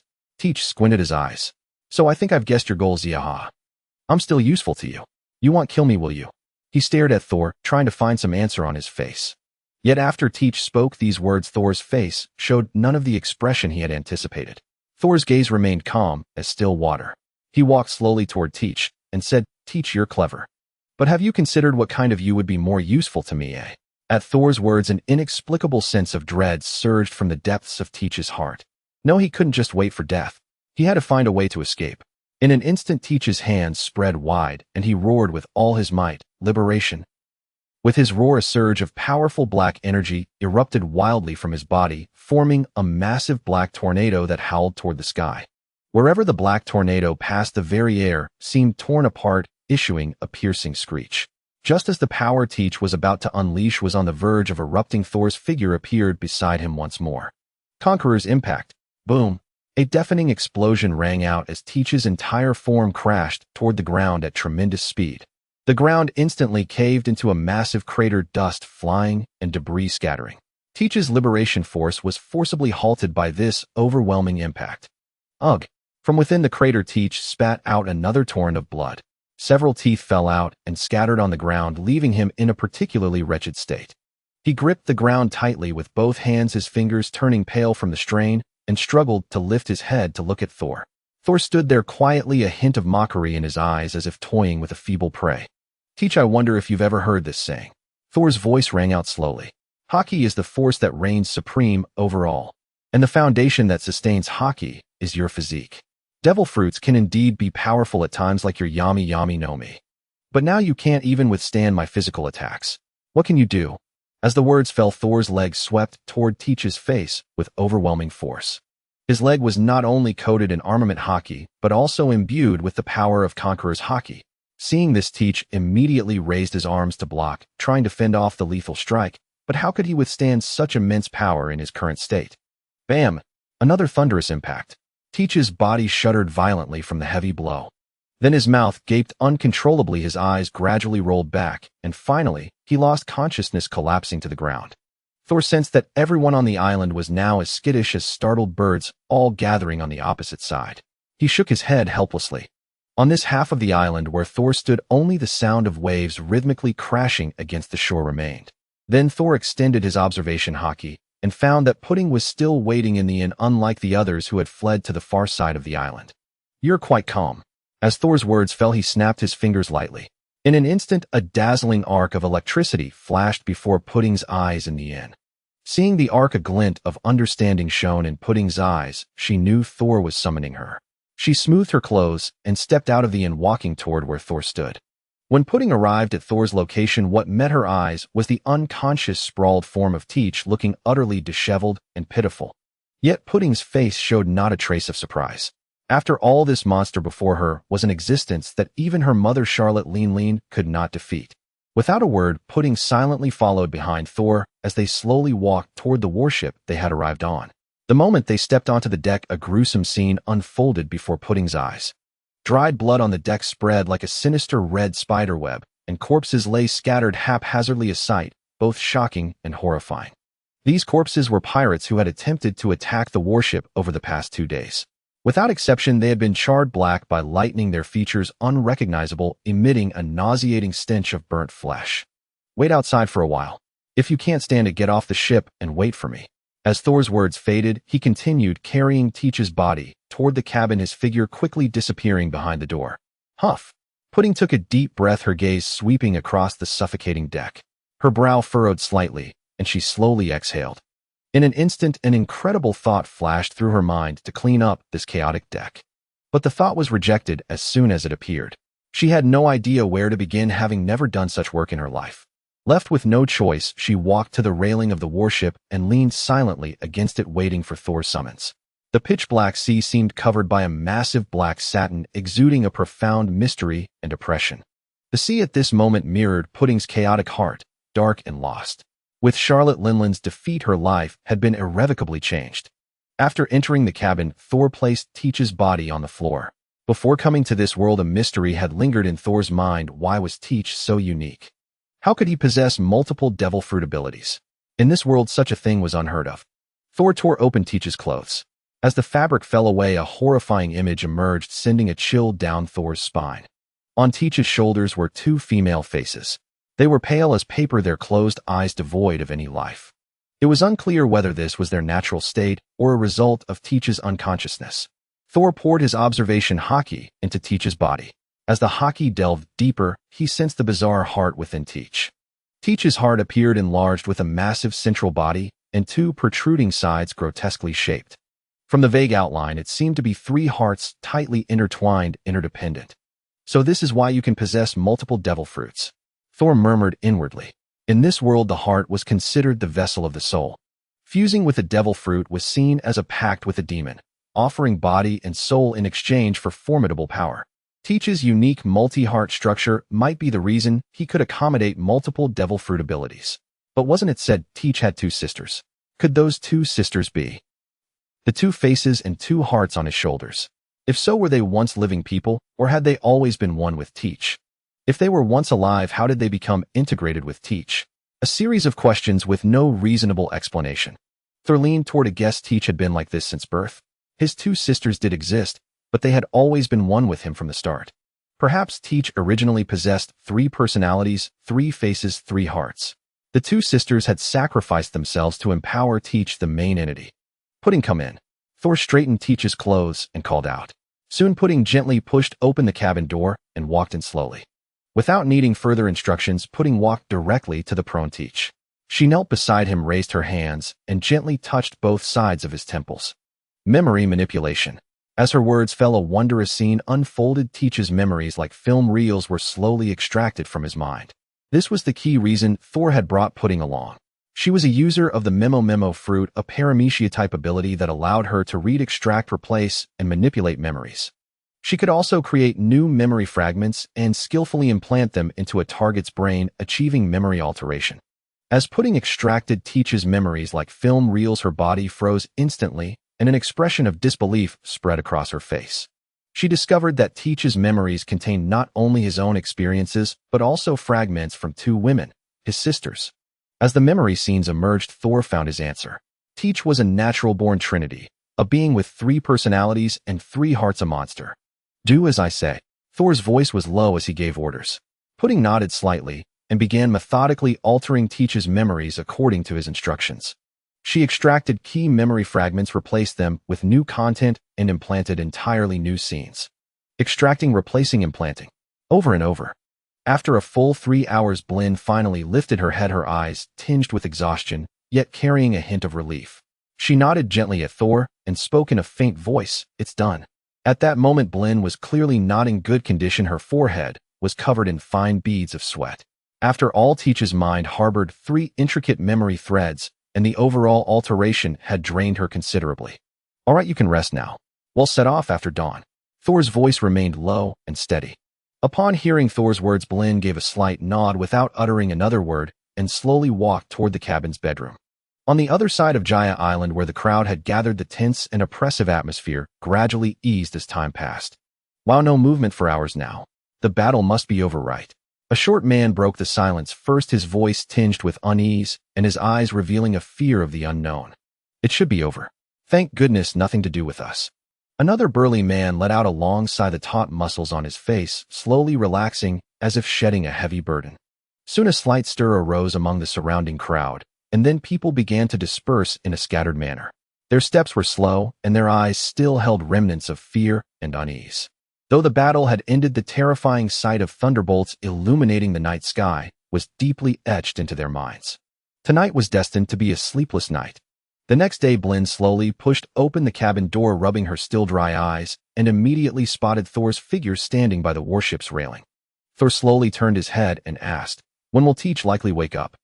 Blinn furrowed her brow slightly, thought for a moment, and then said slowly, "He was already severely injured, and on top of that I altered such a large portion of his memory. His mind should be in a state of complete chaos right now. Probably. Maybe 5 or 6 days." Thor nodded gently, then said flatly, "Hold on tight, we're setting off." As his words faded, countless electric currents surged from his body, instantly forming a powerful magnetic field around the warship. As the magnetic field grew stronger, the warship began to float gently, emitting a faint humming sound. Blinn was startled, and the scene about to unfold instantly flashed through her mind. She instinctively reached out and gripped the railing beside her tightly. Yet the scene she anticipated did not occur. The warship did not skim the sea surface as she had imagined. Instead, it steadily ascended upward, heading into the sky. "People of Gaia Island, I leave you one last gift." Thor's voice echoed in the air. His right hand slowly rose, and in his palm a massive sphere of light, formed by thunder, began to take shape rapidly. With a wave of his hand, Thor hurled the thunderous sphere into the sky above Gaia Island. In an instant, the heavens seemed torn apart by a lightning bolt, and thunder began to crackle violently in the air. Boom, boom, boom. The deafening roar instantly jolted everyone on the island from the tranquility of dawn. The terrifying memory of the previous night surged back like a raging tide, flooding everyone's hearts. Before the islanders could react, countless thunderbolts like sharp swords struck down from the sky. Piercing screams erupted across the island, accompanied by the crackling sounds of electricity. With each thunderbolt that struck, a figure would tremble violently, their body pierced by the current and instantly charred, emitting a pungent smell of burning. What's going on? Why hasn't this man left? Is he going to kill everyone on the island? Didn't they say he was a Marine? A scrawny man looking at the tragic scene before him trembled all over, his voice filled with fear and despair. "Run!" someone shouted, and instantly the island was thrown into chaos. People fled in all directions, screams and shouts intertwining, plunging the entire Gaia Island into utter panic. The thunder in the sky fell like divine punishment, one bolt after another. Yet soon someone noticed a clue. A resident tentatively said to those around, "Look closely. These dead. They all seem to be pirates." As time passed, more and more people on Gaia Island realized this. The surviving pirates instantly broke down. One cried out in despair, "Bastard! My life was just beginning." Another knelt on the ground weeping, "I won't be a pirate anymore. I swear I won't. Spare me." But no sooner had they spoken than a thunderbolt descended from the sky, engulfing their bodies in electric current, snuffing out their lives entirely. The thunder raged in the sky for a full 3 minutes, and to the people of Gaia Island those 3 minutes felt longer than a century. Now Gaia Island was strewn with blood and charred corpses, the air thick with a nauseating stench of blood and burning. Even though the ordinary residents guessed the thunder would not strike them, they still trembled, their eyes filled with terror. After the thunder's fury subsided, a deathly silence fell over Gaia Island. A young man's eyes still bore the shadow of the terrifying scene. He turned, trembling, his voice carrying a sob, and cautiously asked the middle-aged man behind him, "Dad, now that these pirates are dead, should we still run our inn?" However, his answer was not a patient explanation, but a harsh slap. Slap! The crisp sound echoed in the air. The young man, caught off guard, was stunned by the slap, his mind reeling in confusion. The middle-aged man's chest heaved violently, clearly enraged by his son's words. Then his trembling roar rang out, "Open your mother. Are you out of your mind? Still thinking about running an inn? Do you want me to die here?" The middle-aged man took a few deep breaths to calm himself, then shouted, "Pack up, leave the island, move immediately."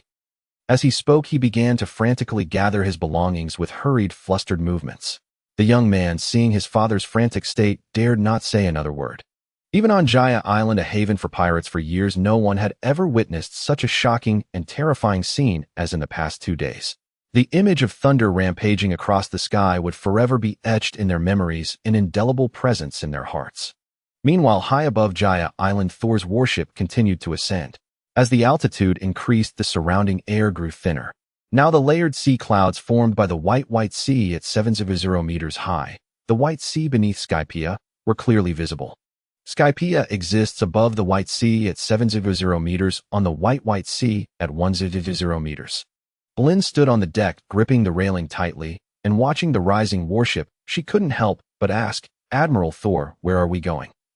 Hearing Blinn's question, a smile gradually spread across Thor's face as he said slowly, "To my kingdom." As Thor's gentle countdown reached its conclusion, the warship broke free like a giant beast, unshackled, bursting through the white sea of clouds at an altitude of 100 meters. In the instant of crossing, the surrounding white sea clouds were violently stirred, but soon returned to their original state. After breaking through the white sea, the warship ceased its ascent and gently settled upon the seemingly soft, yet supportive surface of the White Sea. This scene was truly astonishing. Such a heavy warship was able to anchor itself safely amidst the clouds. However, Bruin had no time to be overly surprised by this strange phenomenon, as her gaze was already captivated by the incredible sight before her. Above, the White Sea islands of various shapes were scattered in an orderly manner. She instinctively covered her mouth with her hand, her eyes filled with disbelief. "Islands at such a high place," she murmured to herself. Just then a loud voice suddenly rang out, "Intruders, this is a closed kingdom. You outsiders are forbidden to enter." This voice echoed across the sea of clouds, and soon many figures swiftly darted through the clouds, racing towards them. It was vaguely visible that the individuals seemed to be riding tools resembling sea motorcycles, which were unique transportation devices powered by the wind shells found in the Sky Islands, the Weiba. Before these people arrived, their voices had already traveled through the amplification shells, buzzing in the air. In the blink of an eye, a group of figures had stabilized their Weiba in front of the warship. Among them were the original inhabitants of the Sky Island, such as the Shura Shadali Gades and Om, with their pristine white wings, and the Sandians Kamachili Baraham Jiabao and Laki. Surprisingly, at that moment, there were no signs of conflict between the Sky Island natives and the Sandians. They appeared more like a united force, their eyes revealing a steadfast vigilance. However, when their gazes fell upon Thor's face, time seemed to freeze. Their expressions instantly turned blank, as if they were hit by a paralysis spell, and then their bodies began to tremble uncontrollably. After a while, Shadeli finally trembled as she spoke, her voice choked with emotion. "God, is it you who has returned? Long time no see, everyone." Thor smiled, his gaze warm as he looked at the crowd, speaking slowly. As Thor's words fell, the crowd erupted into a deafening cheer. The Shura, blushing with excitement, shouted loudly, Quickly inform Lord Gonfur and Lord Enel." Kamakili's eyes instantly welled up, tears spilling uncontrollably as he shouted, "Hurry! Quick! Inform Weiba. Just say Lord Thor has returned." Soon cheers erupted one after another. "Oh, hey, so, why The crowd circled around the warship on their Weiba, their faces beaming with extraordinary excitement.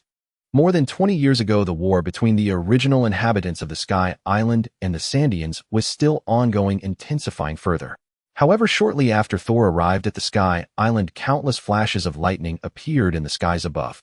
Furthermore, the thunderous bell toll that signified the end of war rang out resoundingly. In just a few days, under the guidance of the bell and the absolute might of Thor, the conflict that had lasted for centuries was entirely brought to an end. Afterwards, after several years of adjustment, the residents of the Sky Island and the Sandians gradually set aside their prejudices and their relationships began to merge. Thor, who had completely ended the centuries-long war, possessed the legendary power of lightning of the Sky Island and was soon revered as a leader honored as a god. Moreover, their god Thor also brought them Hockey's 6 powers and a series of even more powerful abilities, allowing the Sky Island to possess the strength to protect itself. The original god of the Sky Island, Zephr, and the Sandian battle demon Wei Ba became the 2 major powers beneath the god. There was also one person, someone who had been bullied since childhood. In just a few short years, he defeated everyone and became the most unique existence besides Thor, also honored as Lord, and that was Enel. However, one day their leader, their god Blazer Thor, vanished without a trace. Yet he left behind the iconic golden scales, worship his sword, and a profoundly meaningful statement: do not attempt to seek me. Train while the methods I have left for you to grow stronger. One day, after more than 20 years, I will return. With Blazer Thor's departure gone, Wei Ba, Enel, and others unanimously decided to seal off the Sky Island, prohibiting outsiders from entering. They seemed to realize that Thor might be trapped in some kind of predicament, and over the years, everyone continuously trained the methods Thor had left to grow stronger. All in order that when their god returns one day, they would be able to use their own strength to serve the god. For over 20 years, the Sky Island faced numerous invaders, but against the powerful skills of Hockey and 6 powers possessed by the Sky Island's many warriors, the invaders were all driven out. Soon news of Thor, their god's return, spread rapidly across Angel Island and God Island Apaya. The Sky Island was instantly plunged into a sea of celebration, people running to share the news, their faces radiating excitement and joy. 21 years have passed since that day. Their god has finally returned. At this moment, a young girl playing the harp on Angel Beach, upon hearing this news, showed a glimmer of surprise and excitement in her eyes. She immediately stood up, nearly knocking over the harp in her fluster, and without tidying up, she dashed into the interior of Angel Island. With golden hair braided in 2 pigtails, wearing slippers, and accompanied closely by a fox, it was none other than Cornus. Soon Cornus rushed through the lovely streets of Angel Island, burst into her home, and shouted loudly, "Dad." Her voice trembled slightly with excitement. "Did you hear the news? The god has returned." Hearing his daughter's call, Cornus's dad Gaia put down the tools he was using to repair Wei Ba, his face beaming with excitement. "Ha ha, Cornus," he laughed heartily in response. "You already know the news. How could your dad not know?" Cornus walked over to Gaia, her eyes filled with curiosity, tilting her head as she asked, "Dad, what kind of person is the god? He disappeared when I was very, very young. I can hardly remember what he looked like or what kind of person he was." Gaia's gaze softened and deepened as if traversing time to the past. Then he slowly said, "The god is a person from Qinghai, the one who saved us all. Before you were born, the Sky Island was enduring a war that had lasted for hundreds of years. It was between us and the Sandians. Before you were born, the Sky Island was enduring a war that had lasted for hundreds of years. It was between us and the Sandians." Soon Thor, carrying the unconscious Teach along with Pudding, was escorted by the crowd onto the Angel Island's divine land, Upper Yard. The island where the gods reside, known as the Sacred Domain, was originally part of the Gaia that was blasted into the sky by the knock-up stream 400 years ago. 3 figures were already waiting there, clad in heavy armor. Gonfal, with his white beard and aged demeanor, a head of unruly deep red hair, tattoos around his left eye and shoulder, adding a wild touch, bare-chested with the war demon Wiper, exuding an aura of menace from the burned bazooka on his back. Wearing a white turban, long earrings dangling from elongated earlobes, loose bloomers on his lower half, barefoot, and radiating a unique presence, Enel. At that moment, all 3 knelt on one knee, their right fists pressed tightly against their chests, welcoming Thor's return. The moment Thor appeared, Gonfal's lips trembled violently. Suppressing his inner excitement, he called out softly and reverently, "God." Enel and Wiper, brimming with passion, could no longer contain themselves and shouted, "Lord Thor." Thor's gaze swept over the 3, and he nodded slowly in acknowledgement. Soon the other Skypia warriors withdrew, leaving only Gonfal, Wiper, and Enel gathered around Thor. The group continued toward the city within Upper Yard, Shandora, the Golden City. Along the way, the 3 poured out their hearts to Thor, their words filled with tales of their own experiences over the years and earnest concern for Thor's well-being. Thor listened patiently, addressing every question with sincere replies, showing no trace of impatience. As they set foot on the land of Shandora, the sight before them left Pudding utterly stunned. The entire city was like a dream forged of gold, every inch of its surface radiating dazzling light. Towering buildings crafted entirely from gold rose majestically exquisite and ornate. The vast training grounds and arenas, also made of gold, shimmered brilliantly under the sunlight. At the island's highest point, a towering golden pagoda pierced the sky, and at its peak hung an enormous golden bell. Beneath the golden bell, a giant green serpent with black patterns coiled around it, the guardian serpent of Skypia, the Sky Lord. Now the giant serpent could no longer contain its excitement, swiftly spiraling down the massive pagoda with agile and graceful movements. In the blink of an eye it reached Thor, affectionately flicking its tongue, as if expressing longing. A faint smile curled at the corners of Thor's mouth as he gently stroked the Sky Lord's head, speaking softly, "Long time, no see, little green." Hearing this nickname, Enel, Whitebeard, and Gonfall exchanged speechless glances, their eyes filled with helplessness. Yet the giant serpent paid it no mind. Oh, any name Thor gave it was beloved. It playfully circled around the group, its massive body moving with a comical and endearing charm, drawing hearty laughter from everyone and instantly lightening the atmosphere. As the laughter subsided, Thor's gaze fell upon Gonfall. He raised a hand, slightly gesturing toward Pudding beside him, and spoke slowly. "Gonfall, take her to familiarize herself with Angel Island and find her a suitable place to live." Gonfall turned his attention to Pudding, scrutinized her briefly, then nodded slowly, his expression radiating steadiness and reliability. Thor then looked at Pudding and said, "From now on you'll settle on Angel Island." Pudding's eyes flickered with surprise at these words.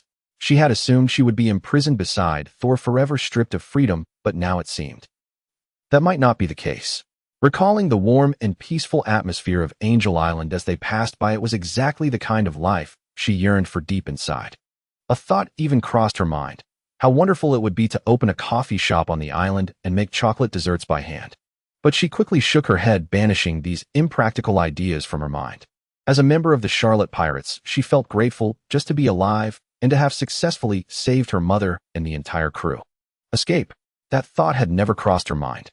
She understood that her value now went beyond herself. It carried the weight of the Charlotte Pirates' lives. After all, she had personally edited many of her mother's memories. Soon Charlotte, Pudding followed Gonfall, gradually fading into the distance. Watching Pudding and Gonfall's receding figures, Enel's curiosity was piqued, his eyes sparkling with gossip. He couldn't help but ask Lord Thor, "Who is that person? Is she your woman?" The moment the words left Enel's mouth, a dull thud echoed, and a massive lump swelled on his head as tears streamed uncontrollably from his eyes. He clutched his head with both hands, writhing on the ground in agony, shouting, "Ow! Ow! Why does it hurt so much?" Whitebeard watched the scene, doubled over with laughter, his face beaming with schadenfreude. Recalling how after Enel's power boost, he had suffered many blows during sparring, seeing Enel humiliated now brought him immense satisfaction. Even the giant serpent witnessed this, flicking its tongue repeatedly, as if to say, "Serves you right." Enel, though now the strongest in Skypia after Thor. Having been bullied since childhood and guided by Thor not to seek revenge, it was already a miracle. Expecting him to get along with everyone was wishful thinking. Not just with people. Even with non-human entities like the giant serpent, Enel's relationship was strained. Of course, thanks to Enel's formidable protection of Skypia, the island's inhabitants had come to respect him greatly. But Enel seemed indifferent to all this, spending years solely on training, and more training, as if that was his entire existence. "Hey Enel," Thor said calmly, "I once praised your observation hockey to others. Don't make me lose face now." Hearing this, Enel stopped writhing immediately, a hint of grievance coloring his face as he roared at Thor, "Bastard. With your speed, even if I sensed it, what good would it do? Can I dodge it?" Then, as if catching a key detail, Enel scrambled up from the ground, struggling to hide his elation, and eagerly asked Thor, "Lord Thor, did you just say you praised me to others? What's that about?" But Thor ignored Enel, simply carrying the unconscious Teach and walking away with Whitebeard and the giant serpent. Enel watched their retreating figures and hurried after them, relentlessly pressing Lord Thor. "What's going on?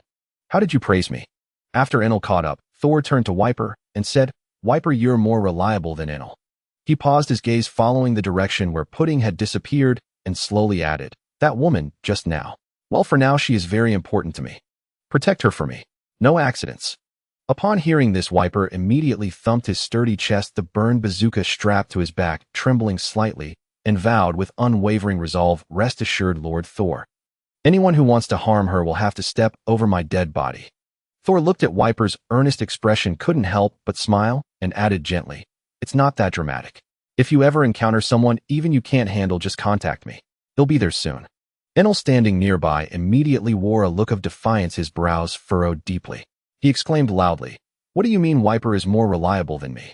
He'll protect her too. I'm much stronger than Wiper now."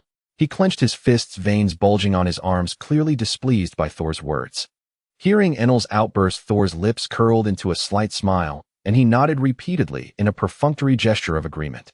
In truth, Thor had his own reasons for saying that only to Wiper. He planned to take Enel down from Skypia, to have Enel follow him, essentially the one who would serve as his adjutant as mentioned during the meeting with Sengoku and the others.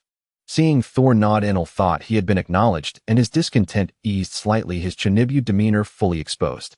As the group ventured deeper, they did not enter the tallest golden tower that belonged exclusively to Thor, but instead went behind it.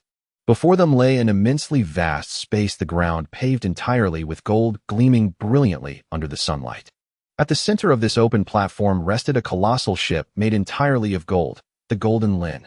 It was a behemoth, a floating fortress on a sea of gold. The ship was like a maritime stronghold adrift on a golden earth stretching 200 meters in length, resembling a slumbering dragon lying across the land. Its scale was beyond imagination, dotted with countless rooms, at least 100 if not more. These rooms served various functions: comfortable cabins for rest, warehouses for supplies, and a command room for battle strategy. On the deck of the Golden Lin, the rest area and training area were neatly divided. The rest area was furnished with various leisure amenities, while the training area was equipped with diverse exercise apparatus, including a combat arena. The bow of the Golden Lin featured an imposing dragon head design, its head held high, eyes wide open, sharp fangs glinting coldly, and whiskers fluttering in the wind, exuding majesty. Along both sides of the hull, dozens of massive golden cannons were lined up like the eyes of a giant beast, ever ready to spew forth destructive power. The most unique aspect of this colossal ship was that it was powered by lightning. Once activated, the power of thunder would surge through the vessel, unleashing unparalleled force, propelling the giant ship through the sky and across the sea. Soon everyone stepped aboard the Golden Lin. Though over 2 decades had passed, the giant ship remained spotless, untouched by the passage of time. Enel gazed at the Golden Lin, his eyes filled with adoration, lingering over every detail of the ship, never tiring of the sight. Then Wiper spoke. "Lord Thor, over the years, Enel has been the one maintaining the Golden Lin." He nodded, slightly, a hint of admiration in his eyes.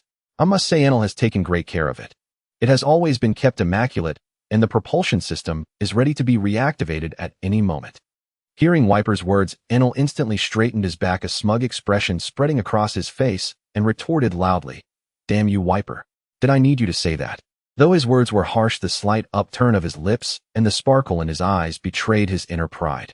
Seeing Enel like this, Thor couldn't help but offer genuine praise. "Enel, you really are reliable too. Don't worry, the Golden Lin will accompany you often from now on." At that moment, Enel was completely lost in Thor's compliment, not catching the implication behind his words, and simply grinned foolishly. Wiper, however, seemed to sense something. He furrowed his brow slightly, a flicker of contemplation crossing his eyes, but quickly regained his composure. He asked no further questions. Whatever Thor arranged, they would follow. Soon Enel walked briskly, yet with a hint. As night fell like ink, it gradually enveloped the entire Zingdora, leaving only the shadows of 3 figures in the vast golden city. Standing in the tower was Thor, while below in the training ground, Enelu and Weber were engaged in a fierce clash, not to mention the giant island python circling beneath the golden bell. The surroundings were filled with the light shells from the floating island, emitting a soft, warm glow that matched the golden land perfectly. Thor quietly observed the 2 below in the training ground, noticing their figures flickering as their fists and feet collided, generating fierce gusts of wind. A slight smile crept onto Thor's lips as he murmured, "You two are quite diligent after all." After his murmur, Thor turned and walked into the tower, slowly settling down to meditate. Beside him lay his sword, Judgment, and in front of him was a bowl-shaped container made of gold. Suddenly, crack! A faint spark of electricity flickered and danced around, Thor quickly merging into his body. In an instant, Thor's expression grew serious, his brows slightly furrowing, revealing a hint of pain on his face. He was attempting to resolve the issue of the drug injected into him by the world government. In the world of pirates, the development of technology was quite skewed, While medicine wasn't necessarily weak, it lacked systematic and in-depth research in neuroscience. Coincidentally, Thor understood just a bit about it. Drawing on his past life's knowledge of the nervous system, he knew well that the reason drugs could control the body and blood was due to their interference with the normal transmission of nerve signals. Thor focused his mind manipulating the electric current within him, precisely stimulating the nerve nodes beside his spine. He carefully adjusted the frequency and intensity of the current, with every subtle change being deeply contemplated. It was as if he were treating himself as a precise instrument undergoing a debugging process. With the stimulation of the current, the activity of the nerve cells began to change. They seemed to be entirely awake and starting to secrete special neurotransmitters. These neurotransmitters charged like little guardians, rushing unhesitatingly towards the nerve receptors occupied by the drugs. Thor continued to guide the electric current deeper into the brain, targeting the hypothalamus responsible for regulating endocrine and metabolic functions. Under his precise electrical stimulation, the hypothalamus swiftly released various hormones, conducting a comprehensive adjustment of the botus endocrine system. As the endocrine system adjusted, the metabolic rate of his body significantly increased, beginning to break down and expel the drugs within. Time passed minute by minute, and after a whole hour, Thor's body trembled slightly. He slowly raised his left hand, gently slicing his finger, causing a fine cut to appear on his palm. Following that, a surprising scene unfolded as drops of green liquid slowly seeped out from his wound. These liquids were the remnants of the drugs injected into him by the world government, amounting to about 1/10 of the original dosage. Huff, huff. Thor gasped, heavily, beads of sweat covering his forehead, continuously sliding down his cheeks. From his exhausted expression, it was evident that the hour of electric stimulation had drained a tremendous amount of his energy, and the process was far from easy. The drug developed by Vegapunk is indeed intriguing, Thor murmured to himself, his voice tinged with fatigue. It seems a bit ambitious to resolve the drug issue completely within a month. However, it makes sense. If I don't go back for the antidote, those old men wouldn't be at ease. As he spoke, Thor slightly raised his hand, and a current instantly surged towards the golden container before him. In an instant, the temperature inside the container soared, and the green liquid that had just condensed rapidly evaporated under the high temperature, disappearing without a trace. The next day, on the golden arena of the Zangdora training ground, roars echoed continuously. Trash. Is this the result of your training over the past decades? Thor's figure flickered rapidly on the arena, leaving behind afterimages with each move. Is your hockey this weak? Is your attack so feeble? He reprimanded sharply while throwing punches at Enel and Weber. At this point, Enel and Weber were already in a sorry state, their heads covered in blood flowing freely down their cheeks, their bare chests soaked in crimson. The mix of sweat and blood blurred their vision. Bastard! Enel roared, his fists covered with hockey, charging once again towards Thor. However, with a bang. The outcome remained unchanged as he was once again sent flying by Thor's overwhelming strength, crashing heavily to the ground. And I too. At that moment, Weber, unwilling to back down, roared, appearing behind Thor. He jumped high, kicking with fierce momentum, directly hitting Thor's back. But Thor stood like a towering mountain, unwavering and steady, not even a slight movement. Just as Weber intended to retreat, he found Thor had already turned around, precisely grabbing his ankle. Thor then treated Weber like a toy, swinging him in the air from side to side, mercilessly slamming him to the floor. Ugh! Weber suppressed the intense pain, emitting a low grunt, desperately trying to prevent himself from letting out a humiliating scream. Recalling how excited he was when Thor had just returned yesterday, both Enel and Weber felt a bitter taste in their mouths, even beginning to miss the days when Thor was absent. For today, Thor's so-called inspection of training results was akin to a nightmare of relentless beatings. Boom! Another huge sound erupted as Enel, not knowing when, had once again appeared behind Thor, delivering a kick imbued with hockey to Thor's back. However, fate seemed to play a cruel joke on him. His fate mirrored Weber's, as in an instant his ankle was also firmly grasped by Thor. Then Thor held both of their ankles with each hand and violently smashed them together towards the center. Bang! The enormous impact echoed across the arena. Enel and Weber's faces collided intimately, but the grotesque and bloody scene evoked fear in onlookers. When Thor finally released them, Enel and Weber used all their strength to struggle back to their feet. They wiped the blood from their faces, and at the moment their eyes met, they quickly averted their gazes, both letting out a soft grunt in unison. Still daring to be distracted, you two? Thor's voice rang in their ears like a judgment. Bang! Their heads once again violently collided under Thor's immense strength. After that, Thor seemed to lose interest in this one-sided torture and slowly stepped down from the arena. Only Enel and Weber remained sprawled on the arena, gasping for breath, constantly wiping the blood that continued to pour from their wounds. They looked up at the sky, their eyes filled with despair, as if they had completely lost their passion and hope for life. Standing by, Gonfal watched the brutal scene on the arena, secretly grateful for his advanced age. Otherwise, he might also be lying on the arena being taught a lesson by Thor. After a long while, Enel and Weber struggled to rise, dragging their battered and bloodied bodies with great difficulty to stand before Thor. Thor slightly raised his hand, and instantly arcs of electricity surged around their bodies. These arcs gently wrapped around their wounds, not attacking them, but healing them. As the arcs flickered, the blood pouring from their bodies gradually stopped. The pallor of their faces slowly regained some color, and their condition was rapidly improving. Enel raised his head, a hint of apprehension in his eyes, cautiously asking Lord Thor, "When will you return to Qinghai to handle matters?" To Enel's surprise, Thor did not respond to his question with a punch as usual.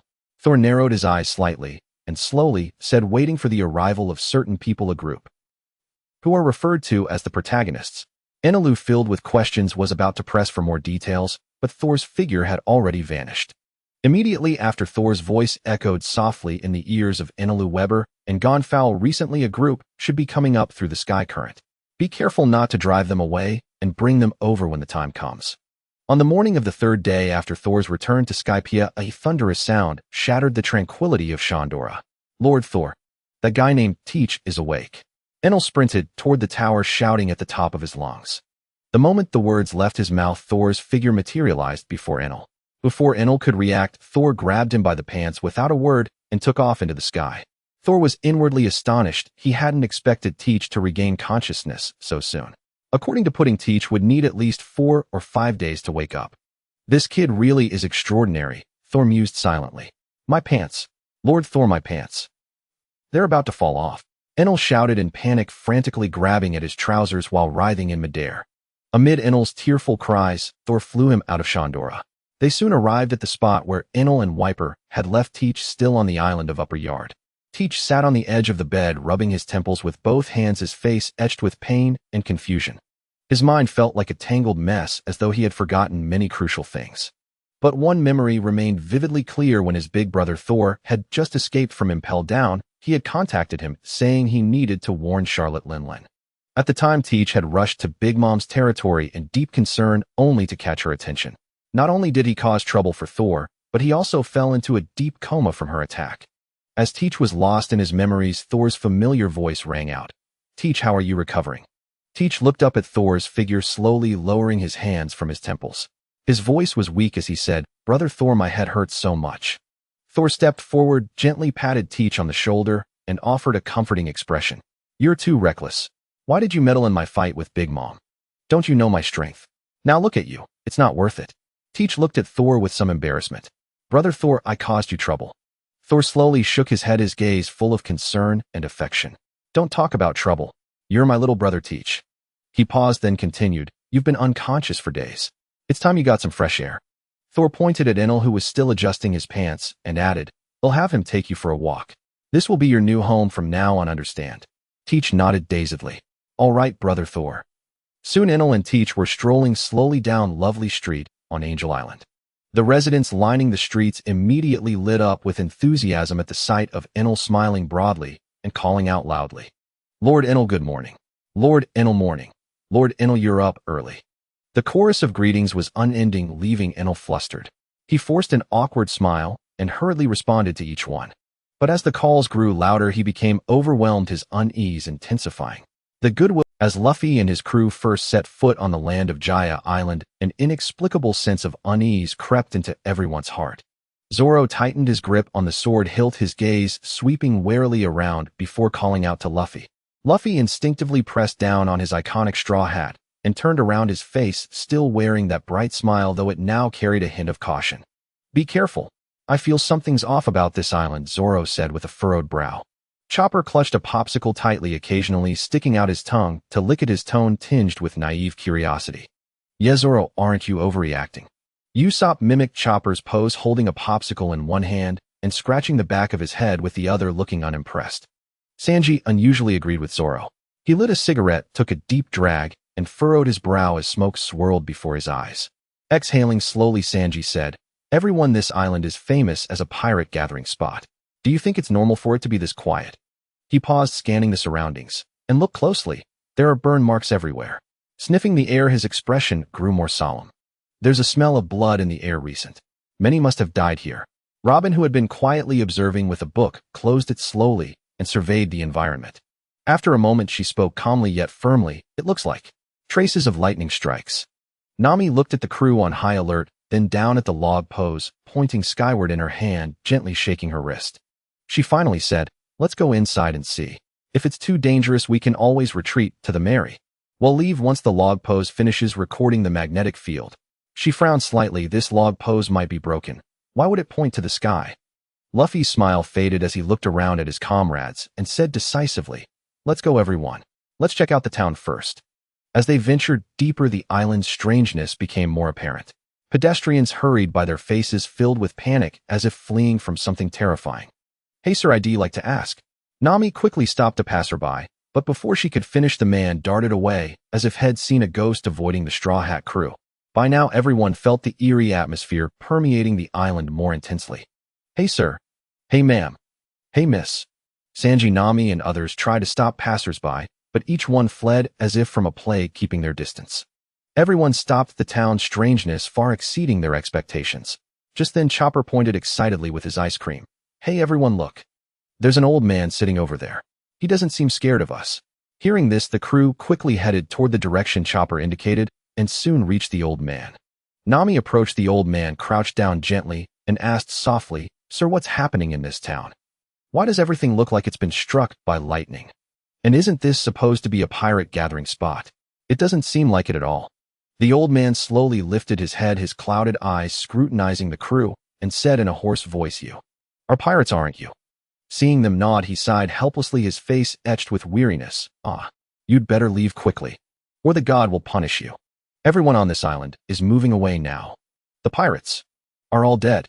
The crew's brows furrowed tighter, a sense of unease spreading in their hearts. Nami persisted, "Sir, how can there be a god in this world?" The old man trembled slightly, his voice shaking. "The thunder god. There is a thunder god in this world, who can summon lightning to strike pirates." Just as Nami was about to ask more, an angry roar came from afar. "Hey, what are you doing? Getting so close to my dad you want to get him killed?" The voice was filled with fury and worry. "Pirates, you'd better leave now, or you'll be struck by lightning soon."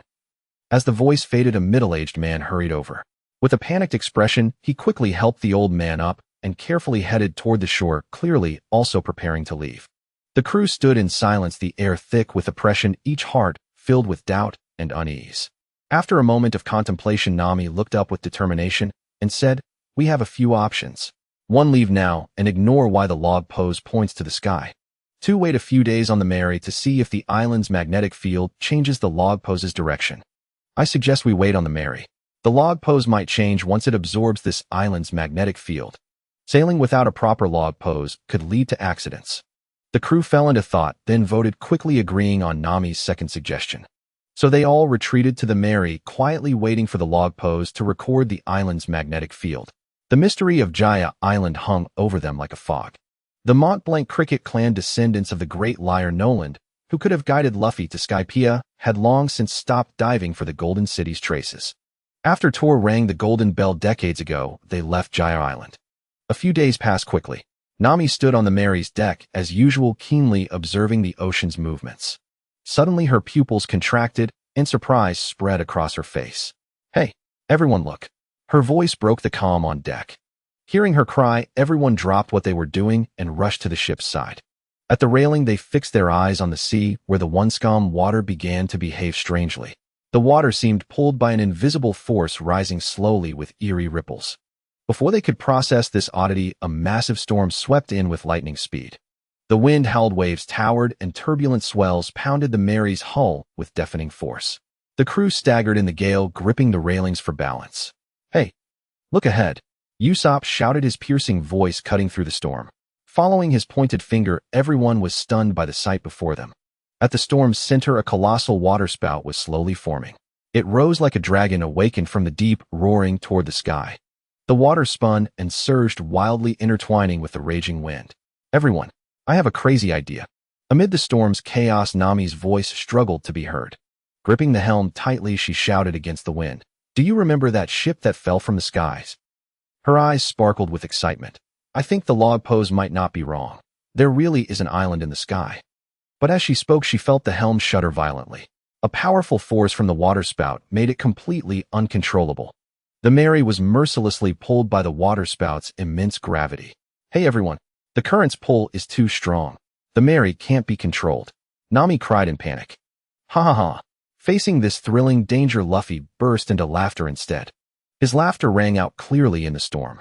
He leaped to the Mary's figurehead, spreading his arms wide against the wind and waves.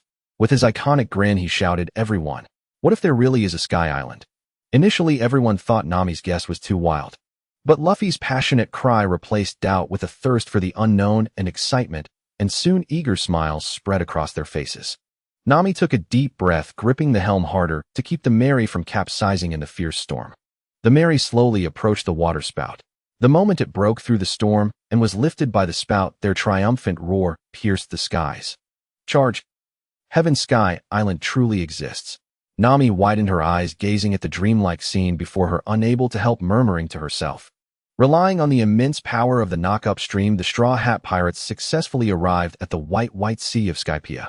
The moment the bizarre scenery of Skypia came into view, everyone was deeply astounded. Hey Luffy, look, you can actually step on these clouds. Chopper's eyes sparkled with excitement. As soon as he set foot on the white sea, he couldn't wait to shout at Nami. What? Really, Chopper? Let me try too. Usopp, without a second thought, leaped off the ship and stood steadily on the white sea. Ha ha ha, Chopper, Usopp. Wait for me, I'm coming too.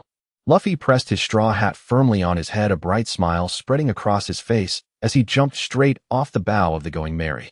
Before long, all the members of the pirate crew disembarked from the Going Merry and stepped onto the white sea, marveling at the miraculous nature of the clouds and letting out continuous exclamations of wonder. Just then a rumbling sound approached from afar, and a group of people riding waivers sped toward them like a gust of wind.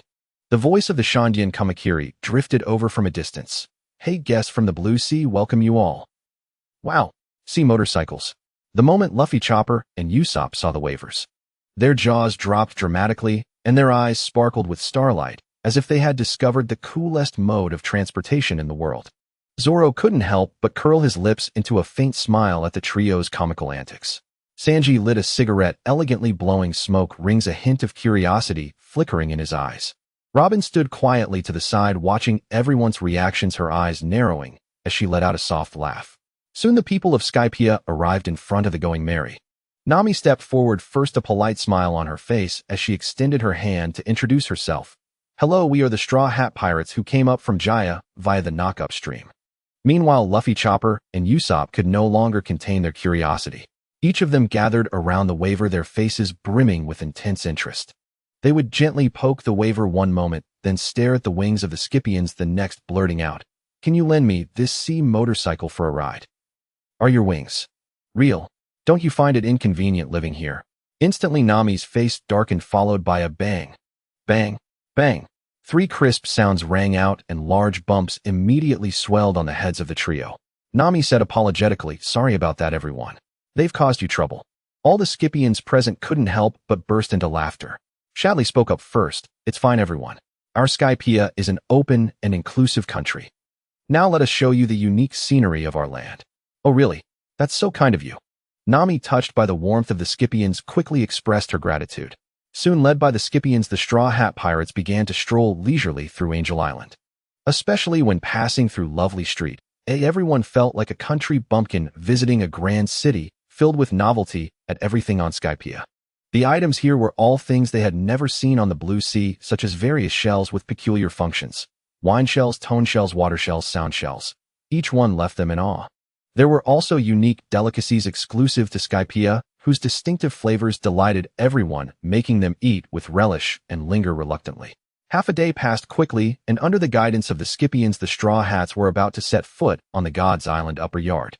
Shadley, still brimming with enthusiasm, said to the group, "The next place we're going is the holy land of Skypia, where our God resides." He was overjoyed to learn of your arrival. He specifically instructed us to bring you there after showing you around Angel Island, so he can personally entertain you. At the mention of the word God, a peculiar glimmer flickered in everyone's eyes. However, having experienced the warmth of the Scypians firsthand, they didn't dwell on it too much, simply regarding it as a unique aspect of Scypian culture. At that moment, Luffy, Chopper, and Usopp each held tightly to the exclusive cotton candy of Skypia. Luffy, munching on the cotton candy, mumbled indistinctly, "You guys are so hospitable. I really love it here." "Me too," Chopper chimed in agreement. "Me too," Usopp quickly nodded. Nami turned to Shadley and asked curiously, "Why is everyone so warm and welcoming?" Shadley replied with a smile, "Because very few people from the Blue Sea manage to reach our Skypia via the knock-up stream. Meeting is fate. That's the principle of making friends for us Scypians."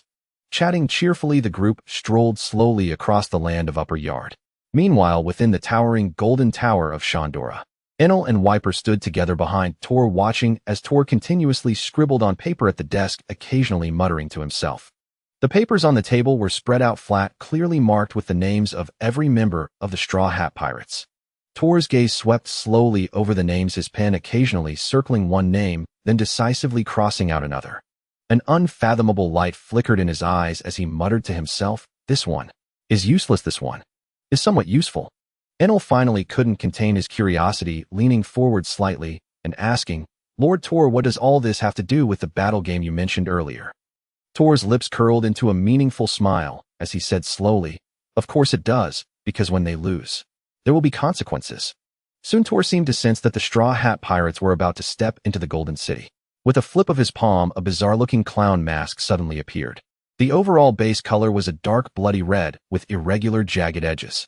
Around the eyes, white paint outlined a series of irregular lines, and the nose was a highly protruding spherical shape, a stark and jarring pale white. The mouth part of the mask was deliberately stretched extremely long, extending to both sides of the cheeks, with the corners turned up in an exaggerated grin, the lips painted a deep black. After putting on the mask, Tor slowly turned around and said solemnly to Enel and Wiper, "Go and summon Teach as well. This battle game is not interesting enough with just the two of you playing alone." The moment the Straw Hat Pirates set foot on the Golden City, time seemed to freeze, leaving every single one of them utterly speechless. Their gazes were firmly captivated by the resplendent golden metropolis before them, each face etched with shock and disbelief. The Golden Plaza, the Golden Towers, the colossal Golden Bell. This dreamlike spectacle immersed the entire crew, leaving them unable to tear themselves away. After a long moment, Nami was the first to snap out of her stupor. Her eyes instantly transformed into large, unmistakable dollar signs gleaming with avarice. She stood frozen in place, muttering incessantly, "Gold. Gold. It's all gold." Her voice trembled with excitement, and her body leaned forward involuntarily, as if she were about to dash forward and claim every last piece for herself. "Even the arena's platform is made of gold." Luffy's eyes sparkled with sheer delight. He leaped up in exhilaration, waving his arms and shouting, "This is so cool." His face radiated a brilliant smile, brimming with boundless curiosity and a desire to explore everything before him. Usopp's jaw dropped wide open, unable to close for a long time. His eyes bulged as if he had witnessed something utterly inconceivable. A faint gurgle escaped his throat as he murmured to himself, This is too much." He almost doubted whether he was dreaming. Sanji, with his hands in his pockets, curled his lips into a slight smile, his eyes conveying a hint of admiration. What an astonishing place. Zoro's usually stern face revealed a flicker of surprise. He meticulously scrutinized the golden structures before him, though he did not erupt into the same excited shouts or gasps as the others. He merely remarked calmly, "Never thought a place like this existed in the world." Robin stood quietly by, seemingly pondering the history and secrets hidden behind this golden city. Chopper bounced around excitedly, his furry little face brimming with elation. Pointing at the golden buildings with his paw, he shouted with childlike joy, "Wow, so beautiful. This gold is so dazzling." Shandya looked at the group without a trace of mockery, instead speaking calmly as he began to relay the message entrusted by Tor. His gaze swept across the crew, and he slowly began, "Everyone, our god has spoken." Instantly, all eyes focused sharply on Shandya, filled with curiosity and anticipation. Shandya continued unhurriedly, "He will invite you to play a game later. The rules are simple. Each of you picks an opponent for a friendly spar. For every match you win, you can take away a portion of the gold. How much you get is entirely up to your own skill. The moment Shandya finished speaking, the crew's eyes lit up with excitement, as if a fire had been ignited. Nami turned to Luffy, Zoro, and Sanji with a serious expression and raised her voice. Hey, Luffy, Zoro, Sanji. Even though the people here are very welcoming, you must win that game later. Luffy threw his head back and roared with laughter. Ha ha, just knock them all flying. His smile radiated unshakable confidence and dominance. Zoro's hand instinctively rested on his sword hilt, his fingers lightly tracing it, as a gleeful grin spread across his face. A hint of anticipation flickered in his eyes as he said, I wonder if there's a strong swordsman here. Sanji exhaled a puff of cigarette smoke, letting it drift lazily before him. A faint smile tugged at his lips as he murmured, how could I ever refuse a request from Namison? Just then Nami added another remark. Oh, and don't take too much either, or we'll be going overboard. Yet the iconic dollar signs in her eyes had not completely faded, still gleaming with her yearning for the gold. At that moment Robin cast a sharp glance at Shandya and asked coolly, and what is the penalty if we lose the game? Shandya turned his head slightly toward Robin, a mysterious glint flashing in his eyes. He replied slowly, the penalty. You'll find out when the time comes.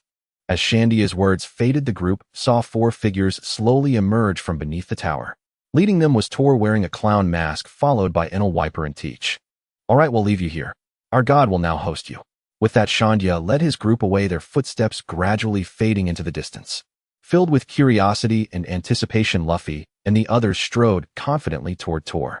Luffy approached Tor and the others, seemingly unconcerned about why Tor wore a mask. His face still beamed with his signature radiant smile. He extended his hand and declared in a booming voice, hello. You're the boss of Skypia, right? And Monkey D. Luffy, the man who's going to become the Pirate King. Without a moment's hesitation, Tor extended his hand just as generously and firmly grasped Luffy's. Beneath the mask, a meaningful smile appeared. He said slowly, the Pirate King, huh? Ambitious. Tor then led Teach, Enel, and Whitebeard toward the golden arena. As he walked, he continued in a relaxed tone, Shandya already explained the game rules to you, right? Win, and you can take as much gold from here as you want. It's that simple. Robin's brow furrowed slightly, her eyes revealing caution and doubt. She stepped forward and asked again, and if we lose, what's the punishment? Her gaze locked onto Tor, trying to discern any clue from his expression. Tor slowly turned around, his eyes sweeping over Robin as his voice emerged from beneath the clown mask. What? Afraid will harm you. Look at all this gold around you, everyone. In the blue sea, this gold might be valuable, but here, it's everywhere. So, don't overthink it. It's just a small game. His tone was light and casual, as if this were nothing more than a trivial pastime. Then, as if recalling something, Tor added, oh right, I have something here that might interest you. People from the blue sea call it a poneglyph, right? What? You have a poneglyph here? Robin was instantly captivated by Tor's words, blurting out in surprise. Tor looked at Robin and said slowly, seems you're quite interested. Yes, there is one here.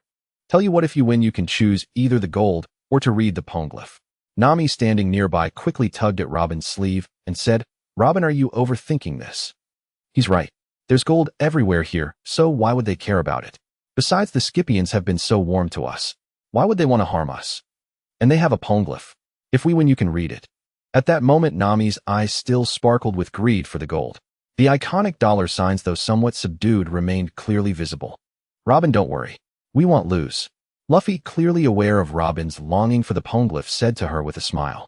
Perhaps due to the harsh experiences Robin had endured over the years, she had grown exceedingly cautious. But the warmth of the Skypians was something everyone had personally experienced. It couldn't be faked. Constantly assuming ill intent from them might seem too disheartening. Coupled with the poneglyph Tor had mentioned, Robin ultimately chose silence. Clearly the allure was irresistible to her. Please, everyone. Soon Tor's voice rang out again. Enel, Whitebeard, and Teach were already standing in neat formation on the western side of the arena.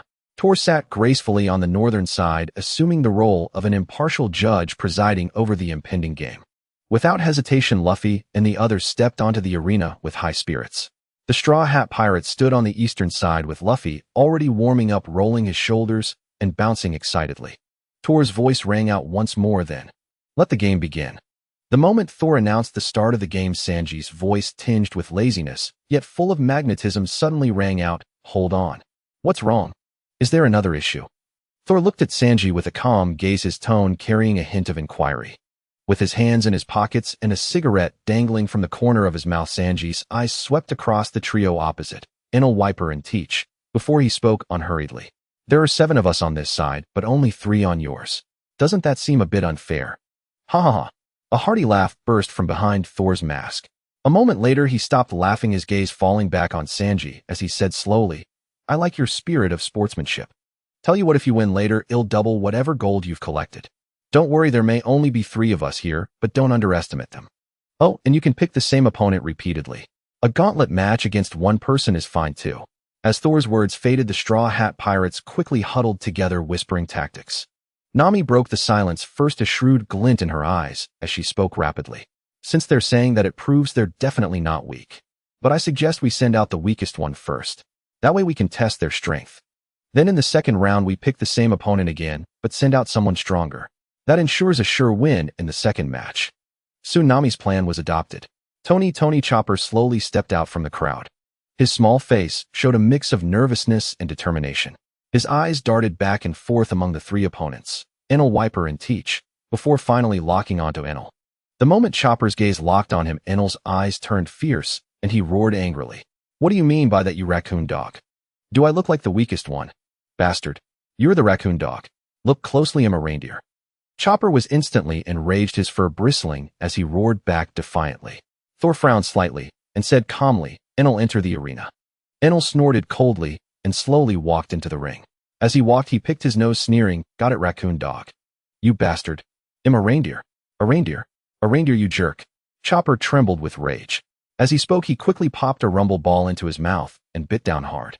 The moment he bit through the rumble ball, his voice rang out with determination, jumping point. Instantly, Chopper's body began to undergo drastic changes. He grew taller, his once small form becoming larger and more muscular. His arms gradually transformed into human-like arms while his feet remained animalistic. His antlers began to recede, and his originally beast-like face also changed. He had chosen jumping point. He hoped to prolong the fight with agile movements, allowing his crewmates to better gauge the enemy's strength. That was his purpose for stepping up first. But the rumble ball's effect only lasted 3 minutes. The moment his transformation was complete, Chopper leaped toward Enel. Yet Enel stood motionless as Chopper closed in a contemptuous smirk on his face. Seeing this, Chopper didn't hesitate. He leaped high again, his fist aimed straight at Enel's face, and murmured softly, sorry.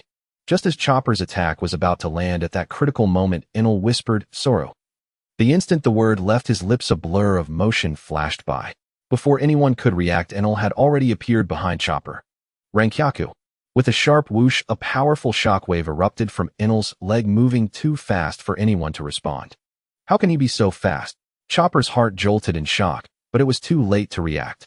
In an instant, the shockwave of Rankyaku struck Chopper's back with brutal force. Blood burst from Chopper's back with a splatter. His body crashed to the ground, reverting to its normal form, and he fell unconscious. Chopper, Luffy, and the others turned pale with horror. They rushed forward frantically and scooped Chopper up. Luffy's hands were stained red by the blood from Chopper's back, yet he still held Chopper tightly in his arms. His eyes burned with fury as he roared at Enel, You bastard. Isn't this supposed to be a spar? Why are you going so hard? TCH. Enel sneered, leisurely walking back to the edge of the ring. Bastard. Zoro's eyes turned icy cold as he drew his sword without hesitation. Sanji's gaze also sharpened, his legs slightly bent in a combat stance. Usopp raised his slingshot, a mix of tension and anger in his eyes. Robin crossed her arms, ready to activate her devil fruit ability. Everyone quickly entered a battle-ready state. Just then Thor's voice rang out unhurriedly. What's this? Not planning to continue the game, everyone. As the group stood on the brink of conflict, Luffy's expression suddenly shifted, and he became unusually silent. He gently handed Chopper to Nami, then reached up to press down on his straw hat, his voice firm. We lost this round. Then Luffy fixed his gaze on Enel, speaking each word deliberately. Hey, you with the big ears, I choose you. Fight me again. Bittered by rage, the crew seemed oblivious to the vast gap in strength between them and Enel. Someone this weak. I don't get why Lord Thor even bothered to set up a game for you. You probably don't even know what hockey is, do you? How about this? All of you come at me at once, all right? As he spoke, Enel strode back toward the center of the ring, his steps brimming with provocation. Hearing Enel's words, Zoro and Sanji moved to stand beside Luffy, but he stopped them with an outstretched hand. Zoro, Sanji, this fight is mine. Luffy's words carried an unshakable resolve. He then fixed his gaze on Enel again and said in a low voice, Hockey or Upon hearing Nami's words, the members of the Straw Hat Pirates stood frozen in place, as if time itself had solidified, and all around them fell into an eerie silence. Only Nami's tearful voice echoed in their ears. Luffy's eyes were filled with bewilderment and disbelief as he stared blankly at Nami. His lips trembled and his voice was barely audible. Nami, you're joking, right? Usopp's slingshot quivered violently, the weapon meant for battle, now trembling in fear. He looked at Nami, his voice tinged with a plea, stammering, Nami, this kind of joke isn't funny at all. Zoro, Sanji, and Robin's faces turned grim in an instant as they slowly approached Nami. When their eyes fell upon the lifeless Chopper in Nami's arms, a surge of grief overwhelmed them like a tidal wave. Nami completely broke down. Her legs gave way and she fell to her knees, clutching Chopper's body tightly as tears streamed uncontrollably. She looked up at the sky and screamed with all her might, Chopper, it's my fault. Chopper, it's all my fault for being too greedy. I've caused this. Her voice was filled with endless remorse and guilt. Luffy rushed to Nami's side and lifted Chopper from her arms. His hands trembled slightly and a hint of madness gleamed in his eyes as he frantically tried to pry open Chopper's eyelids, muttering repeatedly, Chopper. Chopper. You're fine, aren't you? Open your eyes, Chopper. Blood from Chopper's back continued to drip onto the floor. No matter how hard Luffy tried, Chopper's eyes kept closing, showing no sign of life. Luffy's eyes lost all light.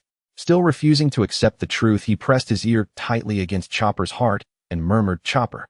Chopper. You're a doctor. You said you'd invent a universal cure. Your universal cure hasn't been invented yet, Chopper. Finally, he couldn't hold back any longer and let out a heart-wrenching scream filled with immense pain and sorrow. Hey, Luffy, Chopper is dead. Zoro said, his voice choked with tears as he reached out to pull Luffy, trying to shake him back to reality. At that moment, Zoro's tears also flowed uncontrollably down his cheeks. Let go of me, Zoro. Luffy angrily shoved Zoro's hand away, still refusing to accept Chopper's death. He kept muttering, Chopper. Wake up, Chopper. Wake up, Chopper. Slap. Zoro struck Luffy hard across the face. Tears streaming down his face, he shouted, Luffy, Chopper is dead. What we need to do now is cut down all these people together and avenge Chopper. Yes, cut them all down and avenge Chopper. Cut them all down and avenge Chopper. Luffy repeated Zoro's words dazedly, his head swaying as if he didn't know what to do. Slap. Another crisp slap rang out as Sanji also struck Luffy across the face. He grabbed Luffy's clothes, holding back tears, and roared angrily, Are you awake yet, Luffy? With Sanji's tugging, Luffy's eyes seemed to slowly regain focus. Yet the atmosphere among the Straw Hat Pirates grew heavier, as if a boulder weighed on everyone's heart. After a moment, Luffy seemed to finally come to his senses. He slowly took off his straw hat and gently placed it over Chopper's face. His voice was low and suppressed as he called out, Nami. Nami looked up tremblingly, her eyes brimming with tears as she gazed at Luffy. Luffy's subdued voice continued, Watch over Chopper. Then Luffy called out, Zoro, Sanji, Robin, Usopp. Hearing Luffy's call, the others wiped away their tears, their eyes filled with determination and resolve, and stood behind Luffy. I'm going to kill them all to avenge Chopper. Any objections? Luffy roared angrily. Zoro bit down on Wado Ikamanji, gripping Shusui and Sandai Kitetsu tightly in his hands. A fierce killing intent gleamed in his eyes, ready to strike a fatal blow at any moment. Sanji lit another cigarette, took a deep drag, and slowly exhaled the smoke. He shoved his hands into his pockets, lowered his head, and bent his body slightly, poised to attack. Usopp donned the Sniper King mask, drew his slingshot taut, and aimed directly at Thor. Robin crossed her arms in front of her chest, waiting for Luffy's command to launch an attack without hesitation. No objections, X4, the group replied in unison, their low voices brimming with anger. Witnessing this fervent scene from the Straw Hat Pirates, Enel, Wiper, and Teach wore strange expressions on their faces. They exchanged glances, then shook their heads, their mocking smiles undisguised as they ridiculed the Straw Hat Pirates' overestimation of their own abilities. Subsequently, the three sat cross-legged, looking as if they were ready to enjoy a show. Luffy took a step forward, but just as the group was about to act, a thunderclap exploded beside them. With a hum, a barrier of lightning instantly enveloped them all. The group stared at the lightning barrier, their expressions growing solemn, yet their eyes held no trace of fear. Sigh. Really, why do you always get lost in your own world? Thor's voice rang out as he slowly rose from his seat and walked toward them. Standing before Luffy and the others, he uttered coldly, Did I say the game was over, everyone? Bastard. Usopp shouted and released his slingshot, the pellet shooting straight toward the barrier. However, the moment the pellet touched the barrier, a sizzling sound was heard, and it was destroyed by the powerful current reduced to ashes. Wheel of Flowers. Robin's voice echoed, and instantly numerous arms sprouted from Thor's body, piercing through the lightning barrier. But just as the arms were about to move, several thunderbolts exploded beside Thor. A blinding flash of lightning passed, and all the arms on his body vanished as if they had never existed. Sanji's body began to spin wildly, his speed increasing until his entire right shin was engulfed in blazing flames. Diable Jam. Sanji kicked fiercely toward the lightning barrier. The moment he touched the thunder, Sanji's body began to tremble violently, powerful currents crackling across his skin. With a heavy thud, Sanji crashed to the ground, his body covered in scorch marks, utterly disheveled. He gasped for air, his eyes wide with shock and disbelief, unable to fathom that anyone could possess such overwhelming power. Zoro tightly bound his headband, his gaze radiating an air of resolute determination. He raised Yubashiri and Sandai Kitetsu high behind his back, crossing them with Wado Ikemanji. With a fierce cry of three-sword-style tiger hunt, a powerful slash wave roared toward the encircling wall of thunder. Yet it was destined to be futile. The moment the slash wave touched the lightning, it vanished without a trace, utterly consumed by the formidable thunderous force. Thor watched the group with a mocking smile, then turned to Luffy and said slowly, "And you, Pirate King, care to try?" Though he already knew the outcome, he still wanted to personally verify whether this rubber man was truly completely immune to lightning. Bastard. With a furious roar, Luffy leaped into the air. Gomu Gomu no Rubber Whip.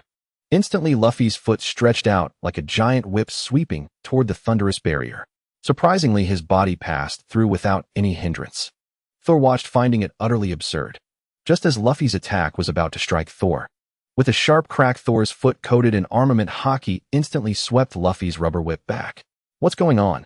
Luffy clutched his calf, his face contorted in agony. He stammered in disbelief. It's like Grandpa's attacks. My rubber can feel pain. At that moment, everyone's eyes grew solemn. A heavy silence descended, the tension suffocating. They finally realized that the man before them seemed to belong to an entirely different league of power. Blazer Thor. You're Admiral Blazer Thor, aren't you?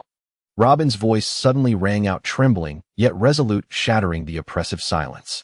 Hearing her words, Thor slowly removed the mask from his face. When his features were fully revealed, Robin's pupils constricted sharply as she confirmed Thor's identity, a look of despair flashing in her eyes. Congratulations, you guessed correctly, Nico Robin, Thor said unhurriedly. Only then did the group truly comprehend the terrifying extent of a Marine Admiral's power. Robin instantly understood that Blazer Thor was the awe-inspiring god spoken of by the people of Gaia. The pirates on that island had been mercilessly slaughtered by his terrifying thunder, and she, more than Luffy and the others, knew the chasm-like gap in strength between them and a Marine Admiral, an insurmountable abyss. But faced with this hopeless scene, what could be done? Robin's heart was utterly consumed by despair. Her body trembled faintly, her eyes brimming with helplessness. You all have been too careless with the rules. I've decided to add a temporary one. Thor's voice rang out again. Breaking the rules carries a penalty. As he spoke, he slowly raised his finger, pointing directly at Nami. Luffy and the others, their pupils dilating, instantly roared, "No."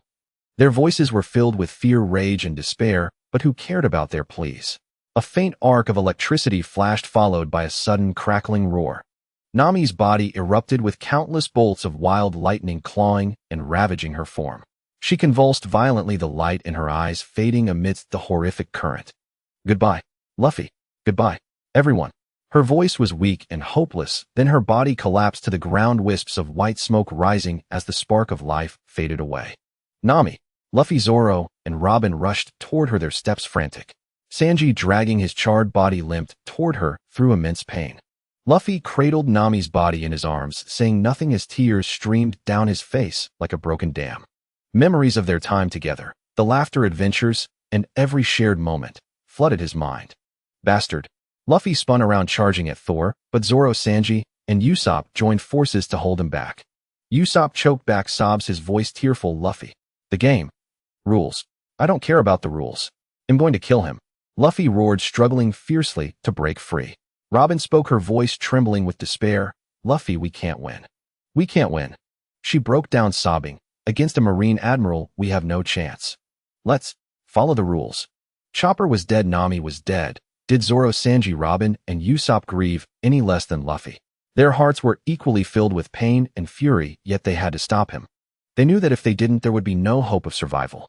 Follow the rules, they didn't have to fight Thor directly. Defeat the 3 opponents, and they could live. Under their restraint and persuasion, Luffy's chest heaved violently, his ragged breaths thick with rage.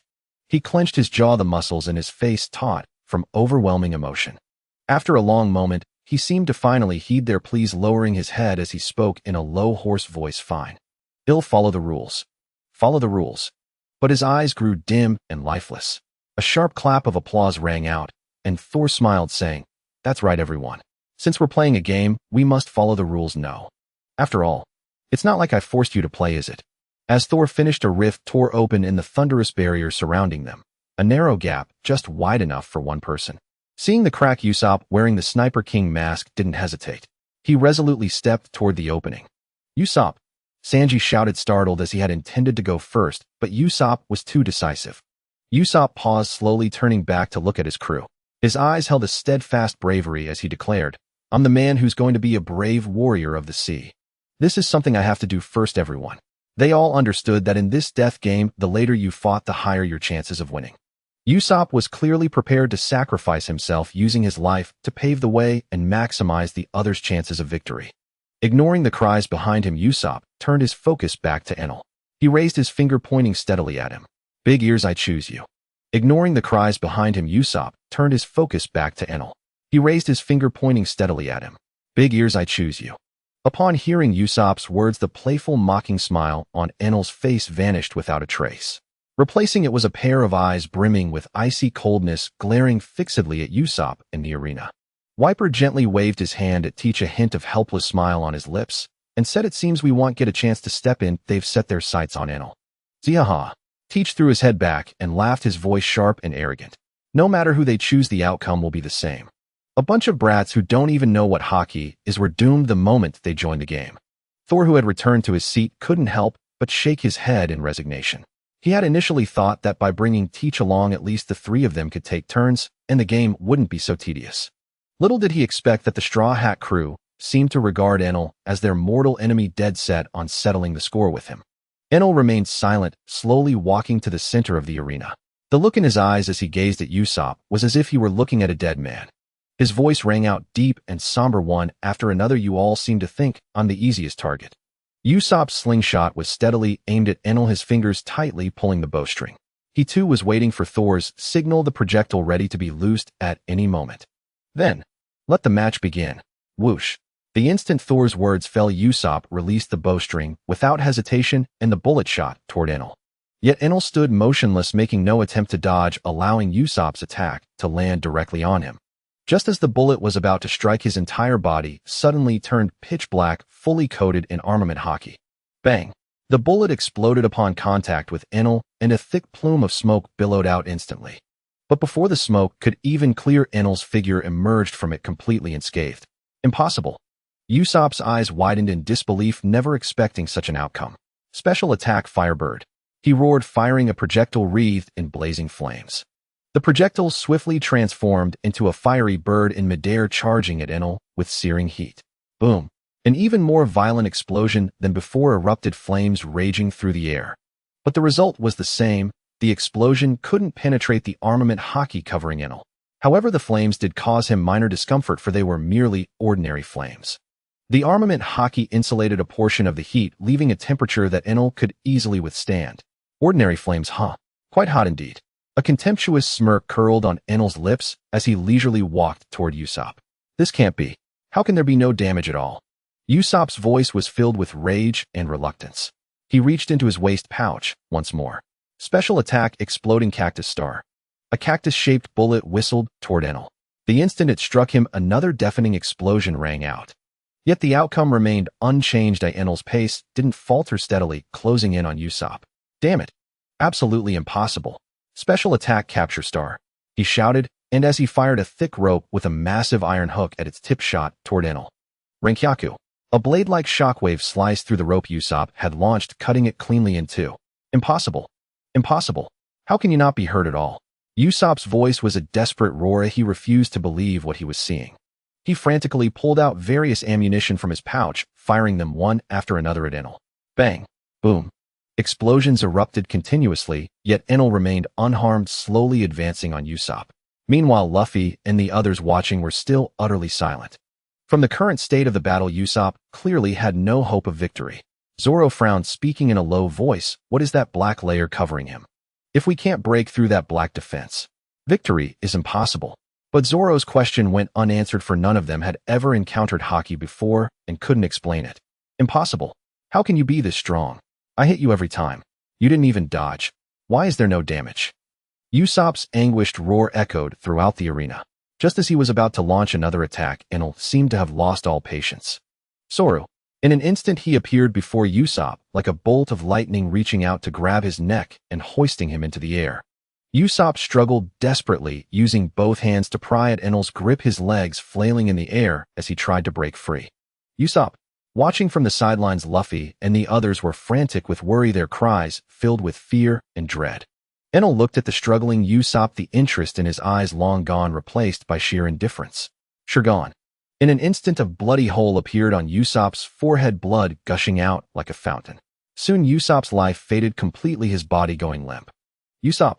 Luffy let out a heartbroken scream. He had no tears left to shed, his eyes devoid of any light, as if his entire world had crumbled. Watching Enel mercilessly toss Usopp's corpse off the arena, the others clenched their fists tightly. What do we do?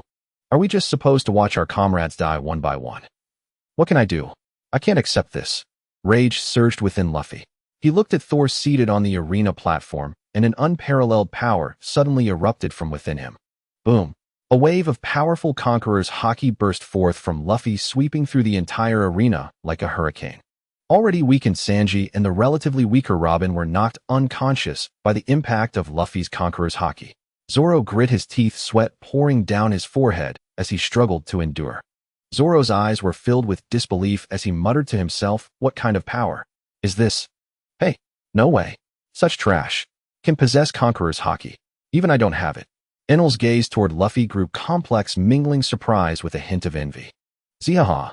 Conqueror's haki bursting forth in a desperate situation. Teach laughed loudly, his voice grating harshly in the tense atmosphere. Thor furrowed his brow slightly, then murmured with a smile, awakening Conqueror's haki prematurely, yet you've knocked out your own teammates first. Luffy, withdraw this energy quickly. I can't hold on much longer. Zoro's forehead dripped with sweat as he spoke with difficulty. Hearing Zoro's shout, Luffy's concentration shattered, and the Conqueror's haki receded like a tide. He hastily helped Zoro up, apologizing repeatedly. Sorry, Zoro, sorry. I don't know what happened. Then Luffy remembered Sanji and Robin. He rushed to their sides, shaking them vigorously, trying to wake them. He kept muttering, sorry, it's all my fault. I couldn't protect you, and instead I hurt you. Sorry. Zoro grabbed Luffy's hand, shook his head, then turned to shout at Thor. The match allows pauses, doesn't it?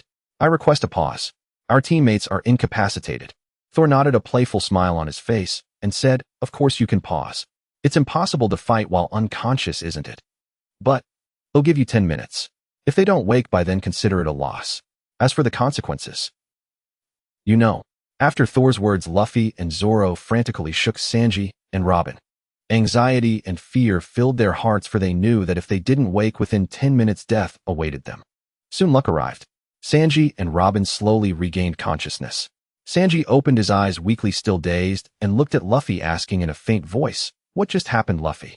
But Luffy only kept apologizing, his voice full of self-reproach, sorry. Suddenly, a thunderbolt crashed down beside Sanji, with a deafening roar drawing everyone's eyes to Thor. Thor, with a look of impatience, said coldly, your apologies are starting to annoy me. Since you're awake, let's continue the game. As his words fell, the terrifying thunder barrier around them vanished. Thor continued, but fighting one by one is too boring. They'll give you a privilege. All three of you can attack together. 5 seconds, or you lose. Thor gave them no time to react, and began counting down 5, 4, 3. At the count of 3, Zoro, Sanji, and Robin stepped forward without hesitation. Luffy, seeing this, was desperate to rush forward, but was stopped by their determined gazes. Zoro took a deep breath, tightened his bandana, and said slowly, the captain should be the last to appear. Sanji lit another cigarette, his hands trembling slightly. He took a deep drag, exhaled smoke, and a faint smile appeared on his face. He said, fighting alongside Robin-san is wonderful. Robin gently wiped away the lingering tears from her eyes, her fighting spirit reignited, and she said slowly, meeting you all is my fortune. Enough with the sentimentality. Thor cut off their emotional moment coldly. Then he looked at Enel in the center of the ring and asked, Enel, can you still fight? If not, I'll send someone else. Hearing Thor's words, Enel curled his lips into a confident grin, looking at the group before him, and said slowly, Lord Thor, am I not still standing in the center of the ring? These guys, even if 10 of them came at once, the result would be the same. Then begin. The moment Thor's words ended, Zoro, Sanji, and Robin attacked Enel simultaneously. Three-sword style demon slash. Zoro roared, crossing his arms, using the third sword to block all possible escape routes for Enel as he slashed toward him. Mutton shot. Sanji leaped into the air, focusing all his strength into his right leg muscles taut, and aimed a kick at Enel's neck. Rotating vines. Robin's hands moved swiftly as countless limbs sprouted from the ground, forming vines to entangle Enel. Enel looked at the attacks from Zoro, Sanji, and Robin, a sneer of utter contempt curling his lips. Too slow, everyone. In a flash, he used Soru and evaded their attacks instantly. When he reappeared, Enel stood silently behind Sanji. You're the most injured, so you'll die first. Enel said coldly. Rankyaku, flying bird. In an instant, his legs swept out, unleashing a powerful shockwave. A bird-shaped blast slammed into Sanji's back. Ugh! Sanji let out an agonized groan as his body uncontrollably flew forward from the immense force. His entire back was torn open, blood spraying out. Already injured, he could no longer withstand this fatal blow. His head hit the floor with a dull thud. Still not dead? Let me finish you. Enel appeared behind Sanji again, raising his foot coated in armament hockey high before stomping down hard on Sanji's head. Bastard. Zoro's eyes turned bloodshot. One sword style, aye lion's song. He bellowed, charging at Enel with an unstoppable fierce aura. Two flower grip. Robin's hands danced rapidly as two arms sprouted from beneath Enel, grabbing at his groin with immense force, aiming for a fatal strike. But Enel, his entire body coated in armament hockey, paid no heed to their attacks. As Zoro's blade and Robin's grip reached him, Enel's foot was already descending towards Sanji's head. Boom! With a heavy muffled explosion, Sanji's head was crushed instantly, blood and brains splattering like fireworks in all directions. Sanji! Luffy let out a heart-wrenching scream. Unable to endure any longer, he staggered forward into the arena, wishing to tear his enemy apart right before his eyes. In an instant, the towering figure of Blackbeard appeared firmly before Luffy, completely blocking his path. Luffy roared in anger, "Get out of my way." Rocket pistol. His arm, elongated like a rubber band, pulled back to its limit before shooting forward like a cannonball towards Blackbeard. Blackbeard looked at the incoming attack, his right hand, covered in hockey, effortlessly receiving Luffy's powerful strike.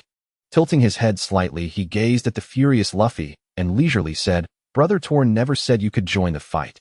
His tone was filled with mockery and disdain, laughing at Luffy's audacity. Meanwhile, Enel on the ring showed a flicker of complex emotions in his eyes, first relief then shock. Fortunately, he had covered his entire body with armament hockey, so Robin's attack had no effect, preserving the dignity of the man. The shock came from the fact that Zoro had actually cut through his armament hockey, leaving a deep knife wound about 1 centimeter on his body. Blood flowed down the wound, dripping onto the ground. Looking at Zoro and Robin, their eyes now held no other thoughts, only a raging fire of hatred. In their eyes was a singular, unwavering thought: to kill Enel, to avenge their fallen comrades Chopper, Nami, Usopp, and Sanji. Just as Zoro and Robin prepared to launch their next attack, a wall of thunder suddenly rose beside them, firmly blocking their path. Thor's light-hearted voice came through. "It seems your captain doesn't like to play by the rules of the game." Hearing this, Zoro and Robin's gazes instantly turned to Luffy, who was desperately trying to break through Blackbeard's obstruction, attacking fiercely without any sign of stopping. "Luffy!" Zoro's roar was deafening, and then he seemed to suddenly realize something, turning sharply to look at Robin. In that fleeting moment, a bolt of lightning struck down from the sky, without warning, aimed directly at Robin. Bang! With a loud crash, Robin's body had already fallen to the ground. Her body lay stiff, smoking, having lost her breath. The price of not playing by the rules is death. Robin.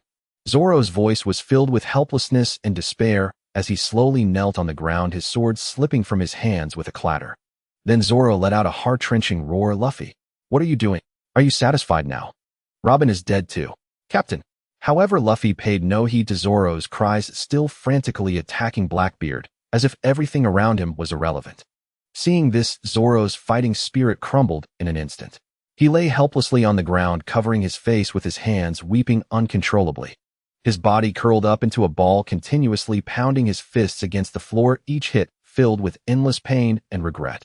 His heart was filled with confusion and bewilderment. He did not understand why the situation had escalated to this point, nor why Luffy always refused to play by the rules. In his heart, was he blaming Luffy? The answer was obvious, but what good was blame? What had happened could not be changed. Now he only hated himself for being too weak, hated the enemy for being too strong, powerful enough to render him so helpless in this battle, forced to watch his companions fall before him. It seems you lack the desire to fight now, Roronoa Zoro. Tor's voice echoed softly, and as soon as he finished speaking, he flashed into the thunder barrier surrounding Zoro and squatted down before him. Zoro weakly lifted his head, his eyes red and swollen, tears flowing uncontrollably down his cheeks.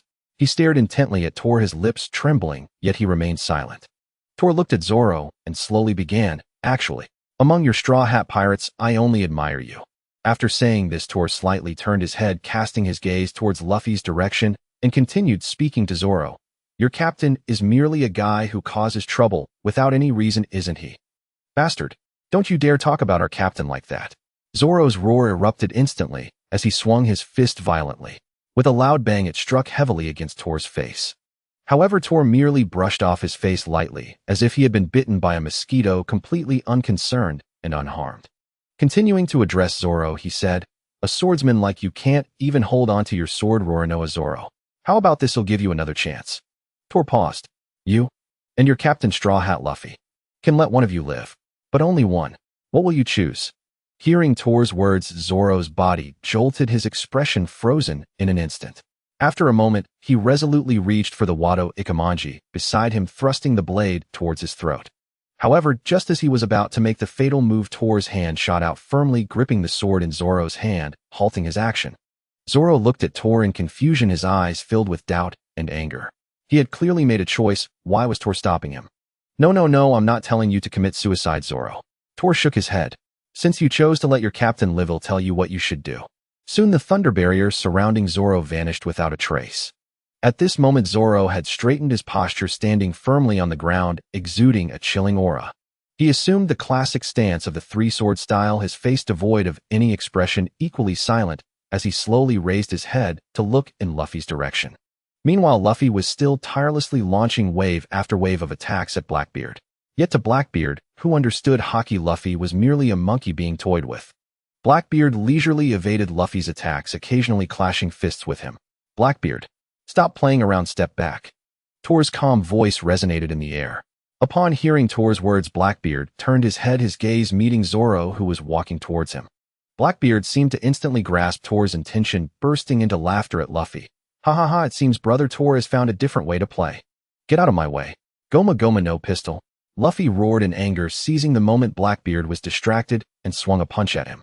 Faced with Luffy's attack, Blackbeard's figure flickered as he swiftly retreated. Just when Luffy thought this punch would miss again, a familiar figure appeared before his eyes. Two swords crossed in midair, forming an X shape, firmly blocking Luffy's punch. Seeing this scene, Luffy's mind seemed to stop functioning, leaving him in a daze. He looked incredulously at Zoro, standing in front of him, his mouth trembling slightly. "Zoro, what are you doing?" Zoro slowly raised his head to look at Luffy, his cold voice ringing out, "To survive, Captain." Upon hearing Zoro's words, Luffy stood frozen in a daze for a moment before speaking haltingly. "Zoro, Nami-Sanji, they're all dead and you're stopping me." Zoro looked at Luffy's utterly disheartened state, a sharp pang stabbing his heart. Suppressing his grief, he spoke in a voice deep and somber. "Luffy, the way you are now, it makes me feel so strange." He paused, a flicker of resolve flashing in his eyes, then continued, "Don't you get it yet? The enemy's strength is worlds apart from ours. They said, only one of us can survive." Zoro's voice rose, gradually shifting from a low murmur to a roar. "So, please go to your death, Luffy. Notorious Hawk Wave."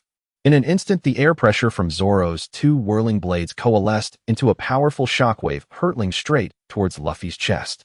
Luffy, however, showed no intention of dodging. He stood there frozen, allowing Zoro's attack to land squarely upon him. With a tearing sound, a star-shaped wound bloomed across Luffy's chest, blood instantly splattering forth.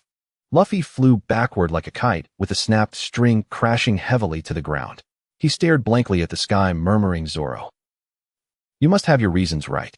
Zoro slowly walked towards Luffy, his eyes filled with reluctance and resolve. He didn't answer Luffy's question, but spoke in a trembling voice. Luffy, you know joining your pirate crew has been a disappointment. A greedy navigator, a perverted cook, a cowardly sniper, a weak doctor. And your so-called archaeologist musician. Do you really think a crew like this can achieve anything great? Your so-called pirate king. That's a joke to entertain nothing but a pipe dream. And look at your state now. All your nakama are dead, yet you don't even have the will to fight. I truly don't understand how someone like you can be a captain. Tell me, Luffy. As he finished speaking, Zoro was already beside Luffy, landing a vicious kick to his ribs. With a thud, Luffy's body tumbled, uncontrollably rolling until he stopped beside the corpses of Chopper and Nami. His straw hat still rested on Chopper's face. Zoro didn't cease his venomous words, continuing, "Look at Chopper and Nami right before you. A useless doctor and a useless navigator. Completely lacking combat ability, nothing but dead weight on the ship. What use are they, Luffy? I say people like them shouldn't even be on the crew." With that, another fierce slash hurtled towards Luffy. But this time Luffy seemed suddenly awakened. He sprang up swiftly, dodging Zoro's attack. He slowly bent down, picked up the straw hat from Chopper's face, and placed it on his own head, speaking in a low voice. "Zoro, I won't allow you to speak of them that way." Luffy's voice escalated into a roar. "Apologize to them." In an instant, Luffy's fist shot out like a cannonball towards Zoro. With a thud, it was still firmly blocked by Zoro's crossed swords. Zoro looked at Luffy's furious face and continued to provoke, "Apologize to them. Was I wrong? You want me to apologize to 2 dead bodies now? Sorry, I can't do that. You bastard, Zoro." Luffy's rage fully erupted at Zoro's words. A dizzying flurry of fists rained down on Zoro. "Apologize to them." Thud, thud, thud. Zoro continuously defended against Luffy's onslaught, while relentlessly taunting, "How could I ever apologize to a bunch of worthless failures, Monkey D?" Luffy couldn't believe these words were coming from Zoro's mouth. "Bastard, they are not failures. They are nakama. Goma Goma no Gatling." Luffy roared, unleashing a storm of rapid-fire rubber punches that hammered towards Zoro. "Are your attacks this weak, you failure?" Zoro bellowed, his form flickering as he deftly evaded Luffy's wild barrage. Santoryu Tornado. In an instant, a powerful vortex of sword pressure erupted from the ground at Luffy's feet, blasting him into the air. Yet Luffy Airborne took little damage. Instead, his foot stretched further towards the sky before descending upon Zoro with tremendous force. Goma Goma no Volcano. Zoro swiftly sheathed 2 of his swords, leaving only Wado Ikamanji in his hand. Just as Luffy's attack was about to land, something utterly unexpected happened. Zoro suddenly turned the blade towards his own chest. Luffy tried to pull back his attack, but it was too late. Boom. Thwack. Luffy's foot struck Zoro's hands, and Wado Ikamanji instantly plunged deep into Zoro's chest. Luffy rushed to Zoro's side, his hands trembling, his voice choked with tears. "Zoro, why did you do this? Why didn't you dodge just now?" He fumbled frantically, completely at a loss for what to do. A trickle of blood spilled from the corner of Zoro's mouth. Using his last ounce of strength, he shook his head at Luffy and said weakly, "Luffy, listen to me." Luffy instantly fixed his gaze on Zoro's face, trembling as he spoke. "Tell me, Zoro. Tell me." At that moment, Zoro could no longer hold back his tears. They streamed down his face. He said feebly, "I'm sorry. Luffy, I'm sorry, everyone. Luffy, you have to live on, okay? Do you hear me, Luffy?" But Luffy seemed not to hear Zoro's words, muttering to himself, "Zoro, you're not going to die, right? You're not going to leave me, right? It's all fake. Everything you said was fake. Luffy." Zoro screamed with his dying breath. "Promise me. Live on. Can you do that?" "Okay. I promise you, Zoro. He'll promise you anything. You won't die, right?" Luffy pressed his hands against Zoro's chest, trying to staunch the bleeding, but the blood wouldn't stop, gushing out incessantly. "Zoro. Zoro. You won't die, right? You haven't become the world's greatest swordsman yet. How can you die?" But Luffy would never hear Zoro's reply again, for Zoro's eyes had closed forever. Luffy looked up, and the moment he saw Zoro's face, his pupils constricted sharply. "It's all fake, all a dream, isn't it?" Luffy repeated this phrase over and over until, as if struck by a violent shock, he lost consciousness entirely and collapsed to the ground.